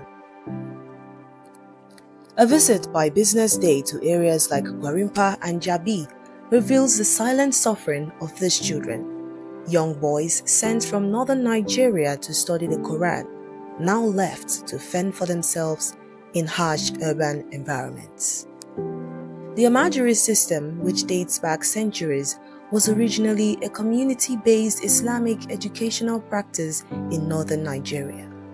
Under this system, young boys known as Amajirai were sent to study under Islamic scholars often far from home. Traditionally, the local community supported the scholars and their students, but over time, economic pressures and the erosion of social safety nets have transformed this once respected institution. Today, many Amajiri children end up begging on the streets to survive. Ahmed, a 15-year-old Amajiri from Zaria, Kaduna State, shared his story with Business Day television. Sunana Ahmad. Shekaranka nawa? 15. 15. Yes. Ina kake zama? Ni nan gidan Bolan Daji. Gidan Bolan Daji. Okay, kai da wa kake zama? Ga su nan tare da 'yan uwana da ogana. Amma iyayenka suna nan? Eh, babana bi nan ya rasu. Suna Abuja nan?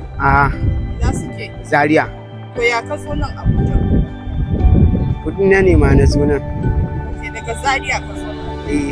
Kwana nawa kake Abuja nan? Kai shekara nawa Abuja? Ko rabin shekara ban yi ba nan. To in kai ciwo ya kake yi? Kana zuwa asibiti ne? Ko kuma kana zuwa ina ne ka samu ajiya? Kai kamar kai ciwon shawura. Yare kemis nake zuwa. Okay. In je in sai magani. Na saya sai in sha. Me kake yi? Ni bola. Eh? Bola. Okay. Nawa kake samu a rana? A wannan sai sati muke auna. Okay. Nawa kake samu? 10,000. 10,000 a rana? A sati. Okay, a sati. Kai ne kake da bayro din? Ko kana haya ne? Ina buhu ne wannan. Oh, okay. To ya kake yi? Bola muke bi. Sai ka je ka sai da shi. To me kake so gwamnati ta yi maka? Ta taimake mu daina wannan abin da muke yi. Mu koma wajen iyayen mu lafiya. Okay. Kana zuwa makaranta? Kana sana'a ne? In an ce ka je makaranta yanzu za ka je? Ka taba zuwa makaranta? Allo da Islamiya ba. His experience is all too common. Without proper supervision, education, or welfare, many Amajirai become vulnerable to exploitation and abuse. The FCT administration acknowledged the crisis in 2022, announcing plans to engage at least 1,000 street children in vocational training programs aimed at economic empowerment. However, progress has been slow, and many children remain outside the reach of any meaningful support. In November 2024, the federal government launched a back-to-school initiative targeting Amajiri and out-of-school children in the FCT for enrollment into formal education. While the initiative marks a positive step, gaps remain in quality education, consistent funding, and holistic support. We want to learn skills, said Salisu, a 14-year-old from Kaduna. With skills, we can earn a living and not have to beg. Gwamnati suna so taimake ka, me kake so a yi maka? Ka kalle ni mana. Ko kana jin kunya ne? Ko me kake so gwamnati ta yi maka?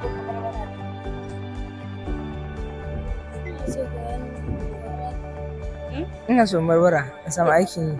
Wani irin aiki kake so ka yi? Aikin hannu. Aikin hannu. Allo? Abdulaziz. Shekaranka nawa? 13. Okay, kana zuwa makaranta? Bana zuwa makaranta. Okay. Ina kake kwana? Masallaci. A masallaci. In kai ciwo ko ba kai rashin lafiya, ya kake shan magani? Wa yake kai ka? Ni da kakata muke nan. Okay, kai da kakan. To me ya kawo ka Abuja? Neman kuɗi. Neman kuɗi. Kana da ƴan wa nan garin ko? Eh. Waye kakanka? Da kawuna. Kawunka. Kanin babana. Ya kuka zo Abuja? Eh? Ya kuka shigo Abuja? Ta yaya kuka shigo? Kun shiga mota ne ko? Mun shiga mota. Ok, daga Abuja daga Kano zuwa. Daga Kano. Zuwa garin nan. Ok. Daga me kake so ka zama a gaba? Miji. Likita. Likita? Eh. Ko ba ka zuwa kana so ka zama likita? Daga ina ka fito? Jigawa. To me ne kake yi? Bola nake bi. Me kake so gwamnati ya maka? Me nake so ta mun? Talla. Ko ta kai ni gida. What these children need is not just access to classroom, but also training in employable skills and economic inclusion. As the nation's capital grapples with the consequences of a broken system, the voices of these children demand attention, not just pity, but policy. Their future depends not on charity, but on a coordinated effort to restore dignity, education, and opportunity. Haruna Ibrahim, a respected Islamic scholar, emphasizes that the Amajiri system was never intended to involve street begging. Traditionally, Amajiri children were supported by their communities while receiving religious education. However, due to current economic challenges, many now beg out of necessity rather than as part of their education. Ibrahim advocates for urgent reform by integrating Islamic and Western education to improve their future.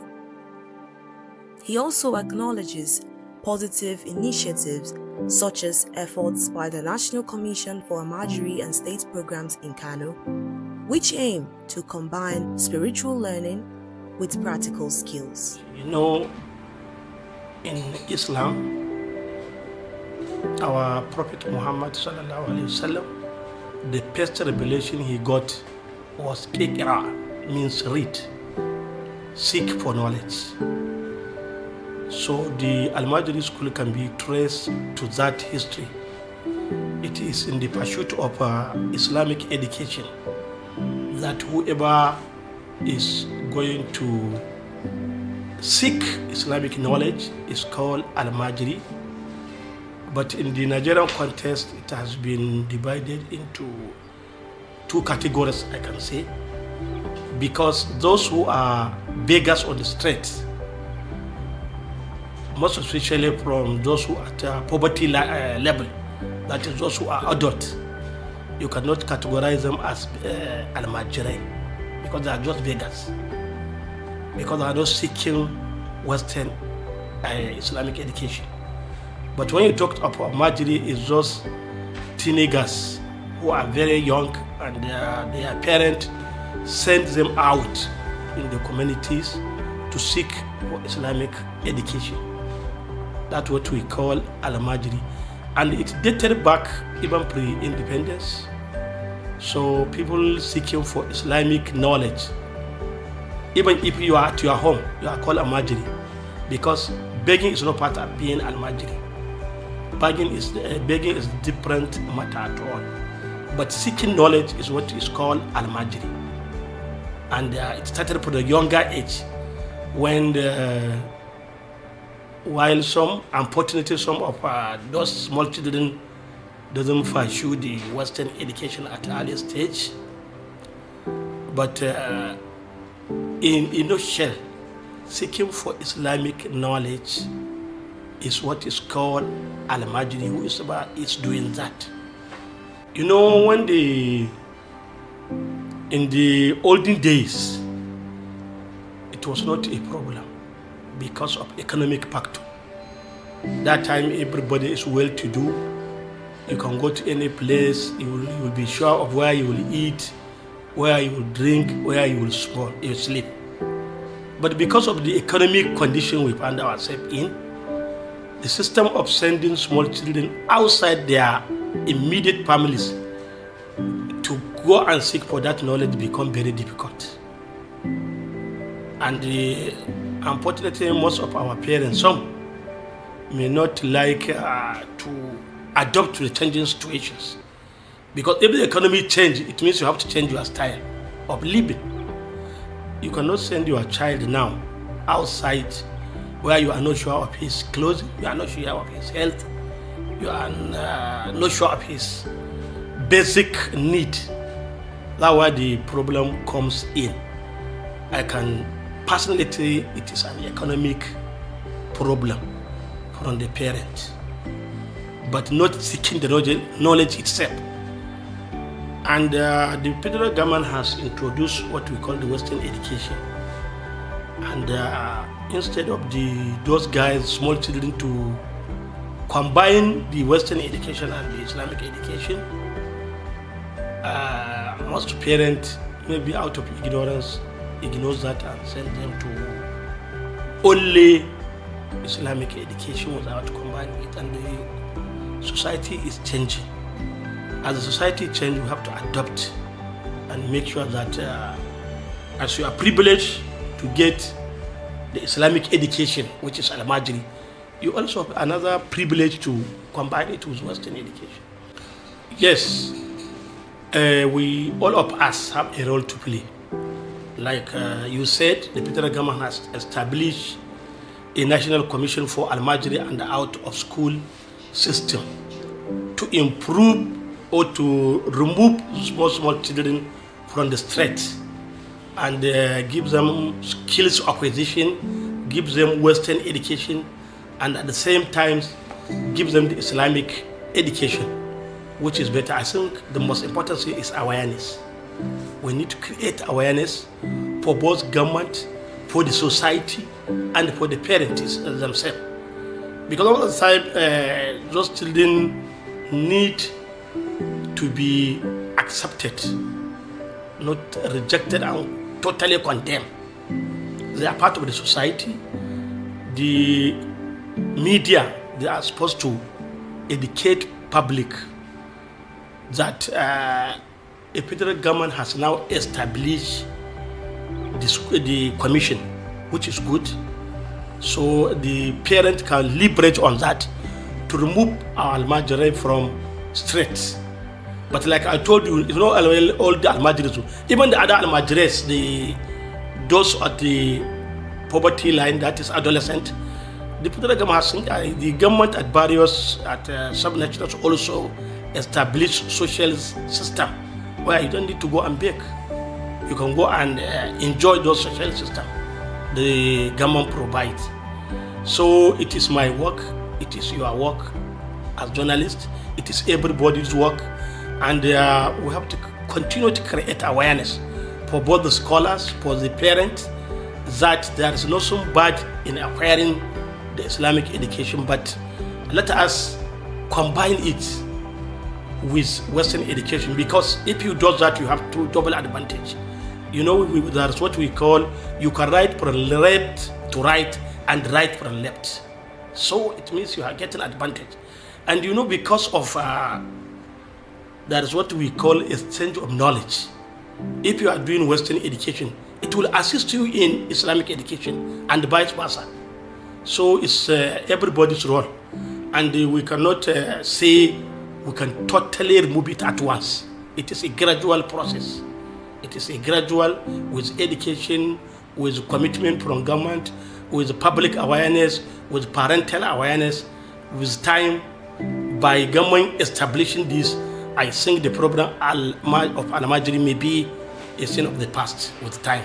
But it will take some time to do it, because we need to educate the parents themselves on why they have to combine it and get certificates, so they can be employed after the school. Then we have to educate the parents themselves, and the government empowers them also. And even like in Kano, where they have a lot of those schools, I know that government the state, at the state level, government is supporting those al-Majri schools, maybe with uniforms, with this, and they are trying to collaborate with the at the national level with the National Commission for al-Majri and out of school children to better the system.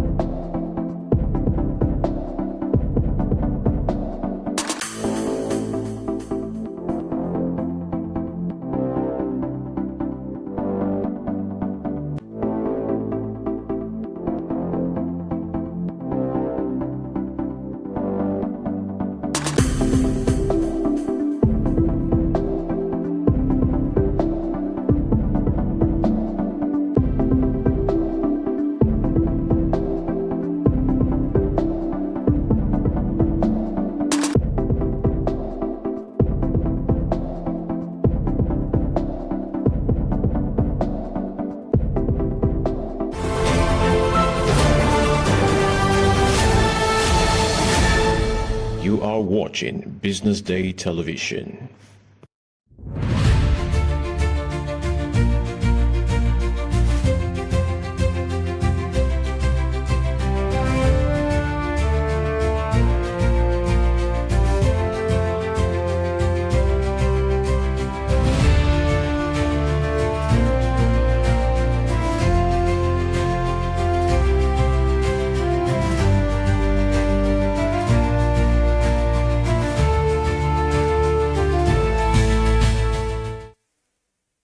Good afternoon and welcome to Industry Focus on bdtv, where we give you that which you need, but very more importantly, we spotlight local and global issues surrounding industries. Of course, identifying the economic and business value and finding out how it affects Nigeria, our GDP, Nigerians, and other Nigerians around the world.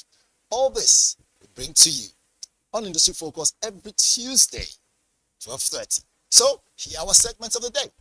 One, we'll bring to you our business quote of the day.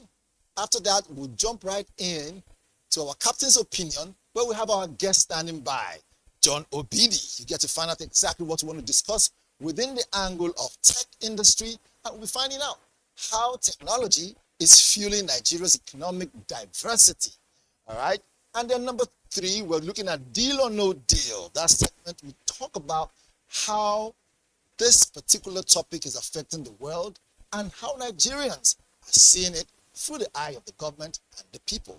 All this coming your way. We're supposed to also take retrospect, but we'll leave that for today so that we can focus on these three to give you that which you need. All right, so don't change it when we come back.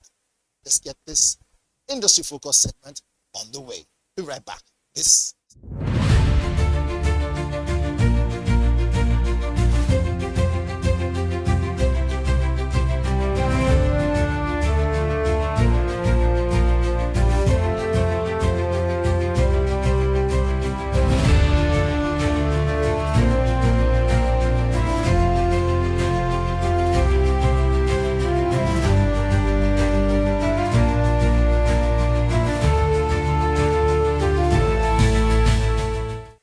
Welcome back. Straight away, let's jump straight into our quote of the day on technology.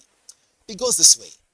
Technology is just a tool in terms of the collaboration between Nigerian-based professionals and our brothers and sisters in the diaspora has been fragmented by distance, by bureaucracy, and perhaps most critically by a deficit of trust. Today, through Bridge, we are laying the foundation to repair that trust with intentionality, transparency, and inclusivity.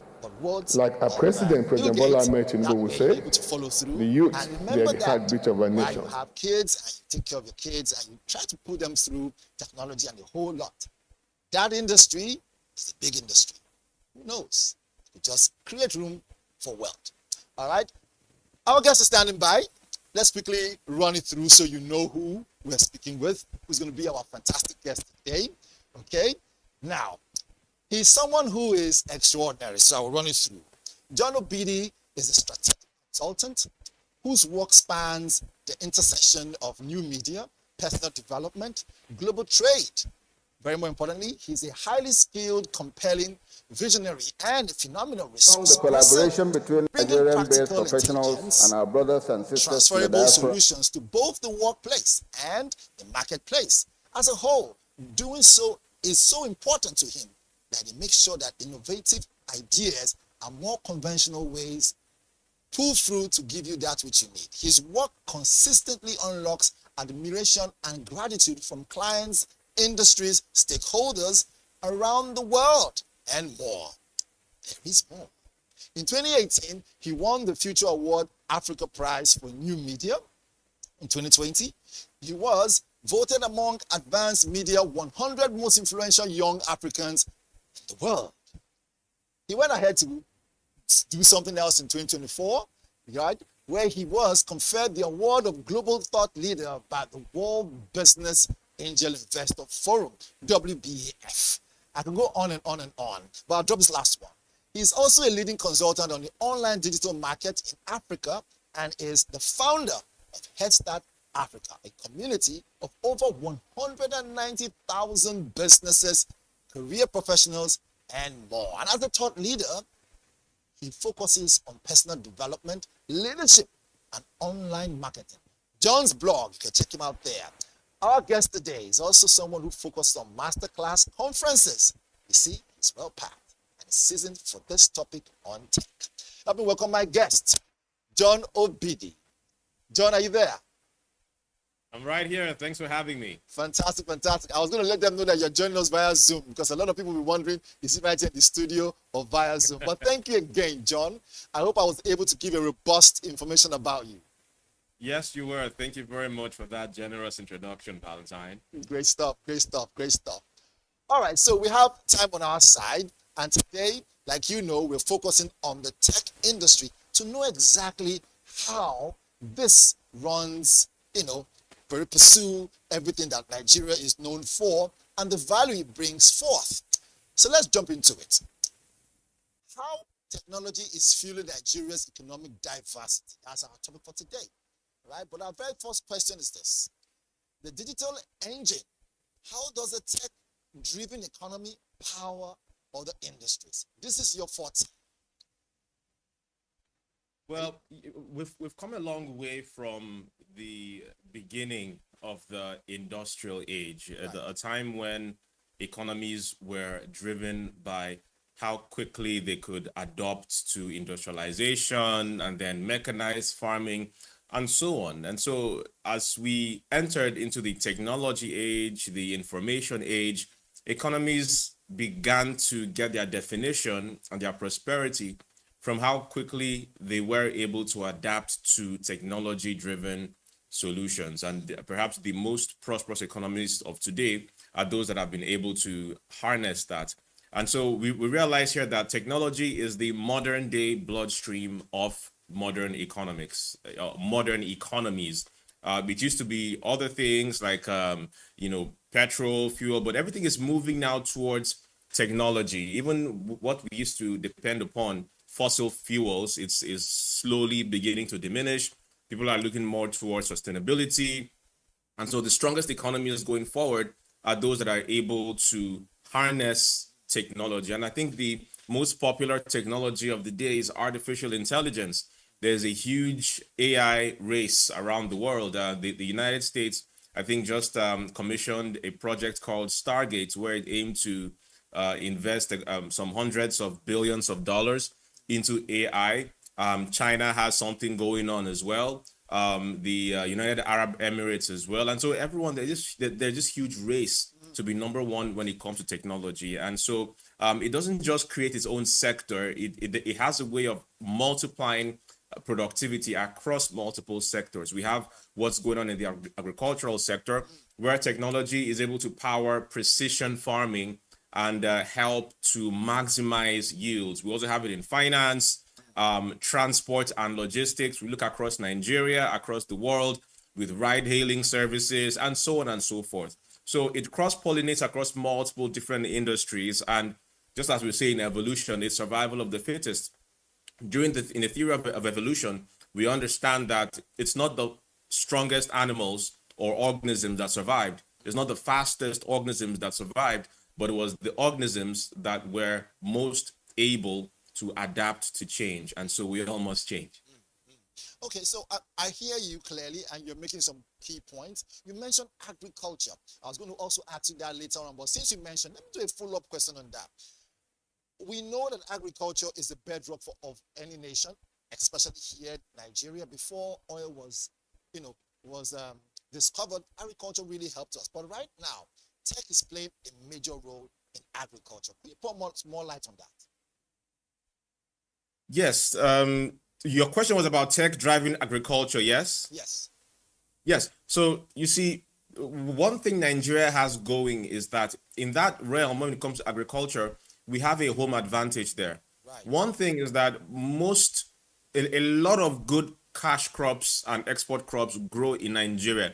I realized that cassava is not even native to Nigeria. One of my trips to Brazil, it's not?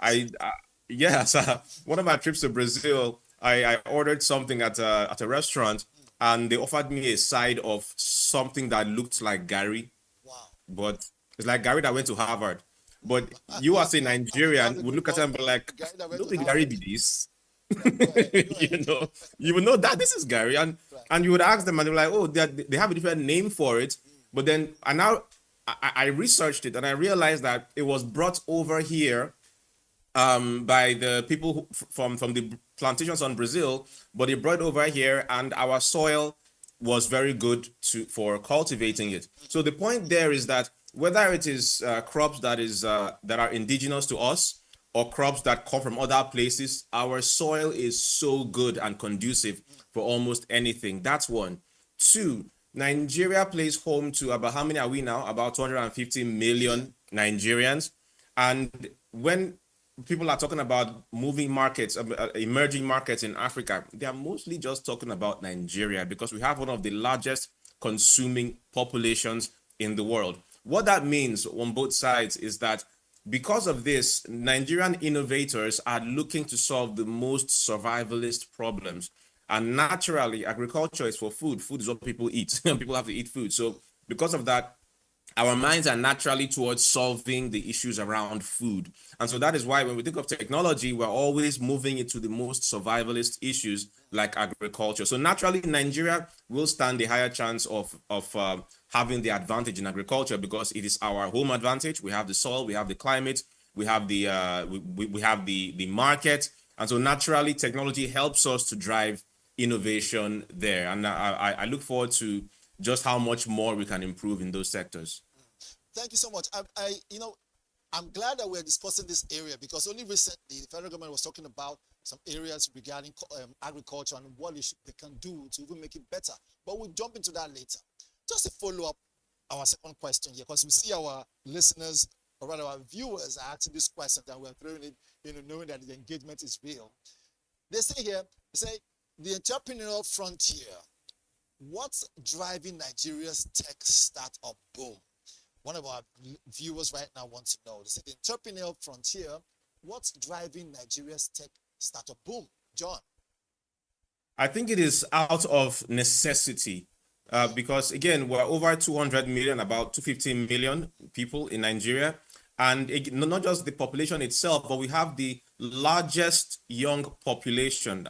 I think in Africa, I'm not sure where we rank in the world, but we have a median age of 18. So we're one of the youngest countries in the world. So naturally, it's going to be a market for digital solutions. So what we have going for us there is our population, but also the population of youth in the country, right? And so because, again, it's Nigeria, we know that constraints breed innovation. Because of the natural constraints in our environment, it moves people to be more innovative naturally. So this is a country where, we're still trying to get more perfect around frequent power outages, weak infrastructure, economic uncertainty. So many of our startups tend to focus on the most innovative ways to solve these problems. So you look at age, you look at population, you look at constraints in this environment, and then finally, there's a lot of capital flowing from global markets into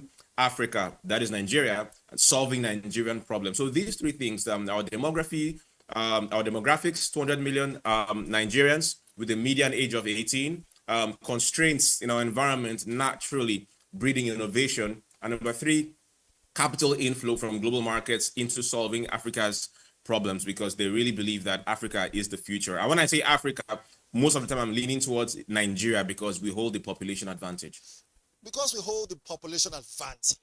John, I couldn't have agreed with you even more, but most of our viewers also want to find out that they know that young people now, give and take, they might say that they're not really, one way or the other, getting all they need from the government, but they're getting some. But most of them are taking initiative to begin to develop areas in tech. You see robotics, you see, little gadgets here and there. You see these young people attending a lot of conferences. Just a follow-up, right? In that same question of tech startup boom, what's the future for robotics, young people who are getting to tech, You see them gather together. People think they're doing Yahoo, Yahoo, but it's not. They actually focus on developing app and a whole lot, you know. What's the future for those promising young Nigerians who believe that the startup boom for tech is now? Oh yes, there's a huge future for young people. You see, I'm old enough to have attended something called correspondence courses. Right. Please. So sometime in my I think in JSS2, I had a taste of something called correspondence courses. That was like a long time ago in the 90s. So a correspondence course was such that you could be in Nigeria and attend classes in the United States. But what will happen will be that the institute in the US would physically ship the curriculum for the coming semester, the questions for the exams, and also sheets where you would answer. So they would ship it down to Nigeria. You would read through the curriculum, answer the continuous assessment and the examinations answers, ship back to the university.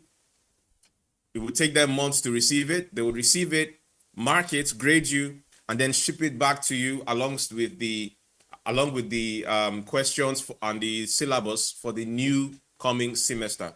So that was the back and forth we had to engage in order to have the kind of education that was in other shores. But then came the internet, and the internet brought so much inclusion.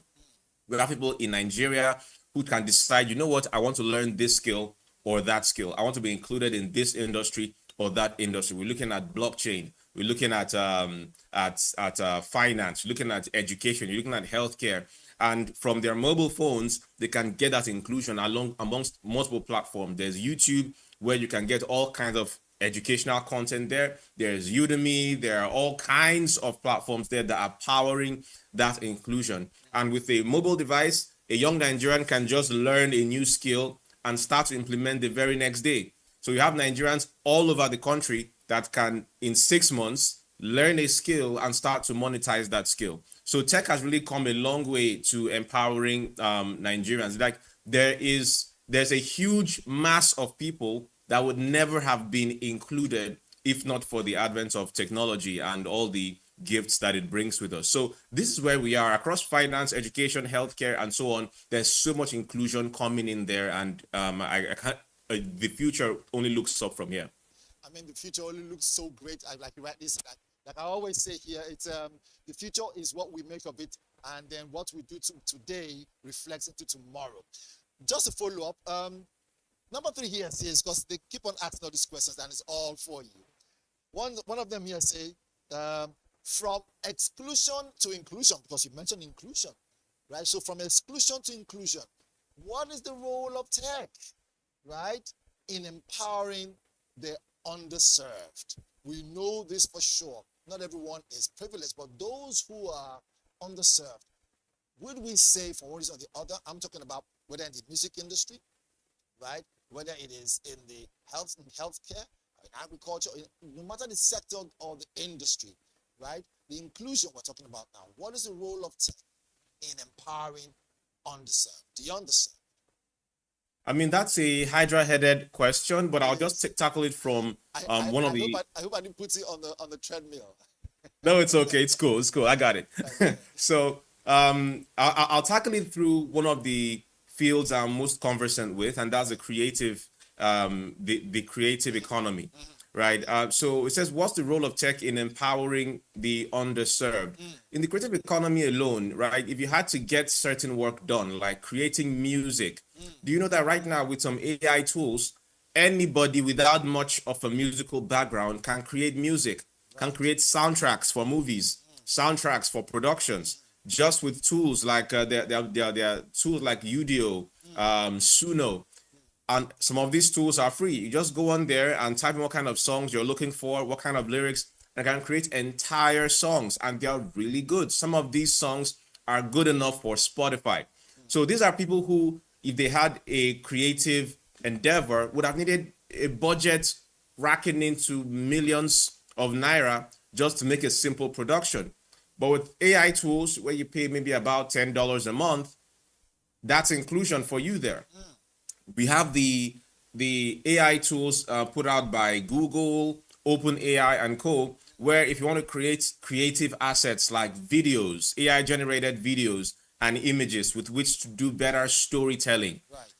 For free, anyone can just go there, put in a simple prompt, and boom, you can create motion pictures. It's not perfect to movie quality yet, but it can put out quality productions, right? If anybody wanted to make audio recordings, video recordings, before now, you needed an audio engineer to help to refine the sound. You needed a video engineer to help to do the color grading and all, but now AI tools can handle color grading. They can handle upscaling of videos and refinement of audios. So if only 1,000 people could do this before, millions of people now are able to do this. So the only barrier to entry here now is just how far you can think. How far you can think. John Obidi, we can't thank you enough, but stay with us. For our viewers listening or watching and listening, they already know exactly what they were prepared for, and you were not falling short at all. John, we'll go on a quick break. When we come back, we'll jump into the projects you're working on. But before that, we will take deal or no deal. I know you're conversant with the story regarding STEM and what the federal government is doing and trying to upscale and push across education and technology. We'll talk about that. All right, John. So stay with us. Let's go on a quick break. When we come back, let's have that area. This is Energy Focus. Don't go away. We'll be right back.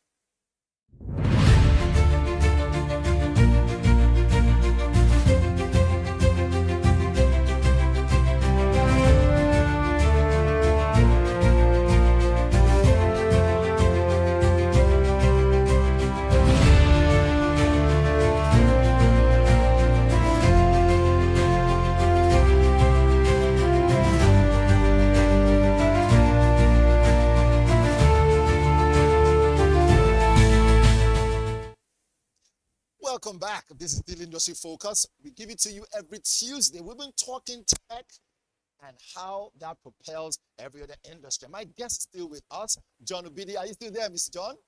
Yes, sir. Fantastic, fantastic. We're having a great time with you. I mean, in-depth everything industry is what we table right here on the show. And me, yours truly, or rather I, yours truly, whichever that works, brings it to you and serve it hot. All right, John.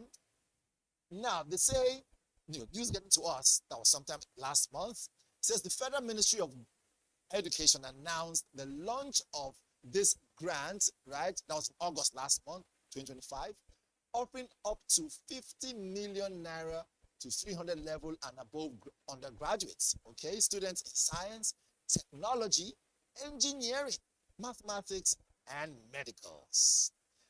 Hello, John. Did you get me? Yes, sir. Right, so now, with this now, what do you think is the future for STEM in Nigeria? Do you think it's just a message? Do you think, they are just doing lip service to this, or this is actually a deal? In other words, is this a no deal or a deal moving forward?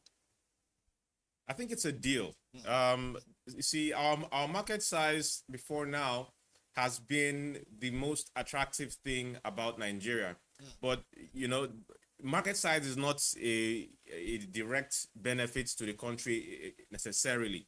But what I see here in these student grants is that we are going to be activating a good percentage of our population from just being a market for foreign innovation to actually being the bedrock and the source of innovation itself. And we see that in markets like China.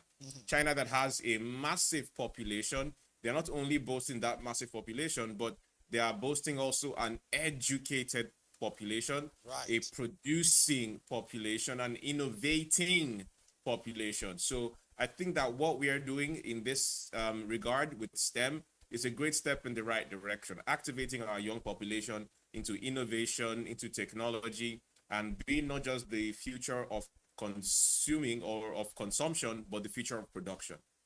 The future of production, you hit the nail on the head.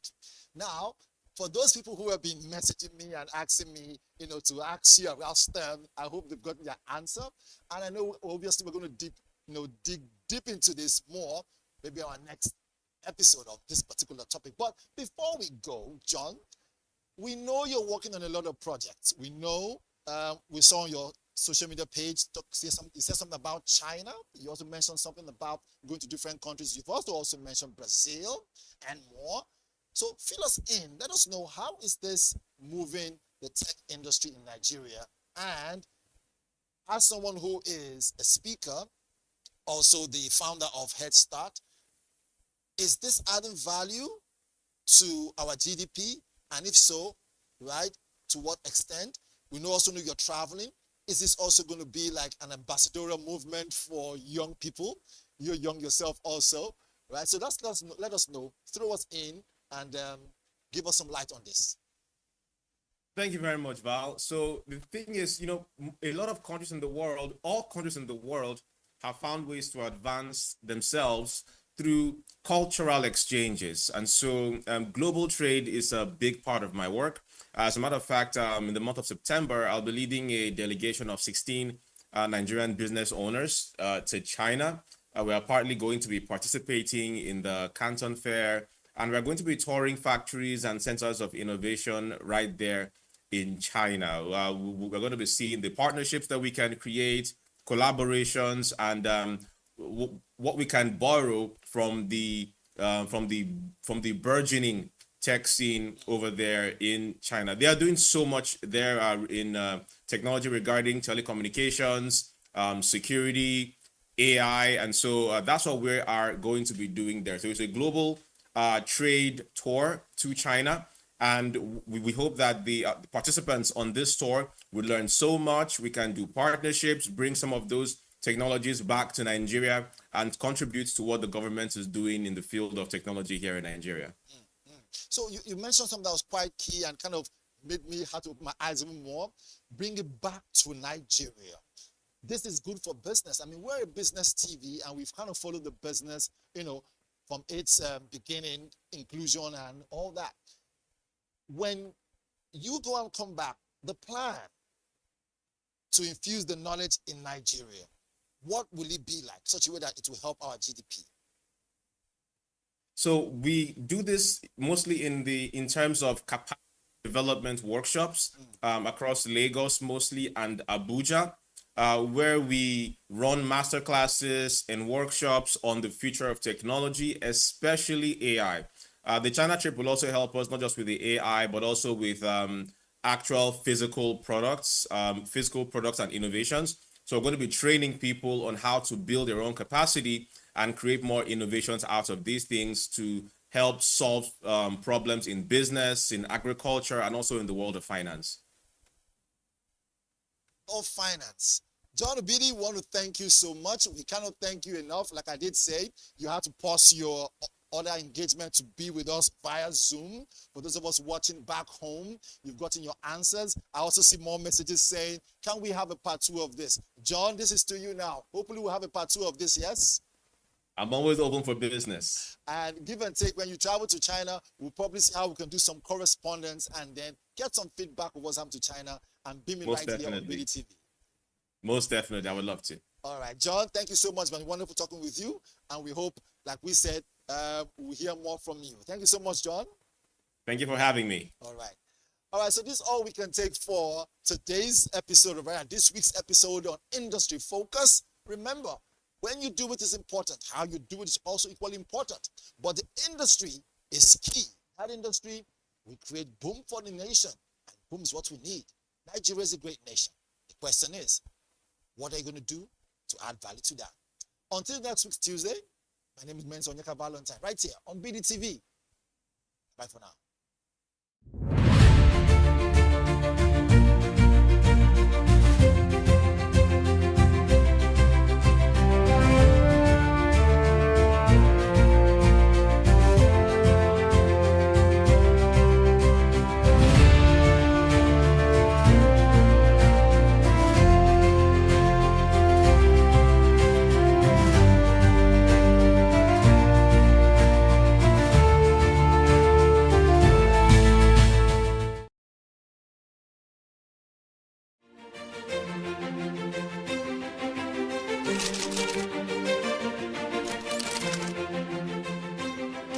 I am, of course, a great admirer of the impeccable credibility, professionalism, and business savviness of BusinessDay. If you really mean business, in Nigeria. Start your day with Business Day.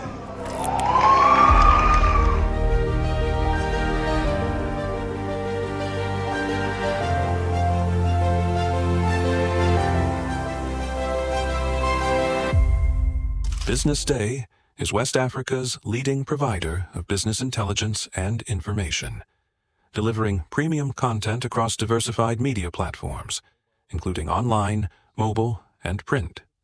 Since its inception in 2001 with a weekly newspaper production, Business Day has expanded its reach to provide exclusive content accessible through print, mobile, and online channels.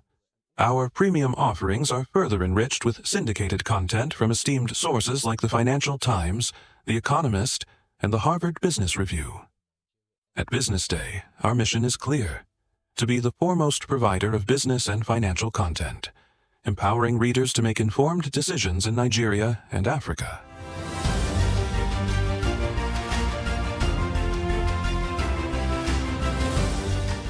Since our establishment, we have been committed to delivering insightful, relevant, and accurate information about Nigeria's business and finance environment, while contextualizing the impact of global events. We monitor the stock market, analyze the companies driving it, and report on government policies and their economic implications. For being consistent in organizing these CEO forums for almost the last 14 years, I think this was a commendation, and I think something that will encourage them to continue.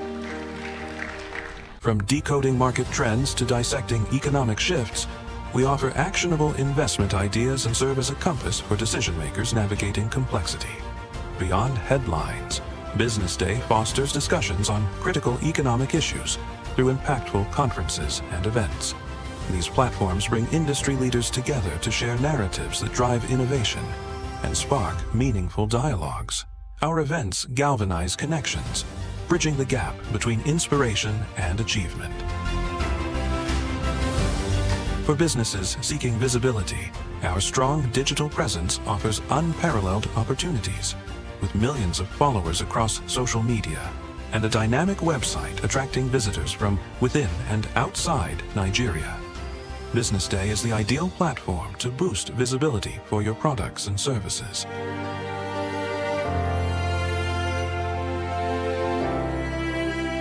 If you're looking for in-depth analysis and expert opinions on Nigeria and Africa's business landscape, Business Day is your guide.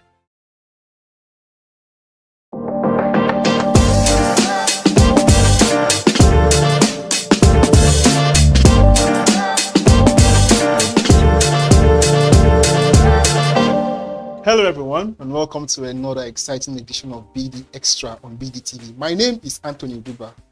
Today on the show we have a juggernaut in the business of the movie industry. We have on the studio today Ruchi Franklin, aka, as we all know nowadays, Boss.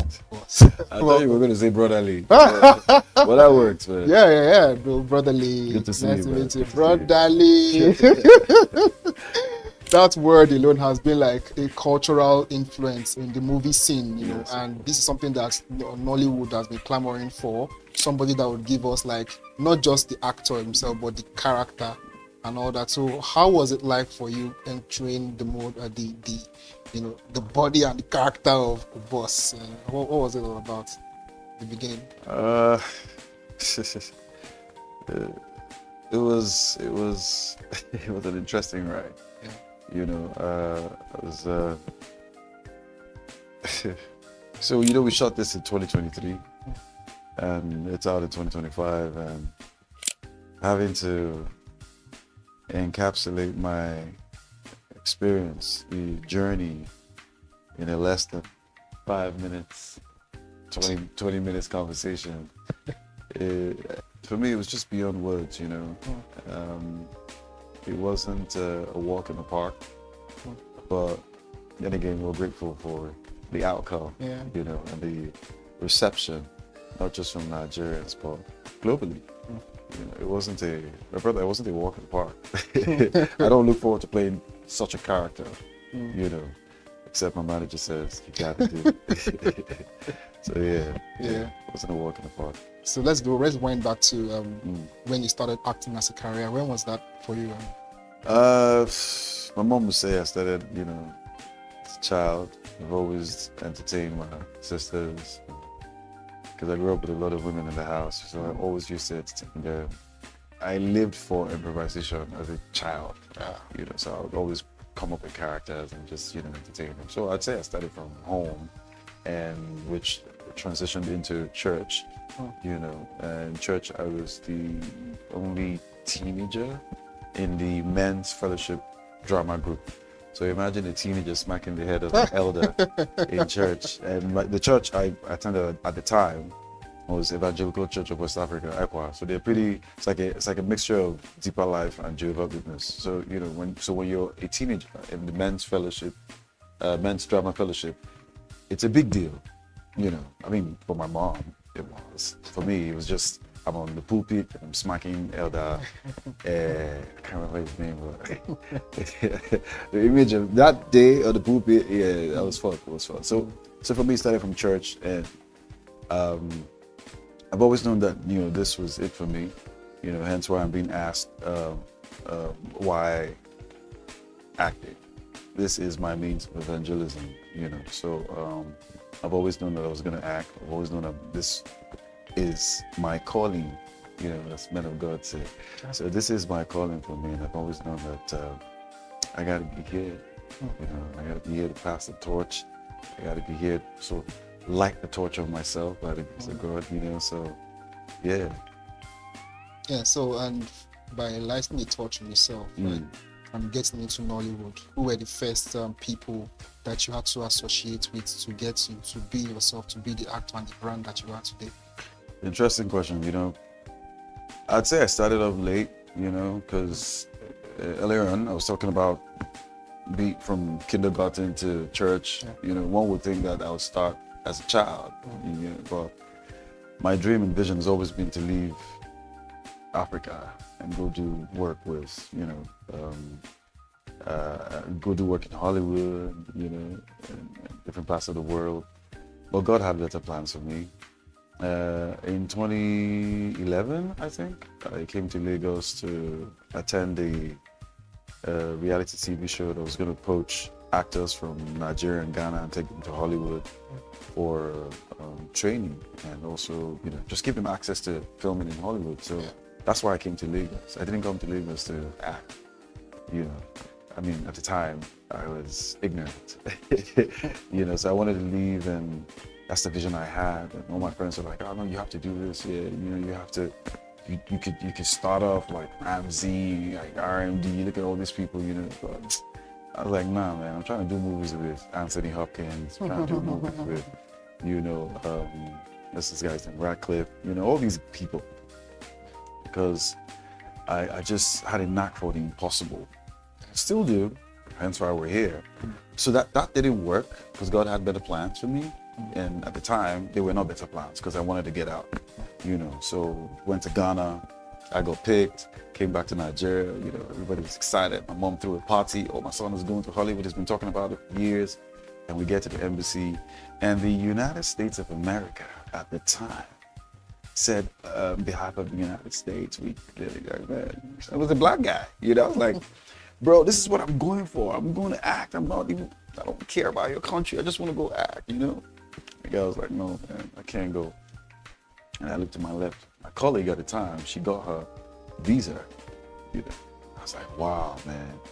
I was broken, I was shattered. I was like, what am I going to do? Because I didn't see, doing movies in Nigeria as a thing for me at the time. Like I said, I was ignorant, So, my dear sister, Dr. Inya Sarah Lawal, gives me a call and says, hey, bro, I know you're broken. I know you don't want to talk to anybody because, this was a dream to go to Hollywood and just make a mockery of them. And we've got fantastic actors in Nigeria. It's not just about Hollywood, but hey, they've denied you your visa. What's next? I'm like, okay. So what do you want me to do? She was like, AY. Ayo Mako. His birthday was 2 days ago. Happy birthday, I'll say. And she was like, AY is doing an audition for a sitcom. I'm like, please, man. Yeah, no, man. That's not why I'm here. And besides, AY is a comedian. You know? I know him as Yeah. I don't know him as a filmmaker because I didn't know him at the time. You know, she was like, just go for it. Just go for it. I get there pretty late. They had auditioned over 700 people at the time. Just walked in, ignorant, nonchalant. I just walked in, and his manager and producer at the time, Darlington Abuda, she looked at me and picked me out of the crowd and said, you come. I hadn't spent like 5 minutes there. I was like, okay. And I walked in. Now that I'm thinking about it, it's just funny. And I walked in and they were like, okay, you need to, well, we've got our cast, but since you're here and the producer brought you in, just do something for us. The nerve of these people to do something.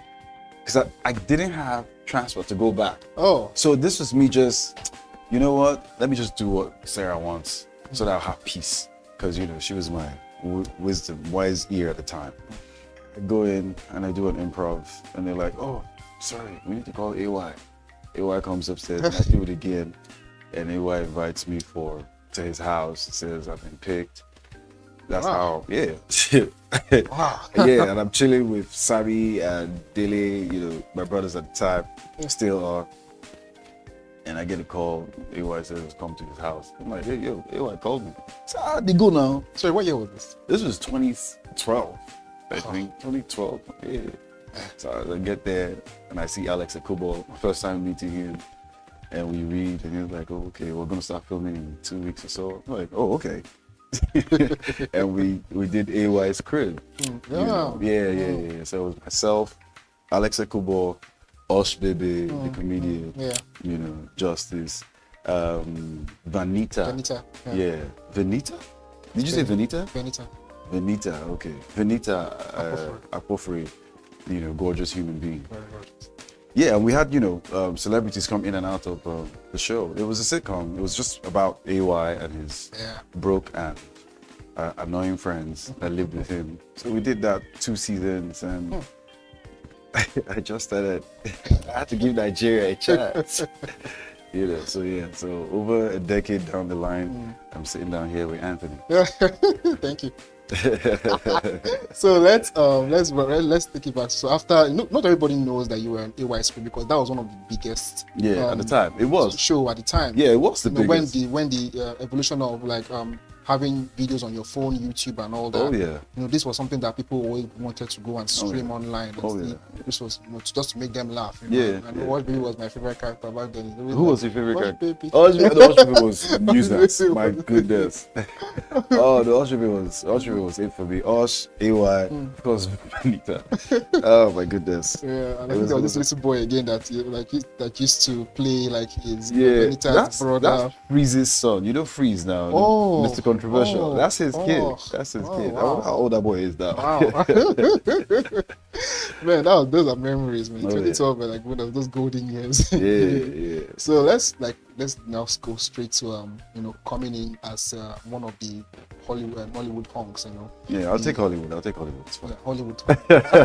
Yeah, we're getting there. So we're doing that, and last year you appeared in the movie The Weekend, one of my favorite movies. Oh. So working with the likes of Daniel Rai. Like, tell me what was that? Bro, Daniel Oriahi is a gift to this country, man. Yeah. You know, there's a funny story about the project, and I'm just grateful to God that he directed it. And I had the opportunity of playing alongside, again, Uzoma Kappa. You know, it's an actor's dream to have, you know, the right crop of creative performer in the same frame with you, you know, and she just makes the work just effortless. For me, I'd say that's my best film. Honestly, I know I'm going to do a lot of great films, but it wasn't just about the story. It was the process, the journey behind getting to that project for me, you know. So, and all that it did when it came out, when I saw what we created. The studio took out a lot of scenes and they reworked the script, but it was just, that's a divine project. That's the first Nigerian film that got picked by Tribeca, you know, and we also got picked by Scream Festival. Scream? Yeah, I think Scream, yeah. And it's the first Nigerian film to be noticed by such an establishment, such a grand establishment. So it was just, Daniel is I'm gonna be honest, I'm in love with Daniel, man. That man better not call me for a cheesy ass production, because I'll say yes. She get like, there are not too many Daniels. Yeah, exactly. Yeah. He was in the studio here with us. Oh, for real? Yeah, this year. Oh, I think after, sorry, last year when the weekend was like hot, and so we had him here, and he's one of the most intelligent people in the movie industry I've ever seen. He's a film buff, you know, and that's the type of person you want to work with, because they get you. You know, as a performer, as a creative, they get you, because it's not just as an actor, because you know what we do is just, it's beyond entertainment. You know, so he gets it. I don't need to say too much. Daniel gets it. You know, hence my utmost respect and admiration for him. I'm glad he's Nigerian. Yeah, I'm glad. So we move to the next film. Like after that, we see, you know, there's this Kemi Adetiba comes up with, you know, the trailer of To Kill the Monkey. And all I'm the like, monkeys. yeah, but what is this? And what was it like when she approached you? Yeah. I wish I could have her in the studio, but I heard she really doesn't do a lot of media stuff. She does. So, We're doing like, it for her. Yeah. Yeah, so like when you saw the script, or when she called on you, what was your reaction, given that she has done things like the Film of Boys? Anthony. It's Kemi Adetiba Amaka. Yeah. All you need is a call from that woman, and I'm telling you for a fact that your life will not remain the same, you know. I don't look forward to working with intelligent, brilliant creatives. I enjoy working with people that have the grace of God upon them. You know, because you might just get yourself in $1 billion project and it's shelved. Yeah. Do you get what I mean? And it's not making the rounds in your motherland. They're praising you in Australia, meanwhile in Nigeria, nobody knows your name. It will hurt you. Even if you're making a reasonable buck, it will hurt you. But when you work with somebody that has the hand of God in what they do, they turn their mistakes into perfection.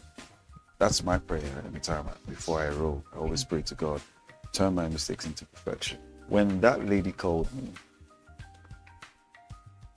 I told my manager, man, there's no going back. Don't make mistake. Don't go wake, lie on with it. Okay. Kemi and I have been chasing since before Oscar married her. Yeah, I've been chasing. This woman, I must work with you. But, you know, it's not what you want, it's how God. Yeah. And they reached out to me. I heard about the general auditions, but it's still my thing to go for general auditions. I asked my Heavenly Father, it's not from a place of pride, I just know what I want to. I told my brother, please, they've done general auditions. Let them reach out to me now. You know, weeks and days went by. I got a call. We need you to do a 9 to 10 minutes monologue and send it in less than 48 hours. I was like, again, the nerve. I had malaria at the time. I was taking medications, you know.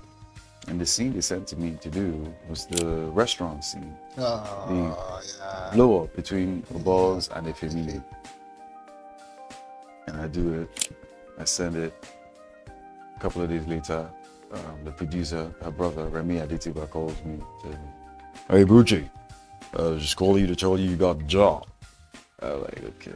Glory to God, but still, oh no, don't make mistake. I sent Kemi a text message immediately and I told her, thank you very much for, you know, reaching out to me. Yeah. I sent in my self-tape.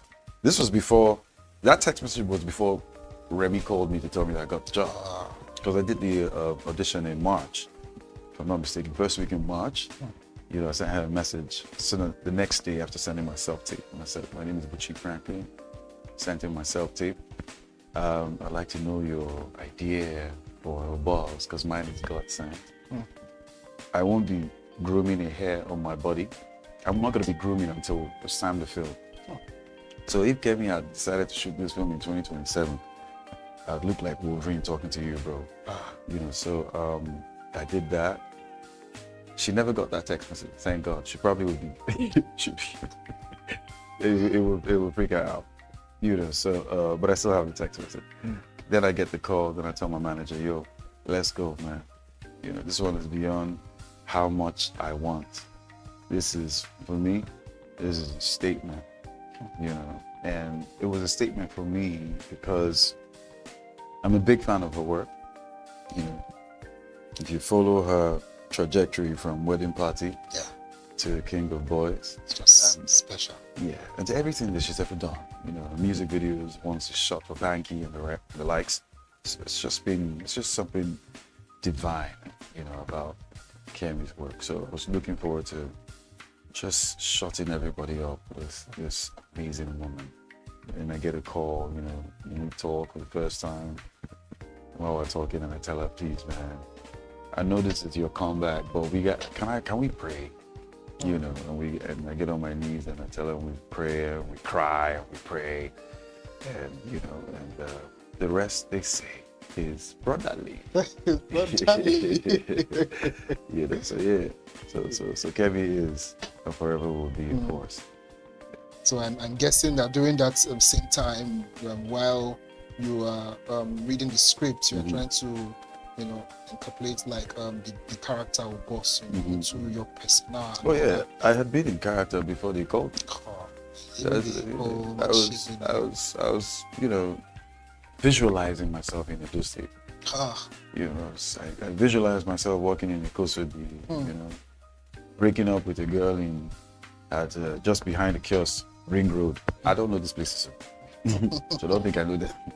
You know, I visualized myself running from boys at night in Uniband, you know, wearing a friend's outfit to go to BUI or BBIU to go talk to some girl, and I'm coming back and that guy says, why you wear my clothes? You know, so I was a Benin boy, true and true. Oh yeah, you know, and I asked my Heavenly Father for access, and he gave me access. You know, so I was attracting Benin girls, you know, and what we're doing together is none of your beautiful business, you know. So so it was just like I said, you know, I was in character from March until they called me. I was like, oh, okay, nice one, man. Okay, no, I think I can't remember when I got the script, but I think I got that script in less than a month before we started filming.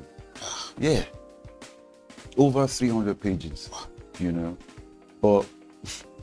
For me, the scripts were a guideline.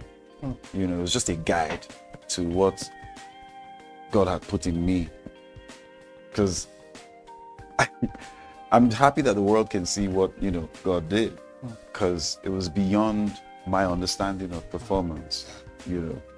And you know, as a performer, I was asking the Holy Spirit for access. You also need to be intentional. You can't just, you don't, if you're going for exams, you're not going to pray to God for answer. You would read, right? Yeah. Oh yeah. So I had that. I created a shrine for Obos. Obos was alive at the time. You know, the people that shook hands with me and laughed at jokes and shared time and space with me didn't necessarily spend time with Buchi. They were spending time with Obos. You know, and I was careful with the projects that I was doing because Obos was just, you know how a pregnant woman has a child in her, and it's first of blood before it forms into fetus, and you know, and while it's a fetus, it's growing. You know, so all of that was going on inside my body. That's the only way I can explain it. You know, I did a series with Madam Ireti Doya, love her so much. I did a film with AY, Merriman 3. So 2023, I did less than, I think I did about 4 projects because I couldn't do too much because the balls was ticking.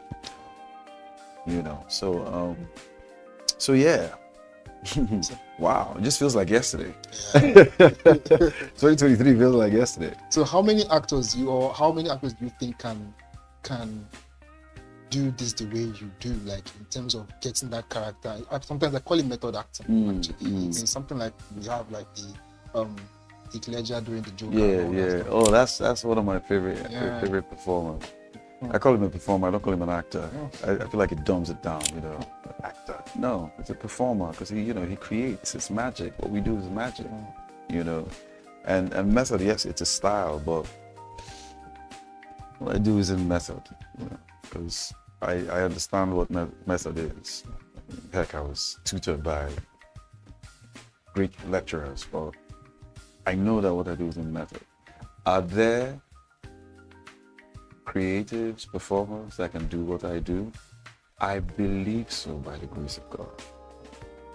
But until then, it's challenging. There's not a challenge, but until then, because I'm more about putting Nigeria on the map. So for me, it's not about competition. It's here in the biggest black nation, this fourth world country with insecurity and porous political system and an embarrassing passport and all that they say about us.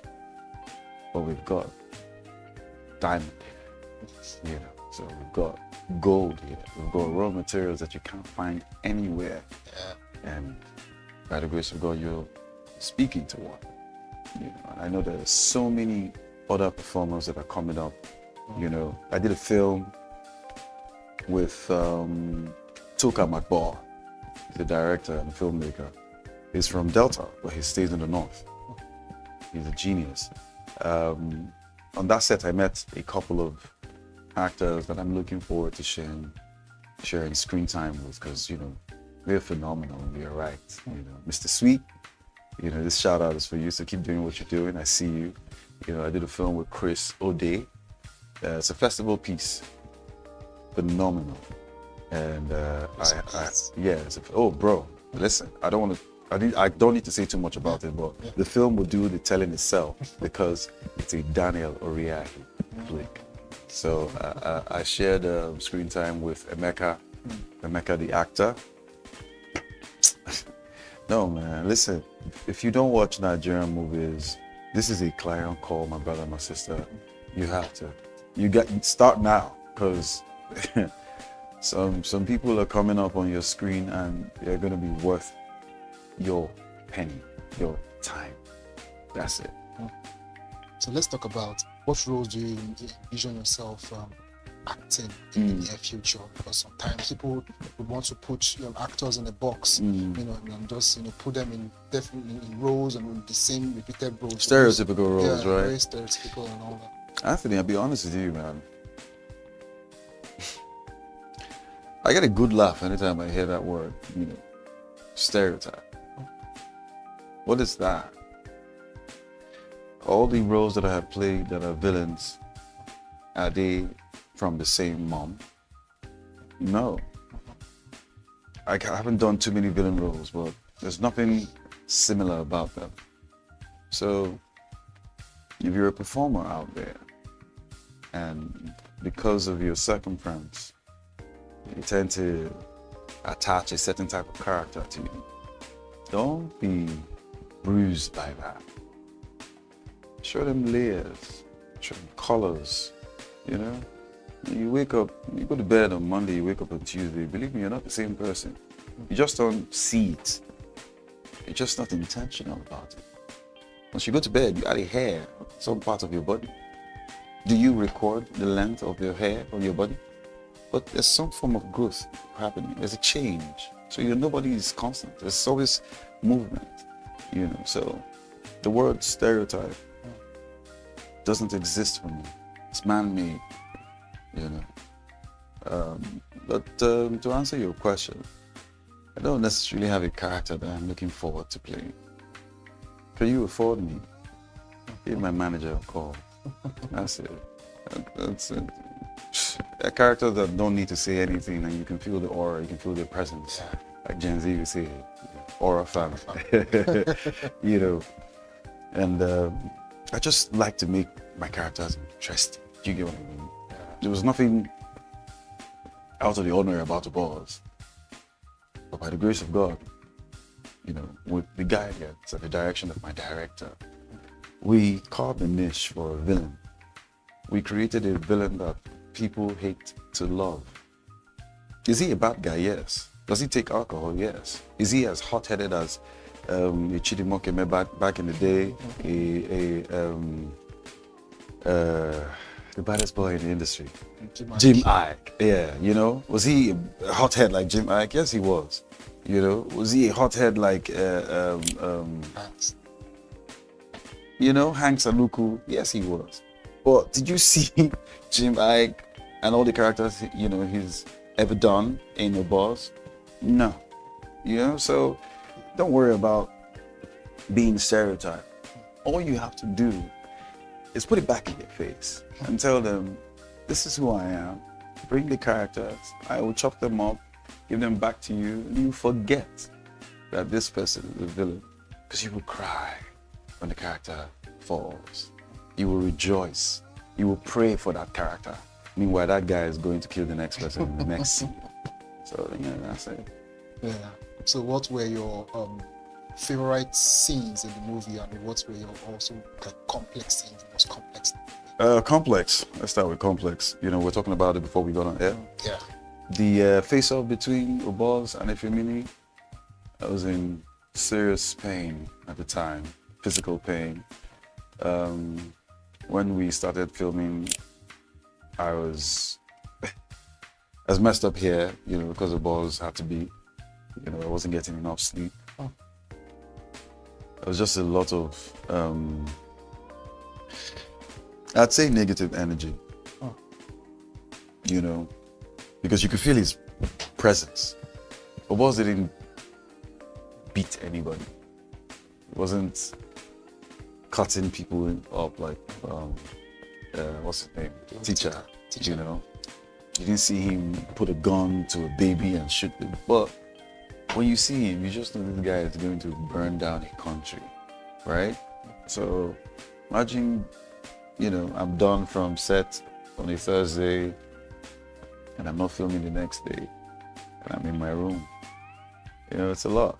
It's a lot. So that scene was complex because I was, you know, experiencing physical pain. There's a part where the boss says to Aussie boy, the F word. F, I don't need you. And I pause and I make it. That was excruciating pain that I couldn't break character because the boss was so buzzy. You know, but we're happy that, you know, Nigerians and everybody else love it.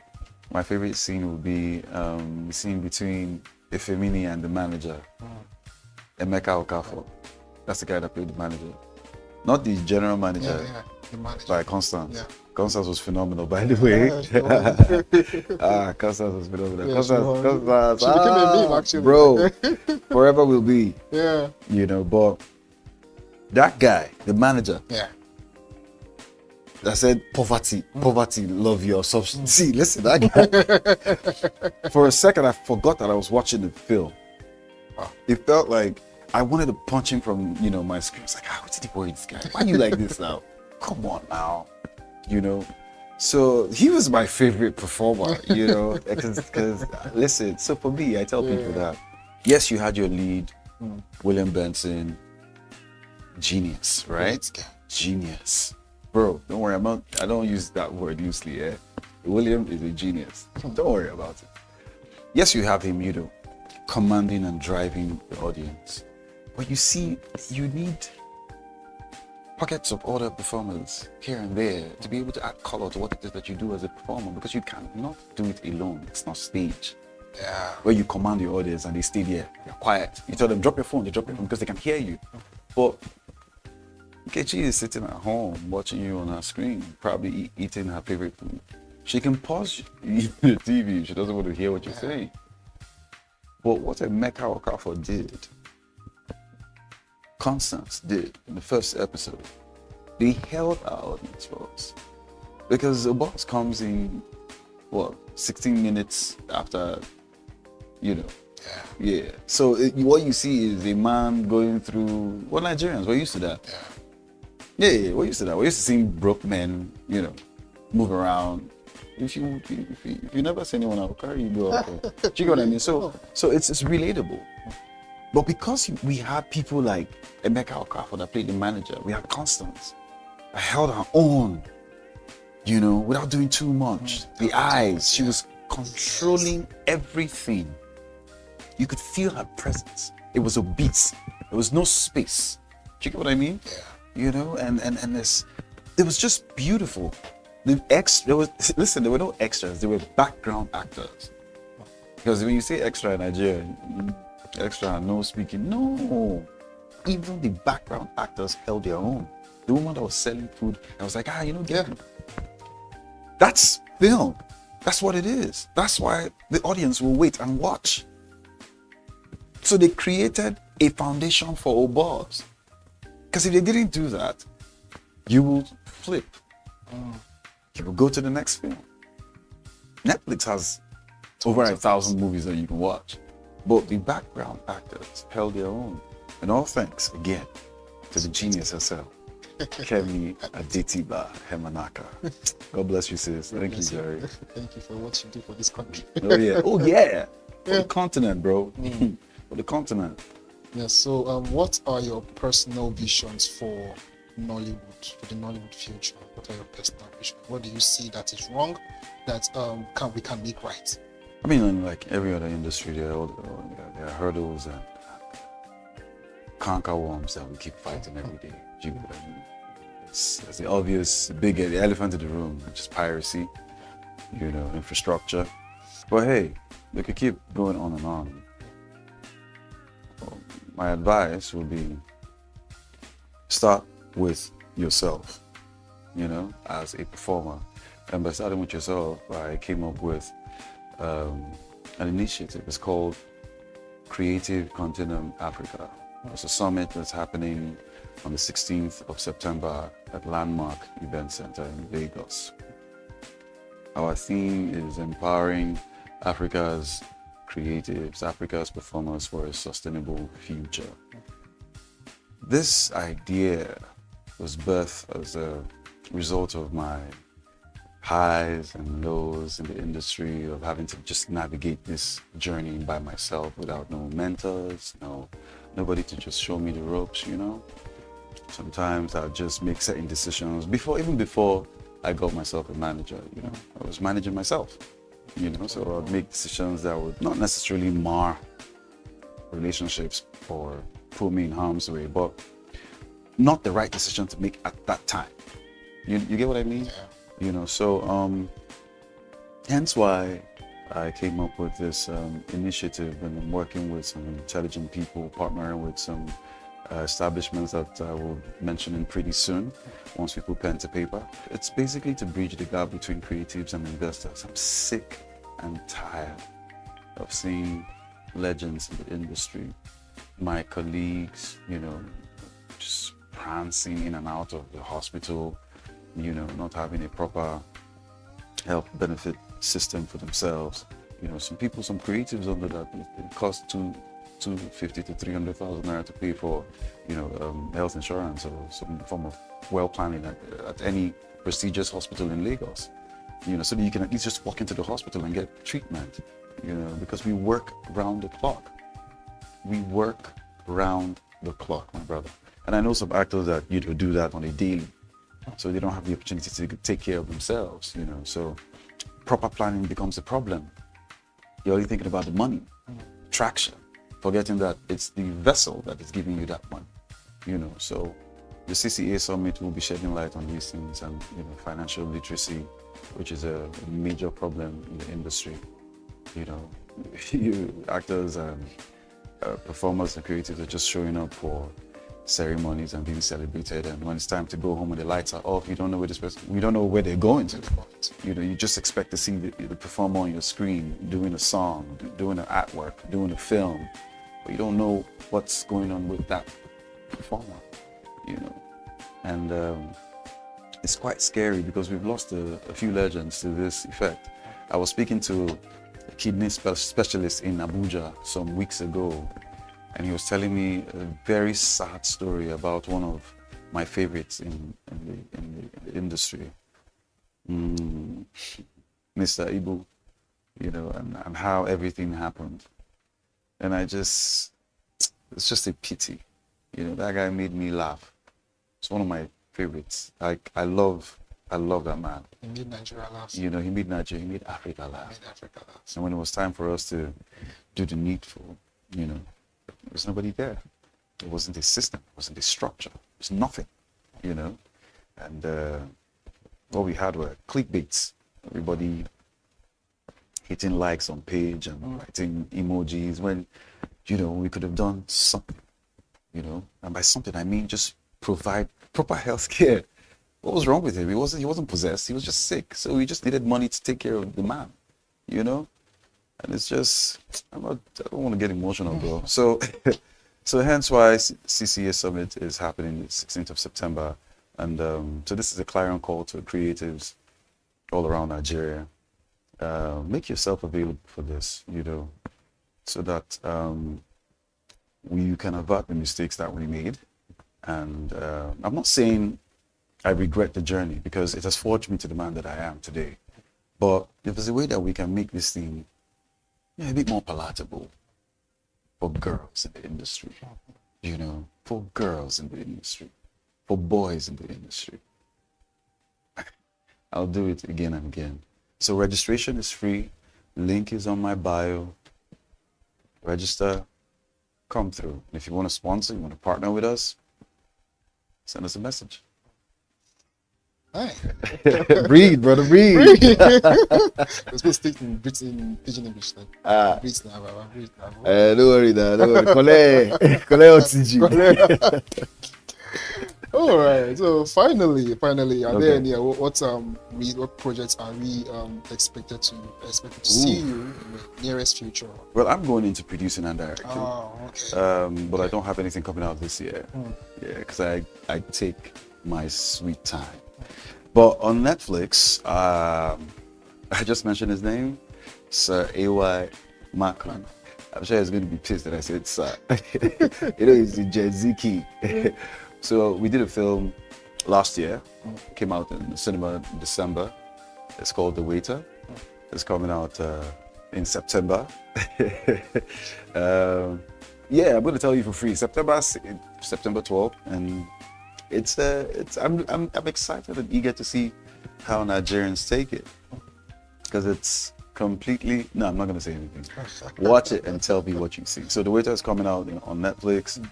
The Creek. Oh yeah, The Creek. My bad. Sorry, I need to give you guys this one. The Creek also is coming out this year. That's the film I did with Toka Magbar. Sam Dede is in the film. Jean-Louis, he is an Black American actor. He's phenomenal. It's got Sunshine Rossman. It's got Mr. Sweet. I mentioned him earlier on. He's in the film. So that's coming out this year. Well, I don't know about the others, but we've got some coming out. Finally. Don't give us your favorite line from the movie To Kill a Man. What was your favorite line? You can look at it. Bruh. Act it. Favorite line. Favorite line. Favorite line. You sure you want to? Let's give it. It's all you. You really want to pay the fine. And they come. No rep. So you fill in the blanks. The boss is a character, man. No. No, my favorite line. What's your favorite? My favorite line. Yeah. That was the first episode. Oh, and really? It wasn't really a line. It was the way the boss looked at Ifeanyi when he was kneeling and begging. Oh my That goodness. was real. Like, this was somebody you expect to have been something. Yes. But the way you looked at him, the way the camera angle puts that in your face, and the way you were surprised. Even though, yes, the character has made it to the top, but the way he was looking at me, I don't believe this. This was a disbelief in his face. He didn't need any words. Yes. Like, that was my favorite take. I had to watch that all over and over again, and I was like, this was really you know, like we said earlier on, you know, when you have a powerful performer in the same frame with you, and Williams gave me everything. every single thing. The only thing I didn't take from Williams was his money. Because if he had the opportunity, he would give me his money. So it was easy to see a man that was broken. It was easy to see a man that didn't have transport. And even if he did, right, he would rather eat that transport and take keke, not Korope or bus back home. So meaning Baba will walk like 4 hours. Do you get what I mean? So that's what I saw in his face. That's what I saw, because he was on the ground. He was a nobody at that time. And that's how they see us in this part of the world. Oh, you're Nigerian, to the left. You know, so for me, I didn't just see a Femini. I saw a lot of Feminis on the ground. And I had at that point, in that frame, I was the right government, willing to pull its people out of the mud and wash them and give them a better life. But we all know what the boss did. Yeah, so without wasting too much time, thank you, Chief Franklin. Thank you, Anthony. Thank you. It's a pleasure to have you here. Thank you so much. To hear your story from when you started acting down to Kill a Monkey, and it's a crown jewel for Nigerians, I would say. And your character has become like a cultural phenomenon in terms of what we need as actors, as characters. We need characters that would envelope, not just, oh, I'm going to watch Chief Franklin, I'm going to see a boss. And this might also spur others to emulate and create characters and create universes, that can be in people's heads. And I believe that this is the start of something new. Thank you so much. Amen. Glory to God. So viewers, thank you so much for watching BD Extra. This is all we have for today. Keep watching BDTV. Stay here.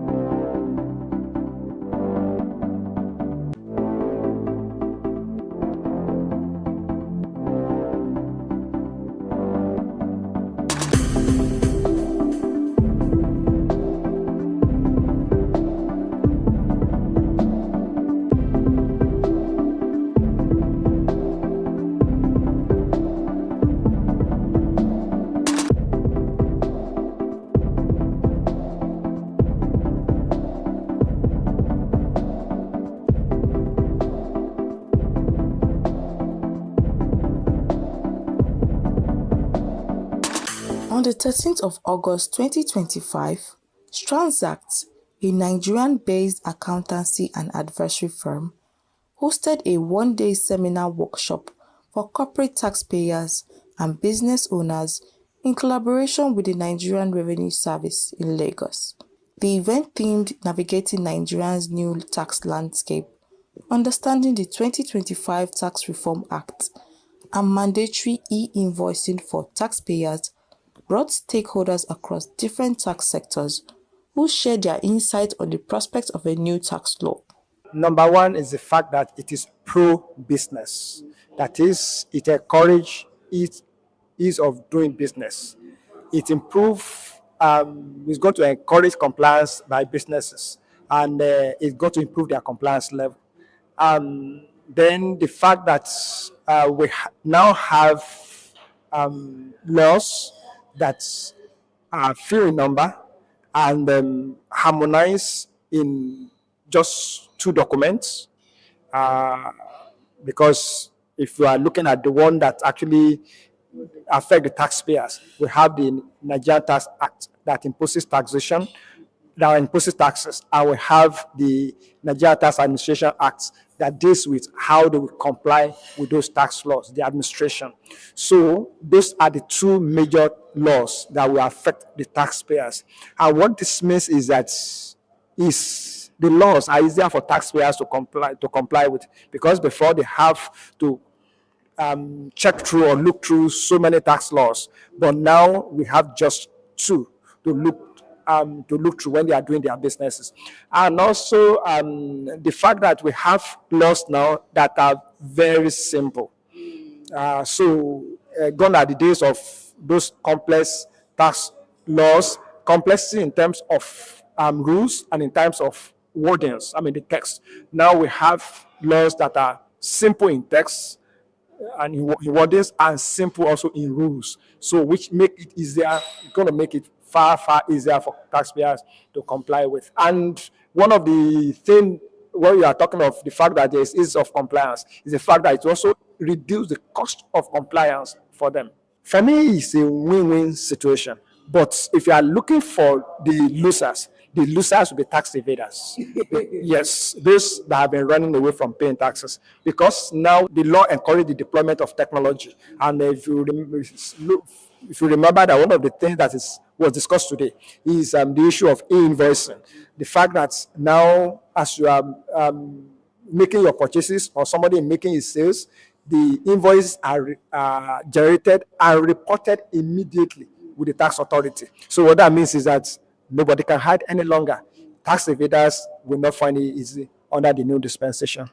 Iben Joel, managing partner at Transact, in his welcome address, speaks on the importance of the training for the growth of the Nigerian tax sector, urging participants to leverage the opportunity to learn and network with key stakeholders across the sector. There are many benefits. There could be some hurdles before we get to realizing the benefits. Some of those hurdles we talked about, such as the cost of integrating systems. For most small businesses, they don't even have the funds to invest in, say, ERPs in the first place, But overall, the biggest business benefits that I see from it is that when invoicing is standardized in that manner, there are certain sectors that could open up. One of them is invoice factoring, which right now is very nascent, if you know what I mean. So invoice factoring is a situation where once I've issued an invoice to somebody, if the person has not paid, I can take that invoice to the bank and ask the bank to advance me money against that invoice. So right now, because of a lack of that kind of platform where invoices can be easily verified, a lot of banks don't offer invoice discounting. The first session of the workshop, hosted by Victor A.T., tax partner at Transact, touched on key changes and implications of the 2025 Tax Reform Act, bringing detailed clarity on areas impacted by the reform. The session gave key insights on the taxation of resident and non-resident persons, taxation of individuals and employment income, determination of chargeable gains, taxation of petroleum operations, and indirect taxes, bringing clarity on taxable transactions. There are some amendments that are there to encourage even investors to come in.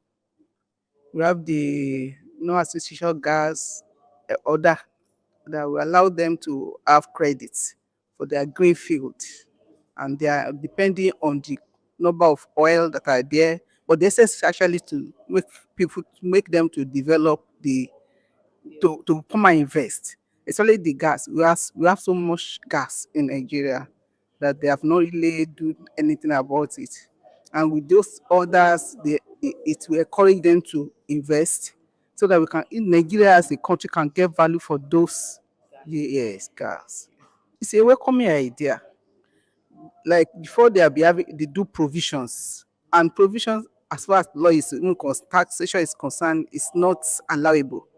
You just think like, I want to make provision for it, but for you now to be able to deduct it and be allowed for tax purpose, so they are saying fund it. If you think 100 million every year, every $100 million or whatever, in most cases the oil company they do dollar. So it's going to, and because at the end of your leaving the production place and you want to leave that, you're supposed to restore the place back to its normal state. And so we are making provision that by the time I want to leave, that I'm done, I want to restore the place. You are making provision to get money to be able to do it. Because towards that end, the field will not be producing as such. And so to wait till that end will be very difficult. And that is the essence of, okay, make provision for it. And for you to enjoy it as a tax benefit, then fund it. So they're now funding, before it was like put it in escrow account, which may mean putting it overseas. And given that we don't even, we are developing, we don't even have money. So the little one we have depositing in a foreign country, we make those ones to be better than us again. They will have enough money to be using over there. But putting it, they are only asking for 30%. And I think it's CBN they want to use. So if there is a fear of if the bank may collapse, it's like they want to use CBN. So put 30% in Nigeria, that is cash that they can lend out and be able to do some other developments. So it's a good one. The event also featured 2 panel sessions. The first panel focused on solutions and ways to navigate challenges and future outlook of the country's tax system, while the second panel centered on practical aspects of e-invoicing, including integration, data requirements, and transaction models. Stakeholders also collaborate the impact of the new tax reforms and how it will attract investment for the country. Simply, the tax system and boost compliance. There's no loser. Everybody is a gainer. It's more of a win-win situation, and government is giving a lot in terms of incentive to encourage business and even individuals in the country. Now, the principle is that we are not going to tax the seed, we are taxing the profits. So, and we are not taxing the poor, we are taxing the rich. Because it's simplified, the tax system, and also the issue of fiscalization is there now, that issue of e-invoicing, which is going to bring many taxpayers into the tax net, and which eventually will increase the revenue of government. You know what we're having presently, before now, is that our tax to GDP ratio is very low. Until recently, that has been increased to about 11 or 13%. But we can still do more, because in the West African, something say expect to be 15% is the minimum tax to GDP ratio. Nigeria is moving to that level with this tax reform and fiscal policies.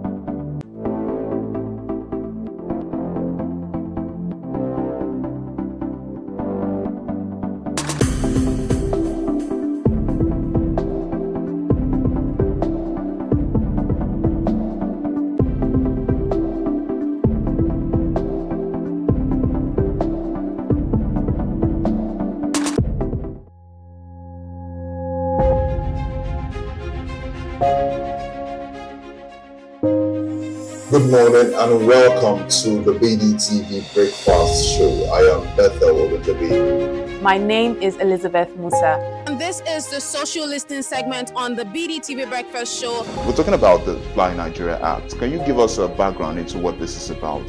We are here today on the streets of Lagos, Nigeria, to gather opinion about a pressing issue. I go look at the cost of petrol. We get very for Nigeria, we dey suffer. The income is not really increasing, but the prices of items are increased. Nothing like service again, no. You only pray for that money to reach you that month. There's a lot of high pressure, a lot of stress. There's a lot of high targets to be met. I was quite strict. In my mind, I said, looking for my hand, my picking go spoil.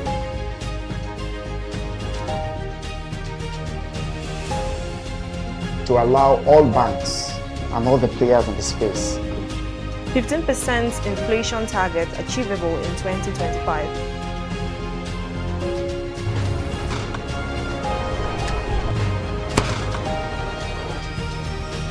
The command and vision philosophy of both the Chief of Defense Staff, the Chief of Army Staff, and indeed all the service chiefs.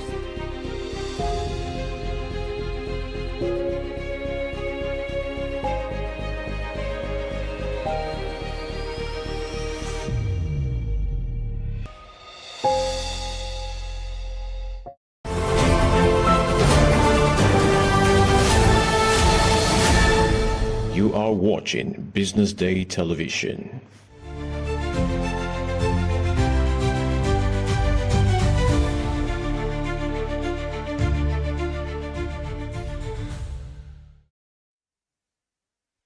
Hello, this is News Update reaching you live from Business Day Television News Studio here in Lagos, Nigeria.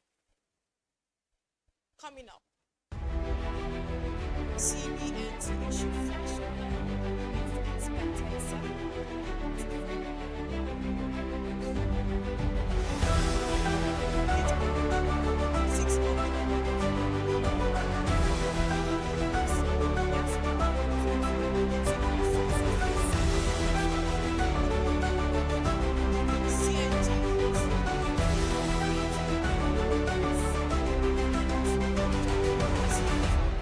takes effect nationwide. Federal government confirmed Nigerian embassies are struggling with unpaid rent, salary arrears. Thank you for joining us on News Update. I am Amanda Imosibue.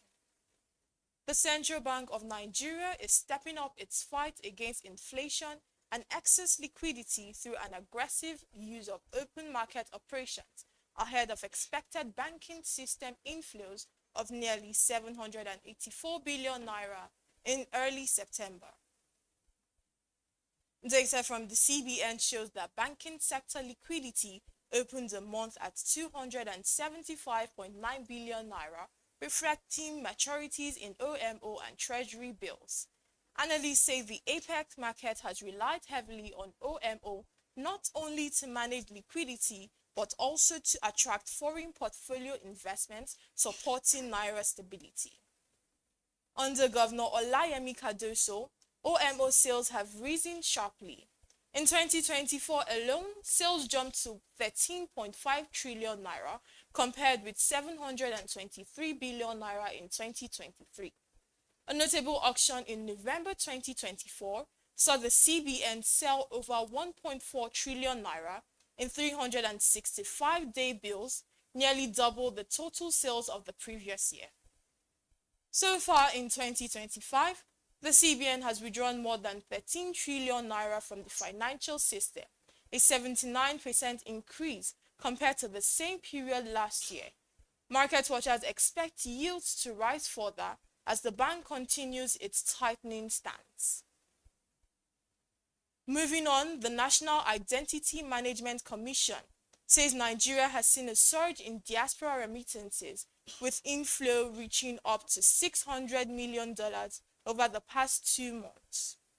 The increase is attributed to policies by the Central Bank of Nigeria and renewed confidence among Nigerians abroad in the country's financial system. NIDCAM Chairman and CEO Abike Dabiri Erewa highlighted reforms such as non-resident bank verification number and a more competitive exchange rate as key drivers of the boost. She praised CBN Governor Olayemi Cardoso for creating a more attractive system for Nigerians in the diaspora. In just 2 months, remittances have tripled, underlining the diaspora's role as one of Nigeria's most valuable economic assets. In 2024 alone, the federal government estimates that over $20 billion flowed into the country through remittances. Looking ahead, Dabiri Erewa expressed optimism that monthly inflows could climb to $1 billion by 2026, further strengthening external reserves and supporting naira stability. She also stressed that NIDCAM will continue to engage the diaspora to ensure sustained contributions to the economy. Still on, the federal government has set the retail price of compressed natural gas, CNG, at 380 naira per standard cubic meter in Lagos and Abuja, effective from 1st of September. The move brings the two cities in line with uniform pricing already applied nationwide. Officials say the adjustment replaces the previous 230 naira rate, though motorists in some areas were already paying as much as 500 naira per unit due to trucking costs, distance from pipelines, and regasification charges. Nigeria launched its CNG program in 2023 following the removal of fuel subsidies. The initiative included free vehicle conversions, deployment of CNG buses, and the opening of more than 65 stations across 21 states by mid-2025, supported by $450 million in investment and technician training. However, uptake has fallen short of expectations, with only about 50,000 vehicles converted as of January. Experts say wider adoption of required expansion of pipeline-fed station and pricing that balances affordability for customers with returns for investors, estimating a sustainable range of 407 naira to 520 naira per unit. Up ahead,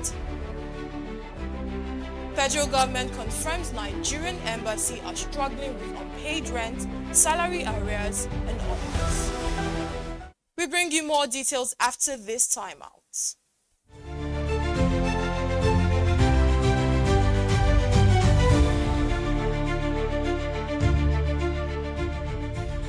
Welcome to the Triumph Against Odd podcast. Most people go through their lives without knowing what their superpower is, right? But if you're lucky enough and determined enough to find your superpower before you get to a certain stage of your life, you will be incredibly successful. Look, the first thing is you just decide not to look at the challenges. Because if you do, it's going to end you. The closest thing I think is that I had a deeply military background, which is a bit of a never say die background. I saw an opportunity in non-interest banking, and I felt that the demand was there. There was pent-up demand for it. People were yearning for it, and I felt that if we did it properly, if we brought in professionalism into it, and if we brought in our experiences, our various experiences from various backgrounds into it, that it could succeed. Very few people do that because very few people explore their superpowers. They just explore bread and butter issues. I need to eat, and Yes, there will be challenges. This is a very difficult business environment.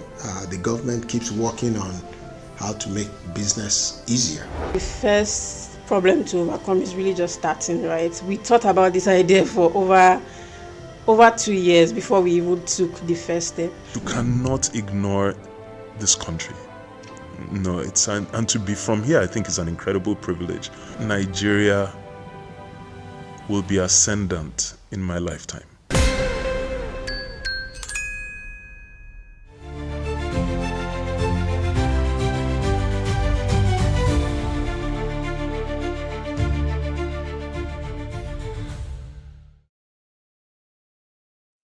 We're back. Thank you for staying with us. The Ministry of Foreign Affairs has confirmed that several Nigerian embassies and consulates are facing financial strain with unpaid rent, salary arrears for local staff, and mounting debts to service providers. Officials attribute the challenges to years of budget shortfalls and broader economic difficulties. Ministry spokesperson Kimiebi Imomotimi Ebienfa said funding restrictions have hindered operations, including the payment of allowances to home-based officers. Recent monetary policy changes, particularly exchange rate harmonization, have further worsened funding gaps for mission abroad. The government says measures are now in place to ease the crisis. Special intervention fraud funds, have been released, and a committee has been set up to verify debts and ensure fair payments. More than 80% of available funds have already been cleared, covering staff salaries, arrears, and service provider claims. Some missions have also received funds for foreign exchange shortfalls from the year 2024 fiscal year. Looking ahead, officials say a new financial model is being developed to secure long-term stability for Nigerians' mission. They stress that the welfare of Nigerians abroad and smooth diplomatic operations remain a priority and describe the current difficulties as temporary, thanking diplomatic staff, host governments, and partners for their patience. Away from that story, the federal government plans to enroll 44 million Nigerians into the National Health Insurance Scheme by 2030 to reduce high out-of-pocket healthcare spending. Minister of State for Health Dr. Isaac Salako said the move aims to make health coverage more sustainable and inclusive. Health allocations have risen from 434 billion naira in 2018 to a proposed 2.48 trillion naira in 2025, though still below the 15% benchmark set in the 2001 Abuja Declaration. The plan also strengthens the Basic Health Care Provision Fund and aligns with the National Health Insurance Act, which provides support for vulnerable groups. The National Health Insurance Authority says coverage has already grown 14% to 19.2 million people, with further expansion planned for 2025. Analysts note lessons from countries like Ghana could guide Nigerians' efforts. Moving on, Dangote Petroleum Refinery has increased fuel exports to foreign markets, taking advantage of refinery maintenance closures in the Middle East Gulf. The $20 billion Lekki-based plant exported large volumes of premium motor spirit petrol, aviation fuel and diesel in August. An official at the refinery confirmed that between June and July, Dangote supplied 2 long-range cargoes of fuel to the Middle East Gulf region. The move comes as gasoline supplies tighten in the Gulf, with Saudi Arabia and Kuwait shorting refineries for maintenance, forcing imports to surge to a 7-month high in July, mostly from Europe. Saudi Arabia tripled its imports while UAE also increased purchases to meet rising demands. The refinery plans to scale up production to 700,000 barrels per day by December, potentially boosting Gulf supply further if operational challenges are resolved. Disruptions to Indian exports and rising premiums have made the Gulf increasingly reliant on imported fuel. Dangote Group President Alhaji Aliko Dangote said the refinery recently achieved a major milestone by exporting 2 cargoes of jet fuel to Saudi Aramco, demonstrating progress towards its ambitious gold production. Retail investors in Nigeria poured more than 981 billion naira into equities on the Nigerian exchange in the first 7 months of 2025, a 56% increase from 630 billion in the same year last period. However, withdrawals were even higher, with 1 trillion naira pulled out, up to 57% year-on-year, showing that ordinary Nigerians are engaging with the stock market like never before. Much of the activity came in July when investors contributed 235.3 billion naira but withdrew 281.2 billion naira. Inflows in earlier months ranged between 98 billion naira and 172 billion naira. Analysts attributed the surge to investment apps, with nearly 152,000 new brokerage accounts opened between January and March, led by platforms like Bamboo and Afrinvestor. Rising share prices have also fueled interest. Better Glass has surged over 600% this year, while MTN Nigeria is up 118%. The rallies have sparked debates on social media and increased the visibility of finance influencers.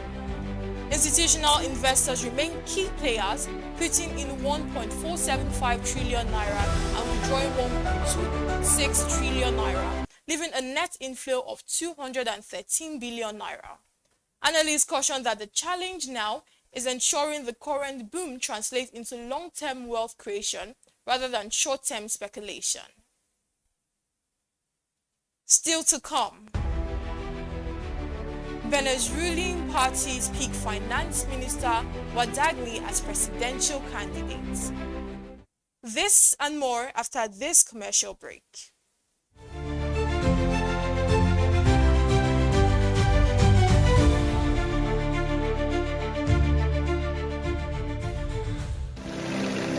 They say money never sleeps. Wake up to clarity, insights, and the stories driving business in Nigeria and beyond. From the heartbeat of small and medium enterprises to the pulse of national economic policy, this is where business meets perspective. With expert guests, real-time analysis, and stories that matter to you, we go beyond headlines to bring you the full picture. Join us every morning as we break down the numbers, decode the policies, and spotlight the people shaping our economy. This is Business Money. We are not just showing off businesses, we're telling the stories behind them. The hustle, the art, the orders, and the wins. Startup Spotlight, showing every Monday on Business Day television. Attention business leaders. Want to make informed decisions? Join the ranks of the best with Premium Business Day. Access in-depth analysis and expert opinions to stay ahead. Subscribe now at premium.businessday.ng and unlock premium content. Plus, you get 50% off your first subscription. Don't miss out. Make smarter choices and seize new opportunities. Sign up now and elevate your business game. Visit premium.businessday.ng today.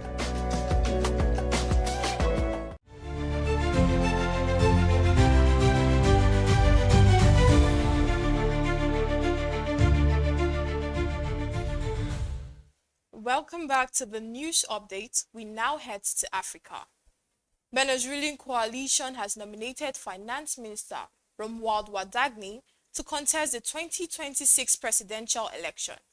This positions him as the preferred successor to President Patrice Talon, who has confirmed he will be stepping down after completing 2 terms, a rare move in West and Central Africa where democratic norms face mounting pressure.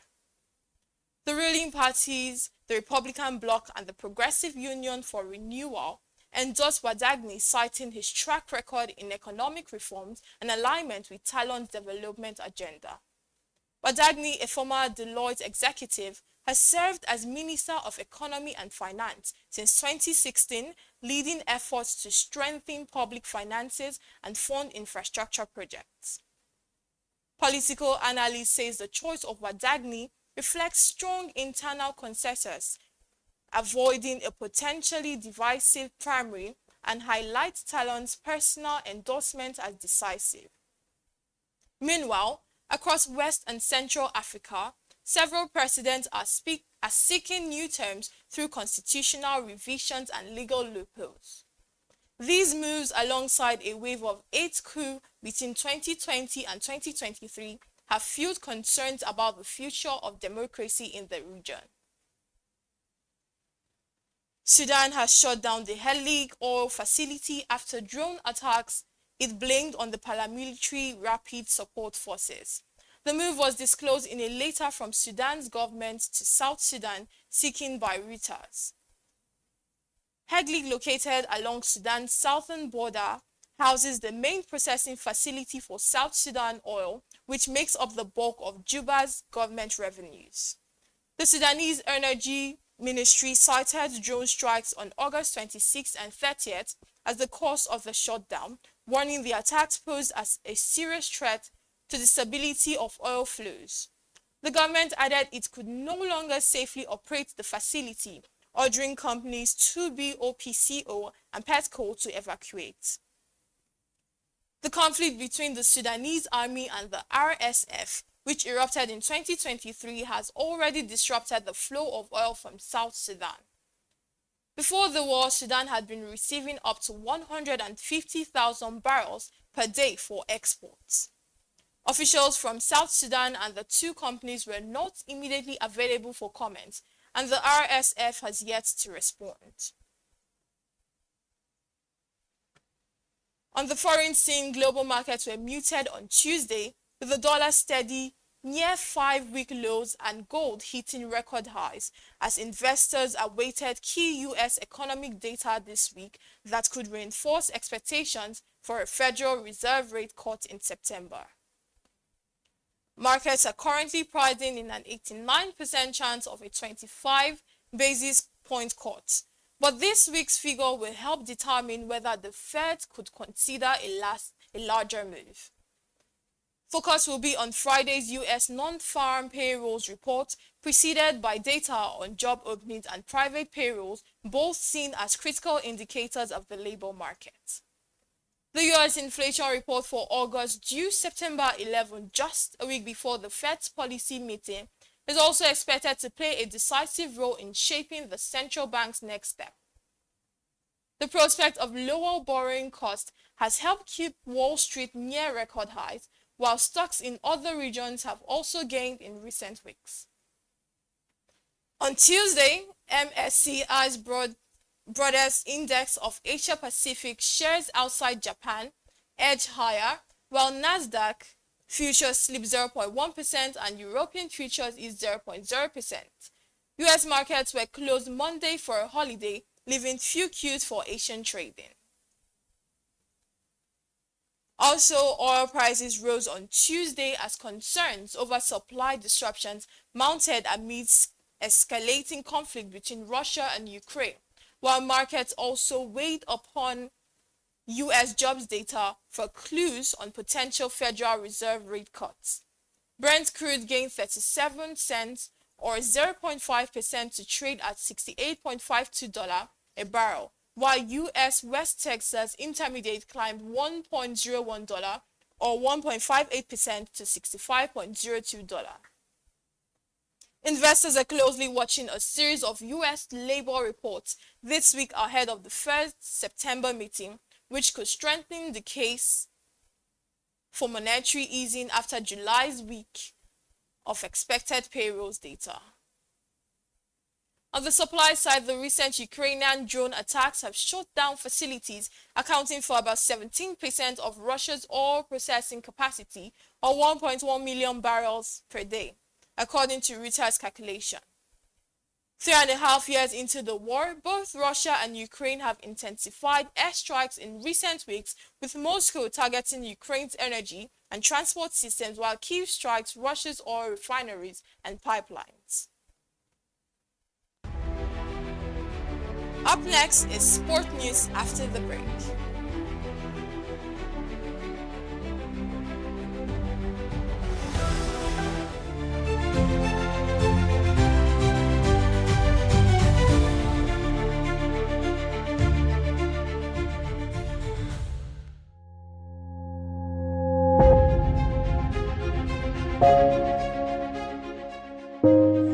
Good morning and welcome to the BDTV Breakfast Show. I am Bethel Obajabi. My name is Elizabeth Musa. And this is the social listening segment on the BDTV Breakfast Show. We're talking about the Fly Nigeria Act. Can you give us a background into what this is about?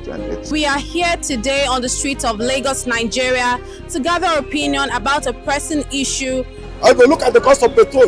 We get everyone in Nigeria with a suffer. The income is not really increasing, but the prices of items are increased. Nothing like service again, no. You only pray for that money to reach you that month. There's a lot of high pressure, a lot of stress. There's a lot of high targets to be met. I was quite strict. In my mind, I said, moving from my hand, my picking go spoil.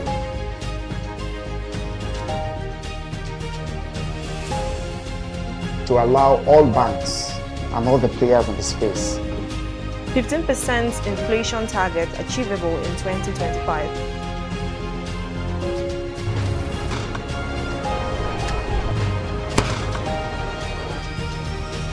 The command and vision philosophy of both the Chief of Defense Staff, the Chief of Army Staff, and indeed all the service chiefs.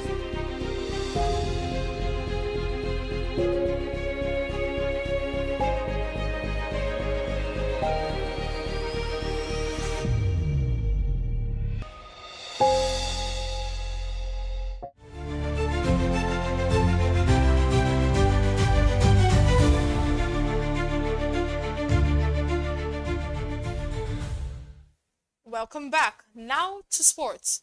Premier League clubs smashed transfer records, spending more than £3 billion on new signings this summer, eclipsing a previous £2.44 billion record set in 2023. Clubs also generated a record of £1.8 billion from player sales, leading to an all-time high net spending of £1.2 billion. Liverpool topped the spending charts with a record-breaking £446.5 million, but Arsenal posted the highest net spending at £257 million, followed by Liverpool at £218.4 million, then Spurs and Manchester United. Among the standout deals, Alexander Isak became the most expensive signing of the window at a British record £125 million. He was followed by Florian Wirtz at £116.5 million, while Hugo Ekitike moved to Liverpool for £79 million. Benjamin Sesko joined Manchester United for £73.7 million, and Brian Mbeumo also went to United in a £71 million deal. To end the news, Manchester City have finalized a £26 million deal with Paris Saint-Germain to sign goalkeeper Gianluigi Donnarumma. The 26-year-old Italy international has agreed a 5-year contract with the option of extending a further year. Donnarumma is set to take over from Edison, whose move to Fenerbahce was confirmed on Tuesday morning, just after a day of the closing transfer window. The Turkish giants completed the signing in a deal worth around £12 million. The 32-year-old Brazilian leaves City after 8 trophy-laden years at the Etihad, during which he became one of the cornerstones of Pep Guardiola's era. In that time, he lifted 18 major honors, including multiple Premier League titles, domestic cups, and the club's first-ever Champions League crown. A formal announcement of Donnarumma's transfer is expected shortly, but he is already being tipped to take over as City's new number 1, as the club looks to continue its dominance in both domestic and European football. And that is the much we have for you on News Update at this hour. Remember to follow us on all social media platforms and on YouTube to get more updates from Business Day Television. I am Amanda Amos Ibue. Many thanks for watching.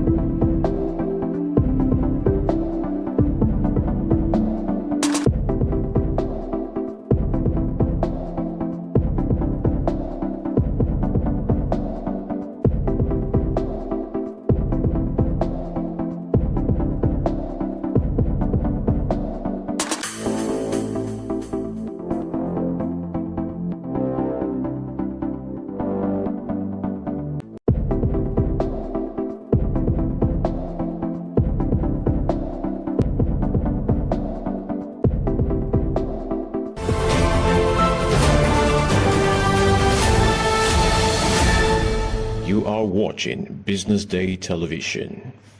Abuse comes in various forms. So there's mental, verbal, financial, various ways of abusing a person. I realize now that it's people who have been abused themselves who abuse others. Right. There's so much shame attached to domestic violence and abuse that because of the shame, nobody talks about it. And then it becomes a vicious cycle. And the sad thing is the cycle continues because no one gets help. Right. But if you can just peel away the shame and peel away the dirty laundry syndrome. It's not dirty laundry. Like, you do not shush a victim of fire. When it comes to family and domestic violence, and also gender violence like rape, they shush the victim. Right. And the longer you shush the victim, the longer the abuse continues, Right. and nobody gets healed. Abuse comes in various forms. So there's mental, verbal, financial, various ways of abusing a person. I realize now that it's people who have been abused themselves who abuse others. Right. There's so much shame attached to domestic violence and abuse that because of the shame, nobody talks about it. And then it becomes a vicious cycle. And the sad thing is the cycle continues because no one gets help.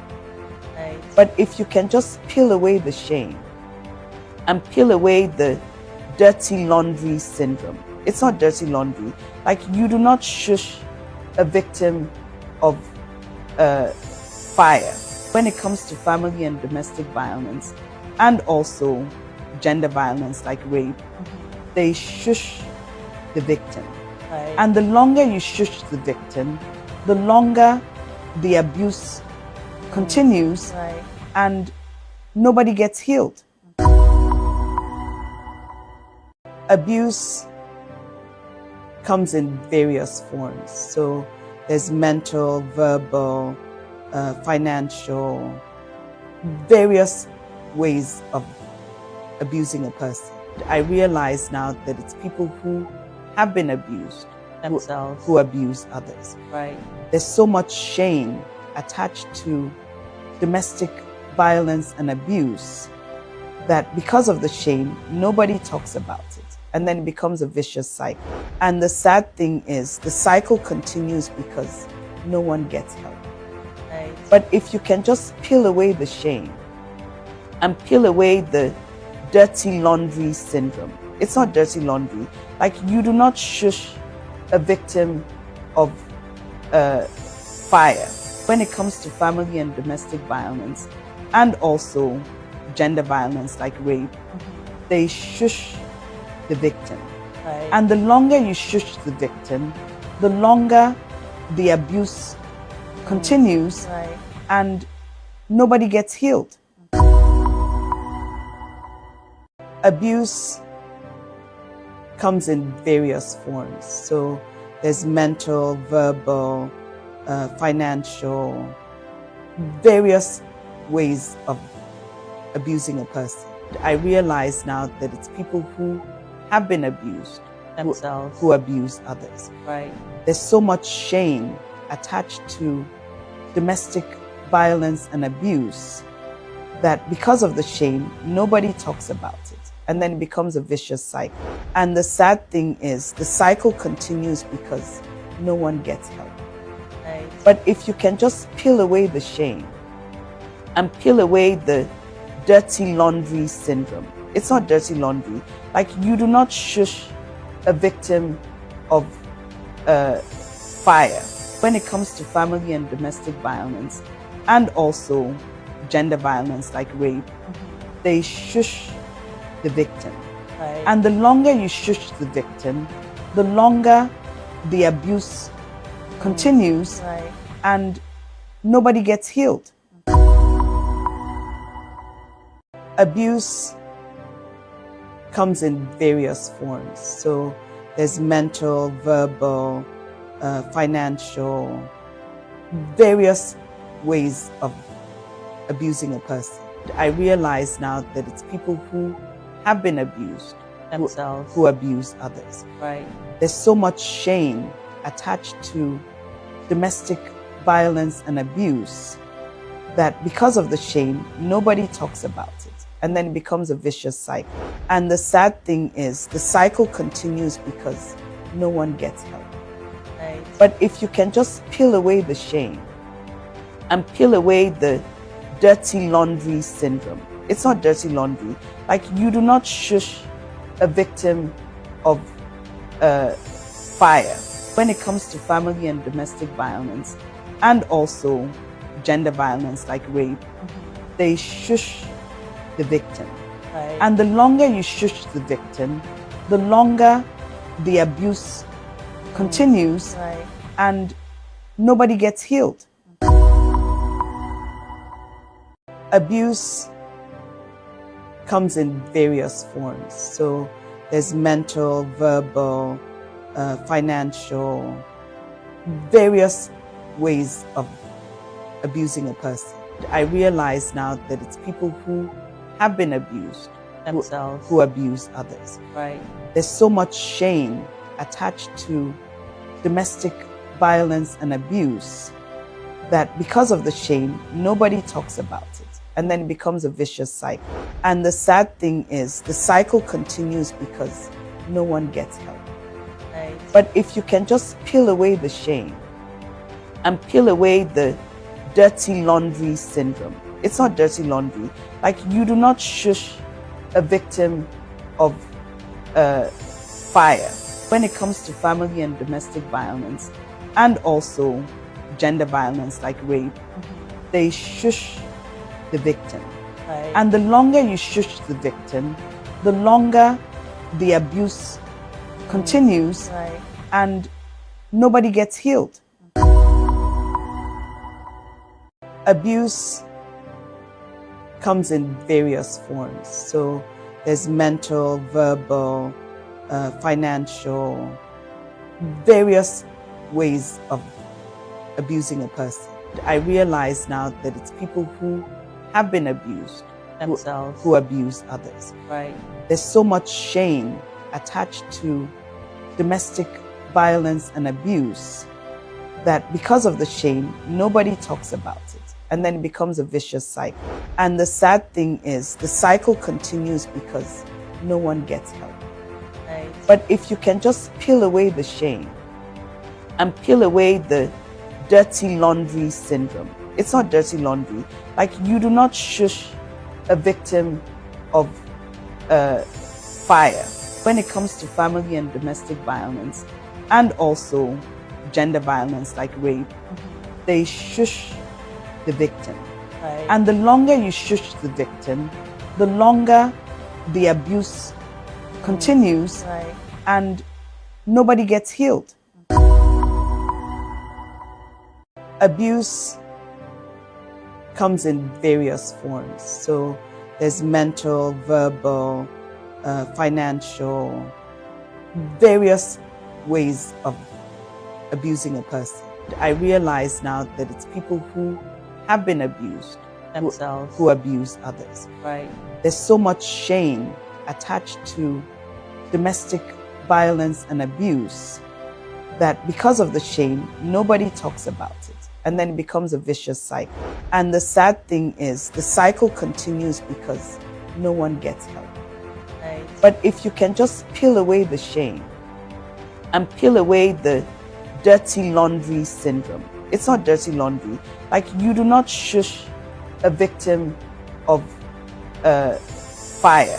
When it comes to family and domestic violence, and also gender violence like rape, they shush the victim.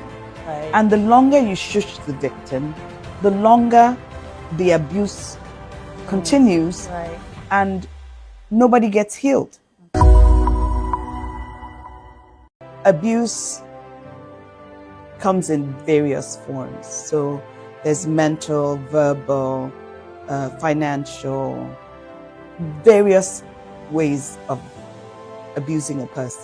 I realize now that it's people who have been abused themselves who abuse others. Right. There's so much shame attached to domestic violence and abuse that because of the shame, nobody talks about it. And then it becomes a vicious cycle. And the sad thing is the cycle continues because no one gets help. Right. But if you can just peel away the shame and peel away the dirty laundry syndrome. It's not dirty laundry. Like, you do not shush a victim of fire. When it comes to family and domestic violence, and also gender violence like rape, they shush the victim. Right. And the longer you shush the victim, the longer the abuse continues, Right. and nobody gets healed. Abuse comes in various forms. So there's mental, verbal, financial, various ways of abusing a person. I realize now that it's people who have been abused themselves who abuse others. Right. There's so much shame attached to domestic violence and abuse that because of the shame, nobody talks about it. And then it becomes a vicious cycle. And the sad thing is the cycle continues because no one gets help. Right. But if you can just peel away the shame and peel away the dirty laundry syndrome. It's not dirty laundry.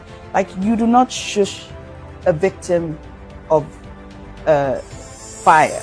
When it comes to family and domestic violence, and also gender violence like rape, they shush the victim. Right. And the longer you shush the victim, the longer the abuse continues, Right. and nobody gets healed. Abuse comes in various forms. So there's mental, verbal, financial, various ways of abusing a person. I realize now that it's people who have been abused themselves who abuse others. Right. There's so much shame attached to domestic violence and abuse that because of the shame, nobody talks about it. And then it becomes a vicious cycle. And the sad thing is the cycle continues because no one gets help. Right. But if you can just peel away the shame and peel away the dirty laundry syndrome. It's not dirty laundry. Like, you do not shush a victim of fire. When it comes to family and domestic violence, and also gender violence like rape, they shush the victim. Right. And the longer you shush the victim, the longer the abuse continues, Right. and nobody gets healed. Abuse comes in various forms. So there's mental, verbal, financial, various ways of abusing a person. I realize now that it's people who have been abused themselves who abuse others. Right. There's so much shame attached to domestic violence and abuse that because of the shame, nobody talks about it. And then it becomes a vicious cycle. And the sad thing is the cycle continues because no one gets help. Right. But if you can just peel away the shame and peel away the dirty laundry syndrome. It's not dirty laundry. Like, you do not shush a victim of fire. When it comes to family and domestic violence, and also gender violence like rape, they shush the victim. Right. And the longer you shush the victim, the longer the abuse continues, Right. and nobody gets healed.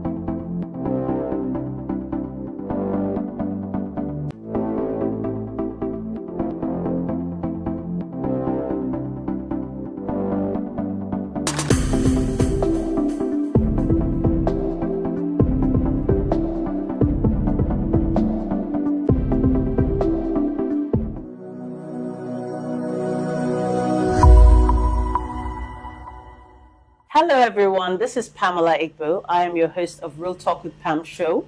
Today, we're going to be talking about a very important topic, the menopause. And I have three incredible women with me.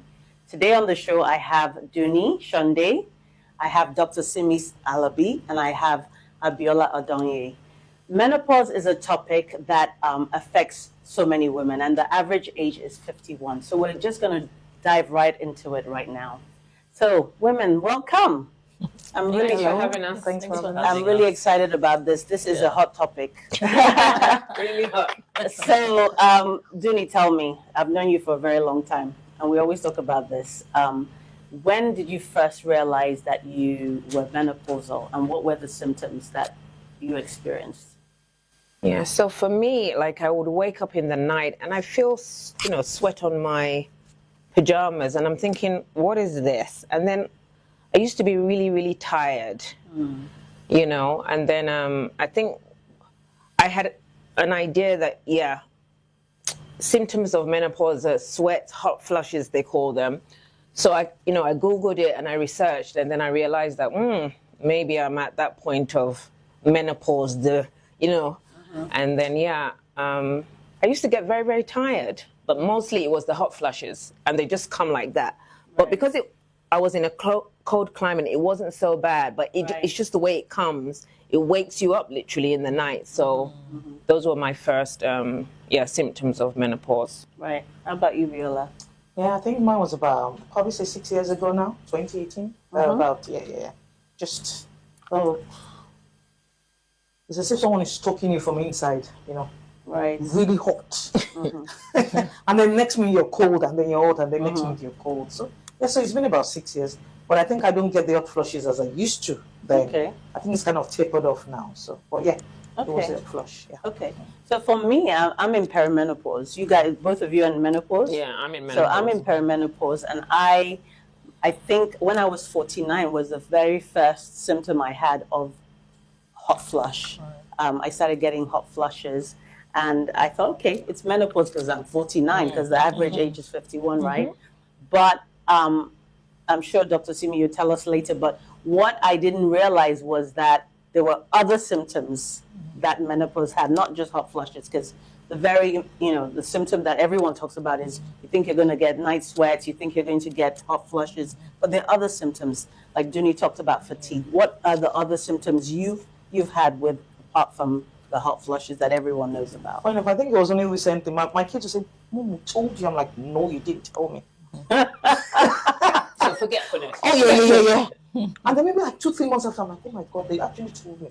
So now when I have conversations with people, I now make, if they're the ones that are very important and I think I need to remember, I'm not telling myself, you must remember this conversation. Then the others, I'm like, okay, if I forget it, then it's okay, But some conversations you don't forget. So I now make a mental note to say, you must remember you had this conversation. Because sometimes I'm like, no, you didn't tell me. But later I was late. Oh, I want to get something in the store. I leave the kitchen. Then I get to the store, I'm like, oh, okay. Then I go back to the kitchen.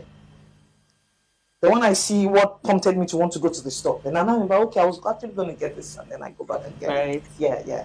So brain fog, I would say, just become forgetful. That's the thing. So for me, I would say I get anxious, and I think, I won't call it panic attacks, but when I see certain numbers, like when my mom calls me, I just kind of, it's like a panic, it's not a panic attack, but I just feel really anxious, and I think that was, part of menopause too. Right. Yeah. Right. So Dr. Simi, I always say that menopause is the gift that keeps on giving as far as I'm concerned, because there's so many symptoms. I mean, I have 34 symptoms here of menopause that I'm going to read out to you, and I'd like you to raise your hand if you've ever experienced it. So the first one is night sweats, we've all had it. Hot flushes.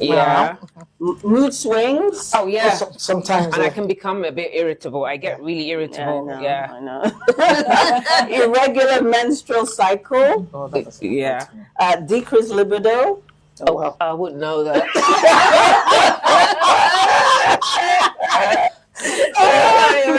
Breast soreness. No. Okay. Vaginal dryness. Yes, a little bit. Definitely for me. Tingling hands and feet. Yes, definitely. Yes. Headaches. No.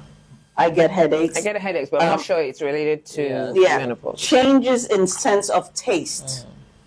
Changes in No, I'm not sense of aware of that. burning sensation in the mouth. I've had that. Bloating. Oh, definitely. Definitely Yeah. bloating. Fatigue. Yeah, fatigue. Joint pain. Mine moves. Yes. So maybe it's my hips today, tomorrow it's my. Anyway, It's like it moves. Yeah, I'm getting that actually. Well, I've said digestive changes. Oh yes, sensations of electric shock. I've had that. I've had that. Is it when you jerk a little bit? No, it's literally like it's like a spark. It's like a thing. It's almost like a, you know, the what when you hear the sound of electricity. I've had that in my body. Right. What else is here? Itchiness. I've had that.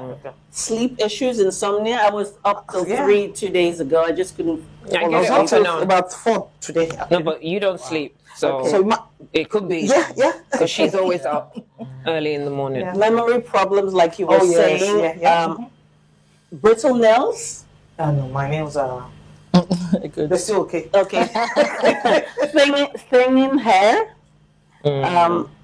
Sudden urge to urinate.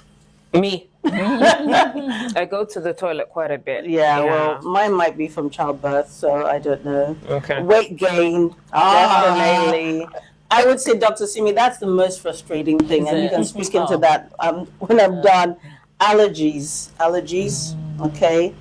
Occasional dizziness. I've definitely had vertigo. I've had it. I've had, and then what's the one that in the air? You mentioned Tinnitus. Yeah, I've Ringing had in that. the ears. Body odor.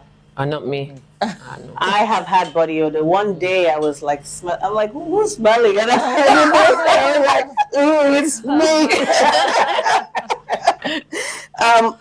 Panic disorder. Yeah. So you were saying anxiety and osteoporosis. So doctor, these are a wide range of symptoms. Like I never knew that menopause had up to 34 symptoms, okay? So could you just speak into that a little bit? Because I still think that a lot of women think menopause is hot flushes, night sweats, and then you are going to get over that period and that's it. Absolutely not. So why is it that there is not enough information out there? Yeah, I mean, thank you for having me. This topic is so important. And I'll preface everything by saying that, you know, we were taught a little bit about having your periods, about menarche, you know, and young women are taught about that.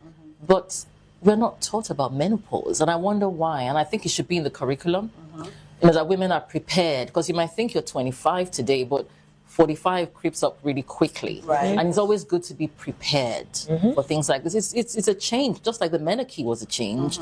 Menopause is a change. But there is some sort of stigmatization around aging. But everybody's aging. Like men and women are aging. There's a stigmatization like women should never age. You should remain frozen in time, looking perfect till the day you die. And that's disrespectful, in my view. We should embrace that aging process. I think the alienation of the education for women is around that stigma that we have to act like we're all still very good and there's no issue. And that I blame the whole community for that. And I blame the doctors, I blame the patient, I blame all of us. And I love this because you are now demystifying it. It's not a big deal. Right. You know, your life still carries on, and there are things you can do to help you sail through it without much impact on your life and your family, what I'll say. And so what support, if any, did you get when you were going through this? Well, initially, when it started in 2018, 6 years ago now, I said to my husband, and I said, "Oh, hot flush." She goes, "Oh, well, obviously that's menopause." I'm like, "No, that's not it." He goes, "Oh, obviously that's it." So what I did later, when I wasn't too sure, I just went to the doctor. We did a test, and he says, "Oh, you have like 20% estrogen left." Right. So I'm like, "Okay, well, you're really there." But once I knew that was, and so I went that day and I had a list of all my symptoms, and I was reading. The doctor was like, "Yep." And she said, "Well, that's what it is. But what you can do, if you can go and sleep over it and think about it. Do you want to take medications? Do you want to use the patch? Do you want to use the cream?" But at least once I knew what it was, I knew I wasn't going mad or something like that. I could put a name to it and I could say, okay, all these symptoms, because like everyone thinks it's just a flush. Right. I could say, okay, this one, that one, all these things are associated with them. Knowing it makes you're more at peace with yourself. Because you're thinking, okay, this time will pass. It's now up to me to decide whether I want to use the medication or not. But at least you know what it is. Yeah, so that was for me. Yeah. How about you, Judy? So for me, obviously, I went to see the doctor. Mine was about 13 years ago. And then they told me that I was premenopausal at the time. And they like, if you need anything from us, let us know. They did offer me the HRT, but I said, no, I think I'm good. But then again, speaking to other ladies and just saying, oh, this is what I'm going through, that helped, because it's not only me that's going through this. Because sometimes you're thinking, why all these different things are happening to my body? But I think talking to other ladies about it also helped. And then obviously Google, there's so many things you can get information online, just giving you the, information that you need to manage, I would say, the menopause. Yeah. I think the most frustrating thing for me, like you were saying, you were at peace. I'm not at peace because I feel like I have to have a different range of sizes in my wardrobe because of the weight gain. I think for me, that's the most disheartening thing for me. I know it's different for different women, the weight gain, and I feel like I have to work extra hard and do an exercise just to be at the level I am. And then I'll tell you a funny story, and this is when I was living in England. I put on 2 different shoes, and this is where the brain fog comes in. One was gray, and the other one was black painted shoe. And I literally had walked the length and breadth of the high street until my daughter said to me, Mom, your shoes are different color. And I was like, oh my God. But just the forgetfulness, or you're clumsy, And so these are the things that, women go through. But like you said, having women who you can talk to about it. But I still feel in the Nigerian context, people are not that open. No. People are not open. There's a stigmatization, as you said. What are the things that we can do? First of all, can you talk about the natural remedies that we can use? And also the alternative medical interventions, I think, for people to be able to make an informed decision. And then what health professionals in Nigeria can do to make it more normal for women to come and say, I'm going through this. No, thank you for that. I think it's a shock to me because I've practiced for 22 years in the UK, and over the last 10 years, menopause has been demystified. So everybody talks about it. If you're a doctor and you're not sure, you send the patient to a doctor in your practice who has an interest in women's health.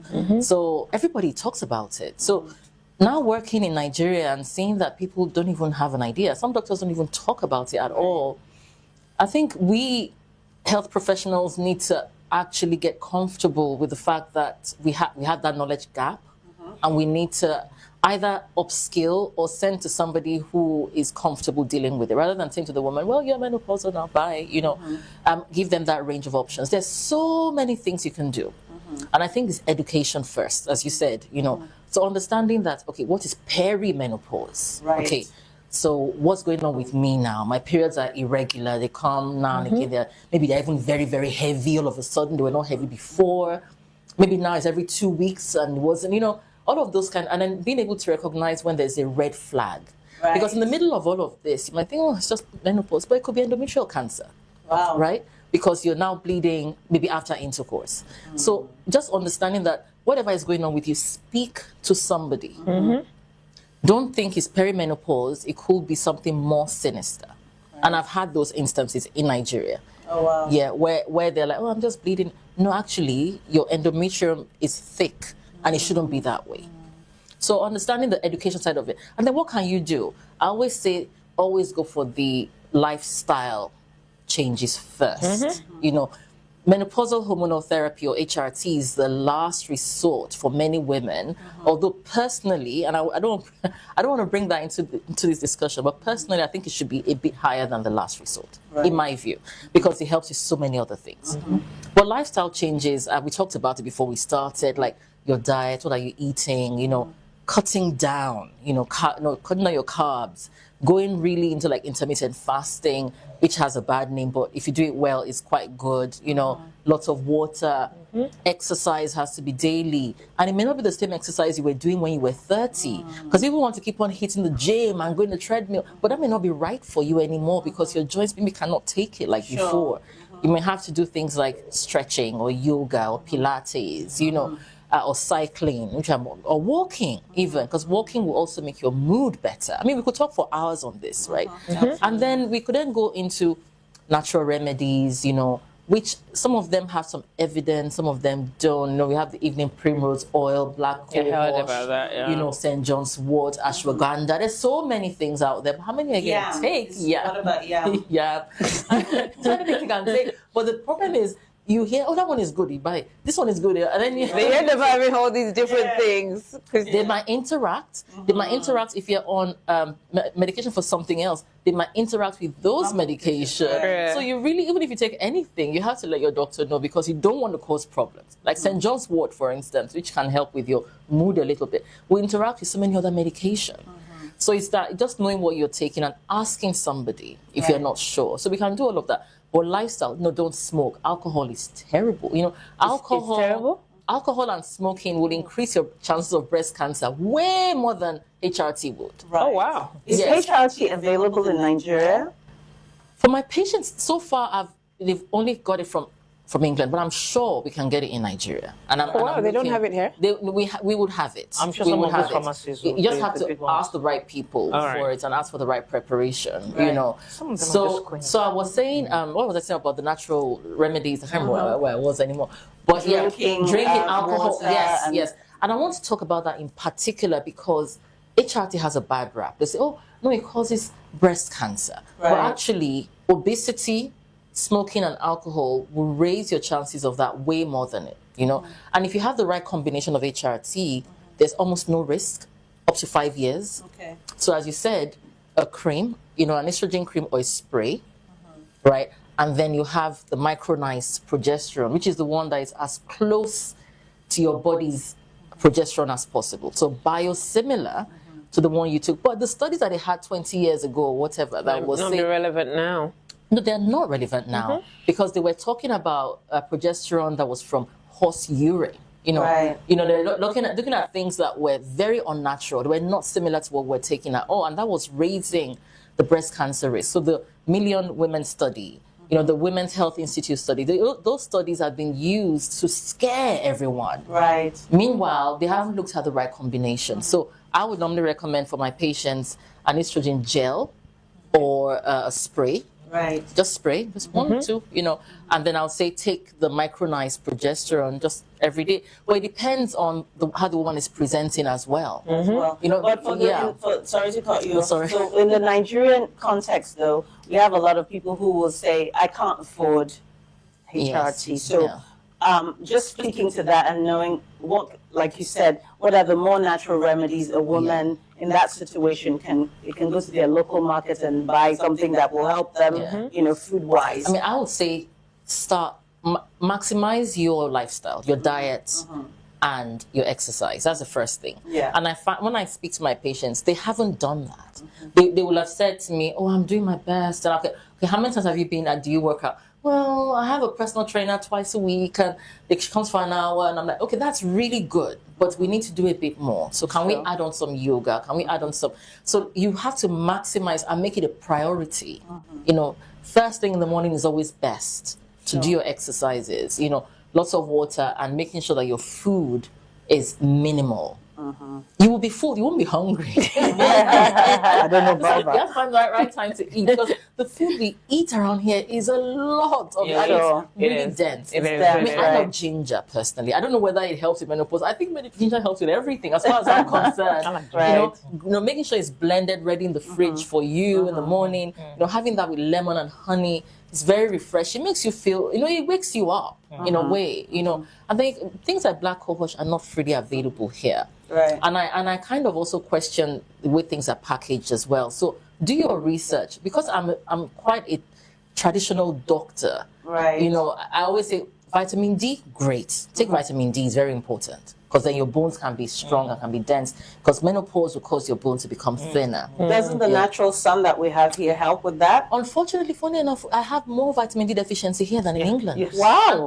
And Because we vitamin don't go in D the sun. deficiency in England is bad in black people. But it's Right. worse here. I had a patient last week. His vitamin D level was 8. Wow. 8 is And why almost is that? nothing. Why is that? I think we don't get out into the early morning. Oh, where it's the where it's that the very highest. early. Right. It's not. Yeah, it's where it's the right one, because Right. when it gets a bit later, it just damages your skin. You don't want to get Sure. skin cancer and all of Right. that. So we don't get out into the sun. We don't really go running or walking like people do elsewhere. You know, and then we are melanated as well, so we don't convert it to the right vitamin D as much as somebody else who is lighter skinned or Caucasian will do. So I always say take a vitamin D supplement. And full disclosure, I do have a line of vitamin D, so conflict of interest right there. But that's not the reason why I'm saying vitamin D is important. It is super important. For women especially because of osteoporosis. It is so important. And for men, for everyone. You know, some of the things that you'd mentioned, you know, you're like, you know, the shoulder pains and all of that. You might take a vitamin D and you might feel better. Even weight gain. You know, maximize your vitamin D. If you haven't checked it, check your levels. And I always say it should be at least 60. I think 60 for me is a good point to be. And your children as well, not just you, as an aside. So vitamin B is also great for that brain fog that we're talking about. So vitamin B will be wonderful for that, you know. Vitamin C is great for your skin, as you all know, as well. So those are natural things you can do. Don't smoke, please. I think smoking is so ancient nowadays. Don't smoke because it will make the menopausal symptoms much worse. And alcohol can also make you flush even more. You can drink a bit in moderation, but the newest research is that it's not great for you. Right. Yeah. Okay. Thank you very much. You're welcome. So just rounding up, ladies. So I wanted to ask, what if you were to give advice to women out there? What's the one piece of advice that has helped you through this process, that as a takeaway? You mean what I do? Yes. What to you manage do, my yes. menopause. Okay, so for me, I do the early morning walking. Like the doctor said, I have the mix of ginger, turmeric, lime, and those things. I'm hoping it's going to work for me. And I'm just trying to manage my lifestyle. It's lifestyle change. I have to. Yes. Absolutely. I have to, because, And you carry your fan everywhere with you. Yeah. Yeah. I have to carry my fan. Yeah. And you, I think for me, I just started doing the shot. I do cucumber, ginger, lemon, and there's one other ingredient now. So I just do that. And I do it lasts for 4 days, and then I do pineapple. Nice. The pineapple peel. Oh, nice. Yeah. So I think at least it gives you in the morning when you do, because you take that before you eat. I think at least that's helped a bit. So I thought, okay, maybe I'll do more natural stuff. This is not so bad, because I can't stand cucumber on a normal day. But I've been able to blend it now, and then just take it. So I think a lot more natural stuff. Yeah, so absolutely. It's, Yeah. I think for me, what's helped is walking every day. I try to do exercise 5 days a week. I walk for an hour every morning. That just helps me, because I wake up very stiff, and just doing that just helps a lot.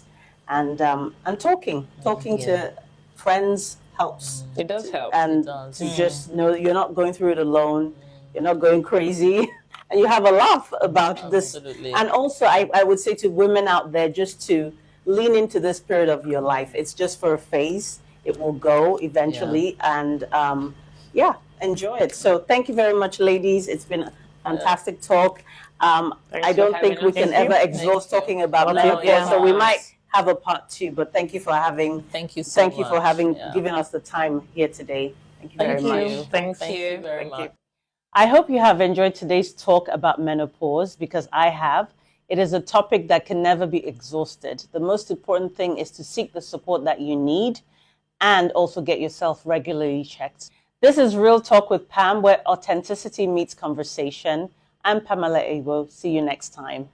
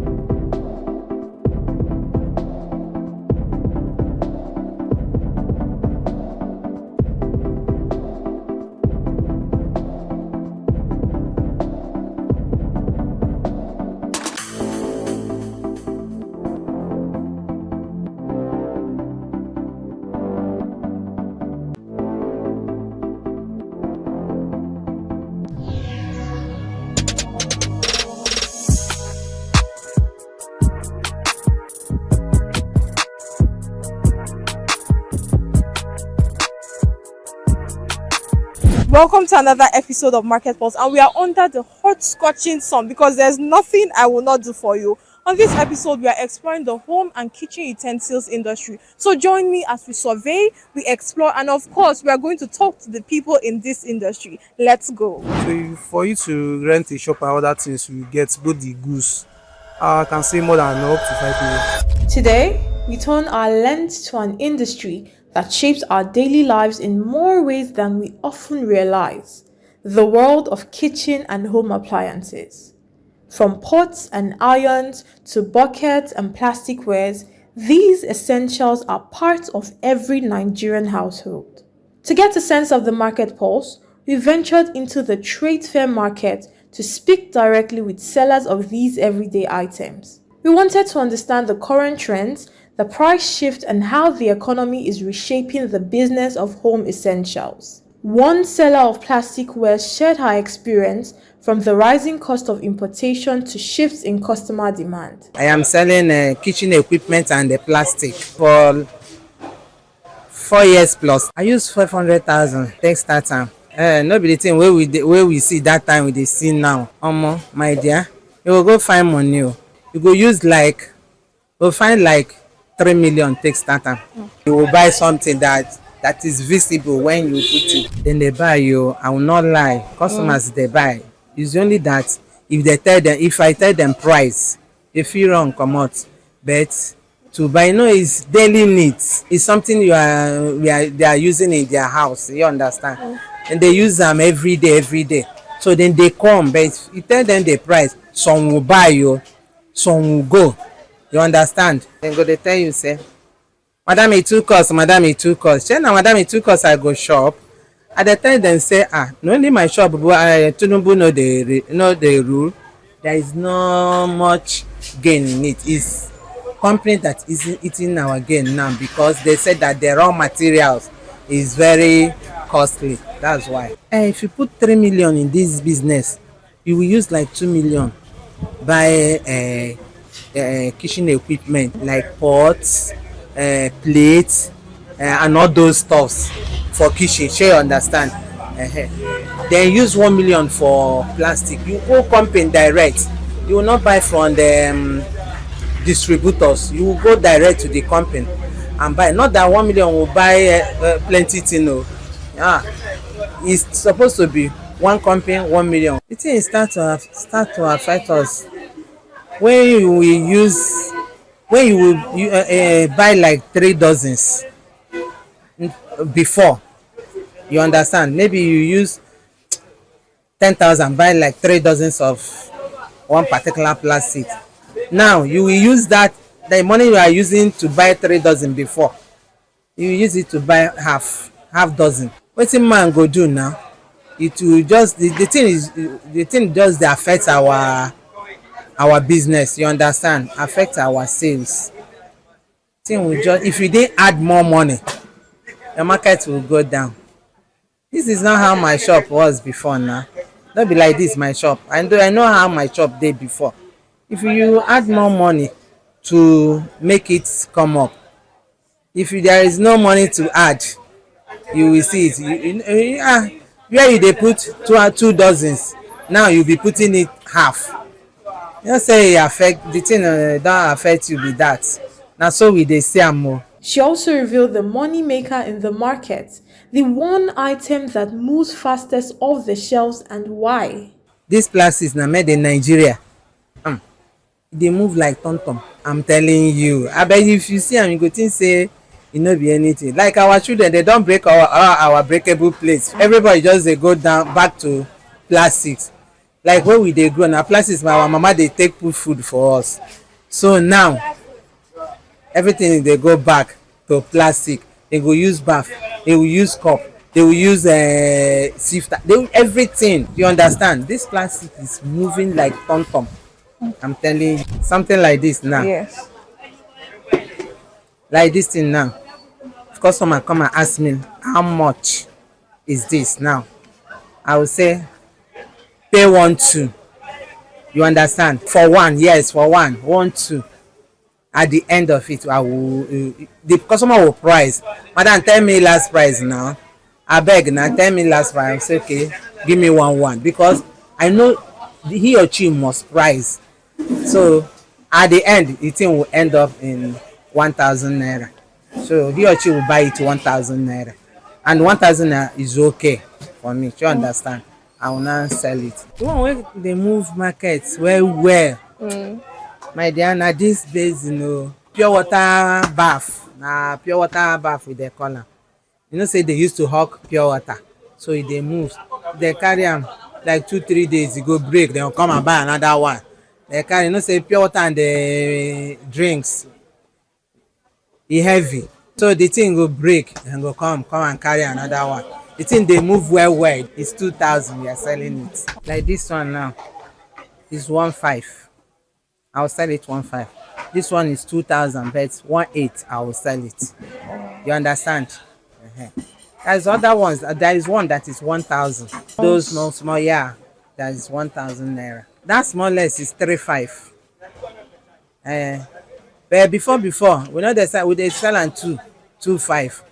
Now it's 3,500. The big one is 5,000. That 5,000 last price.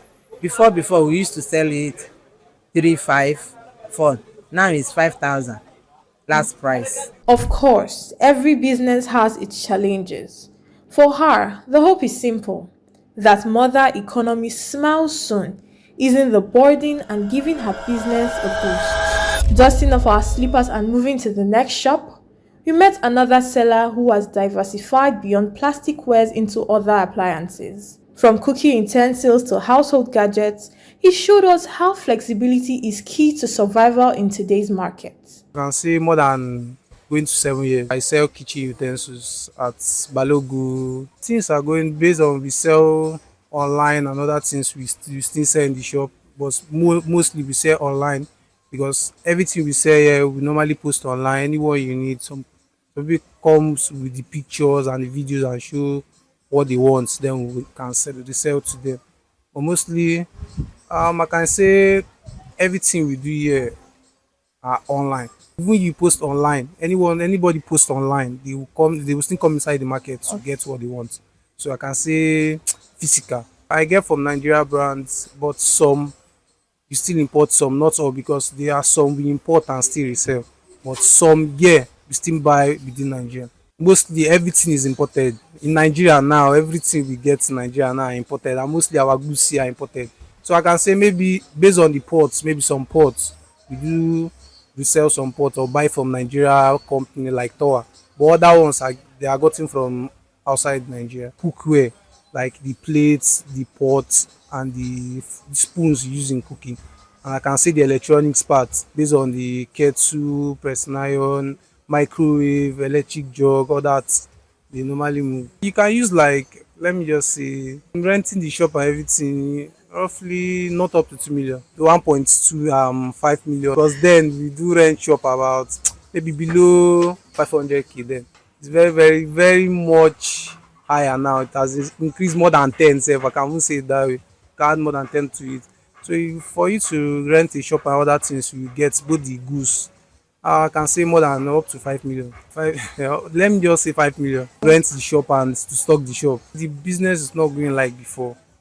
And again, customers can complain based on price, like what they bought before and what they are getting it now. But I can say they understand everything, but just that it's not moving, because once the price, how will I put it? Once the price increases like this, the flowing of customers will not increase, because to decrease.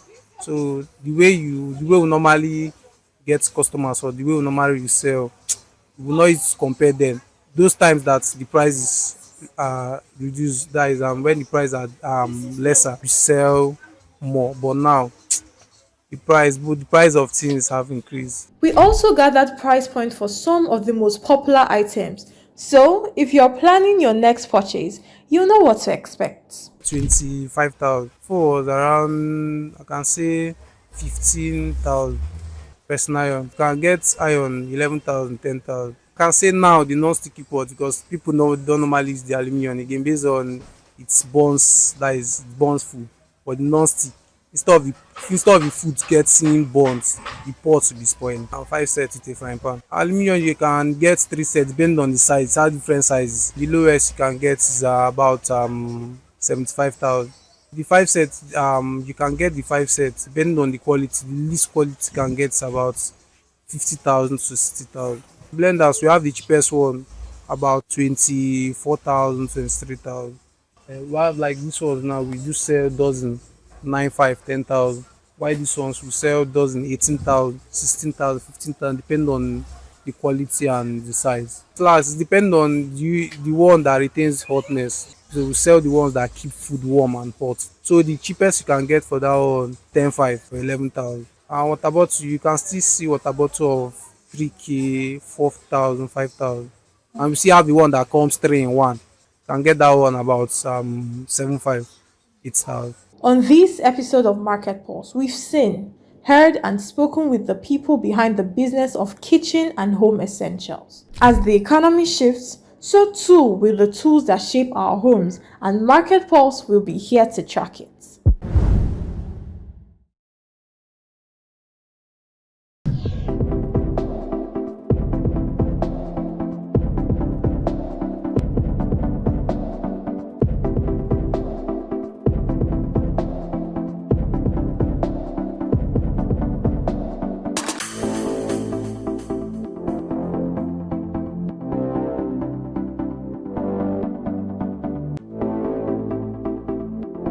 Nigeria-South Africa Chamber of Commerce held a breakfast forum themed Media as a Bridge, strengthening Nigeria-South Africa ties through the MTN Media Innovation Program on the 27th of August 2025. The event brought together major stakeholders and partners in media and communications, mining, engineering, agriculture, and academic sectors from Africa. The event began with an opening remark by the chairman of the Nigeria-South Africa Chamber of Commerce, Dr. Ije Jitema. The media is not just a platform for communication. It is a powerful vehicle for influence, and it has the ability to shape perception, build narratives, and drive public discourse in the context of Nigeria and South Africa. Having come this far, having laid the foundation, we are looking up to a very, very bright future, a future that is galvanized by our coming together, the two countries, the key countries in the continent. There's such a lot for us to do, a lot that we can do together in terms of collaboration, in terms of partnership, in terms of exchanges from what happened today. Talking about the media, using the media positively, we need to understand the overarching objectives and vision of our continent and work towards that. And in terms of awareness, creating awareness, in terms of education, and so on, exchanges, I think that we have a lot cut out for us. The guest speaker at the event, Tobe Okigbo, the Chief Corporate Services and Sustainability Officer, MTN Nigeria, spoke on the growth and goals of the MTN Media Innovation Program and its collaboration with the Pan-Atlantic University to groom and grow media personnel in Africa. I think that media diplomacy is using storytelling to build that bridge between Nigeria and South Africa. Most of the comments you see online are from sentiment. As a journalist, I also cover the xenophobic attack in South Africa, but how many people actually go there to see things for themselves, right? And tell a balanced story. Because the danger of a single story is such that it is sprinkled with sentiments, because you're speaking for your brothers in South Africa and you're mad at the things you're hearing. But we had the privilege of going to South Africa ourselves last year, and we met with critical stakeholders. We spoke with stakeholders from the Department of International Relations, the South Africa Institute of International Relations. We were at the University of Johannesburg, and we were able to really understand the full spectrum of what was happening and the need for all of us to come together beyond just telling there are sad realities, no doubt, but when you understand the root causes, then you better understand what is happening, and then you can report it more objectively, right? And by the way, that's not the only thing happening in South Africa. You had the Consul General talking about how many Nigerians keep going to South Africa every day. The number of visa applications they get. So if South Africa is that bad, what are Nigerians looking for there? I mean, I think there's a tough love between both of us. The second guest speaker, Dr. Ikechukwu Obiaya, Dean, School of Media and Communication, Pan Atlantic University, emphasized on the key role of the media in shaping international relations and perspective across borders while fostering global understanding and also the hopes of growth. Recent years have brought a new, additional emphasis on technology transfer, entrepreneurship, and collaboration. On the other hand, the primary purpose of corporations is to deliver shareholder value or for startups to provide returns to their investors. I like to give the example of when I traveled to South Africa and we asked a lot of questions about, there are so many talks about xenophobia, what are stakeholders, what are government officials, what are you guys doing about it? Why are you not doing anything about it? And then we realized that a lot of work is being done on the ground. The only question is, how is the media reporting this work, right? So when we went to South Africa and came back to Nigeria, we came back with a lot of clarity on how to tell better stories. How do we tell stories that do not lean into stereotypes, that provide more context, that provide more nuance? You get, so for instance, now everyone is always talking about, South Africa does not like to issue visas to Nigerians. And then we went to South Africa and realized that that is not true, for instance. So MIP gave me clarity on how to tell more stories with context, with nuance, getting all sides of the stories before reporting.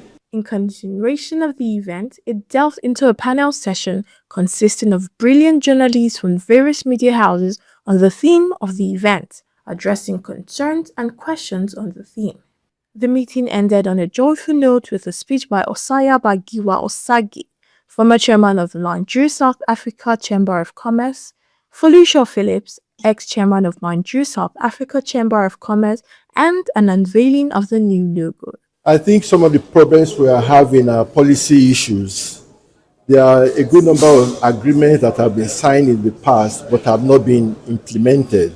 And I think it behoves on the two governments to let for directives to be given to the ministries that the bilateral agreements that have been signed in the past should be implemented. Over 42 of them, to my knowledge, have been signed. So it's important that these agreements are implemented. And once they are implemented, you will find out that the various areas which they cover will be affected. I think we need to interact more. We need to have more exchange programs. We need to have more Nigerian students in universities going to South Africa on courses or on visits, exchange programs. And our friends from South Africa come in. The more we interact, the more we understand ourselves. At the end of the day, we are Africans and we are basically the same. Amanda Amosigwe for Business Day Television. Nigeria-South Africa Champion.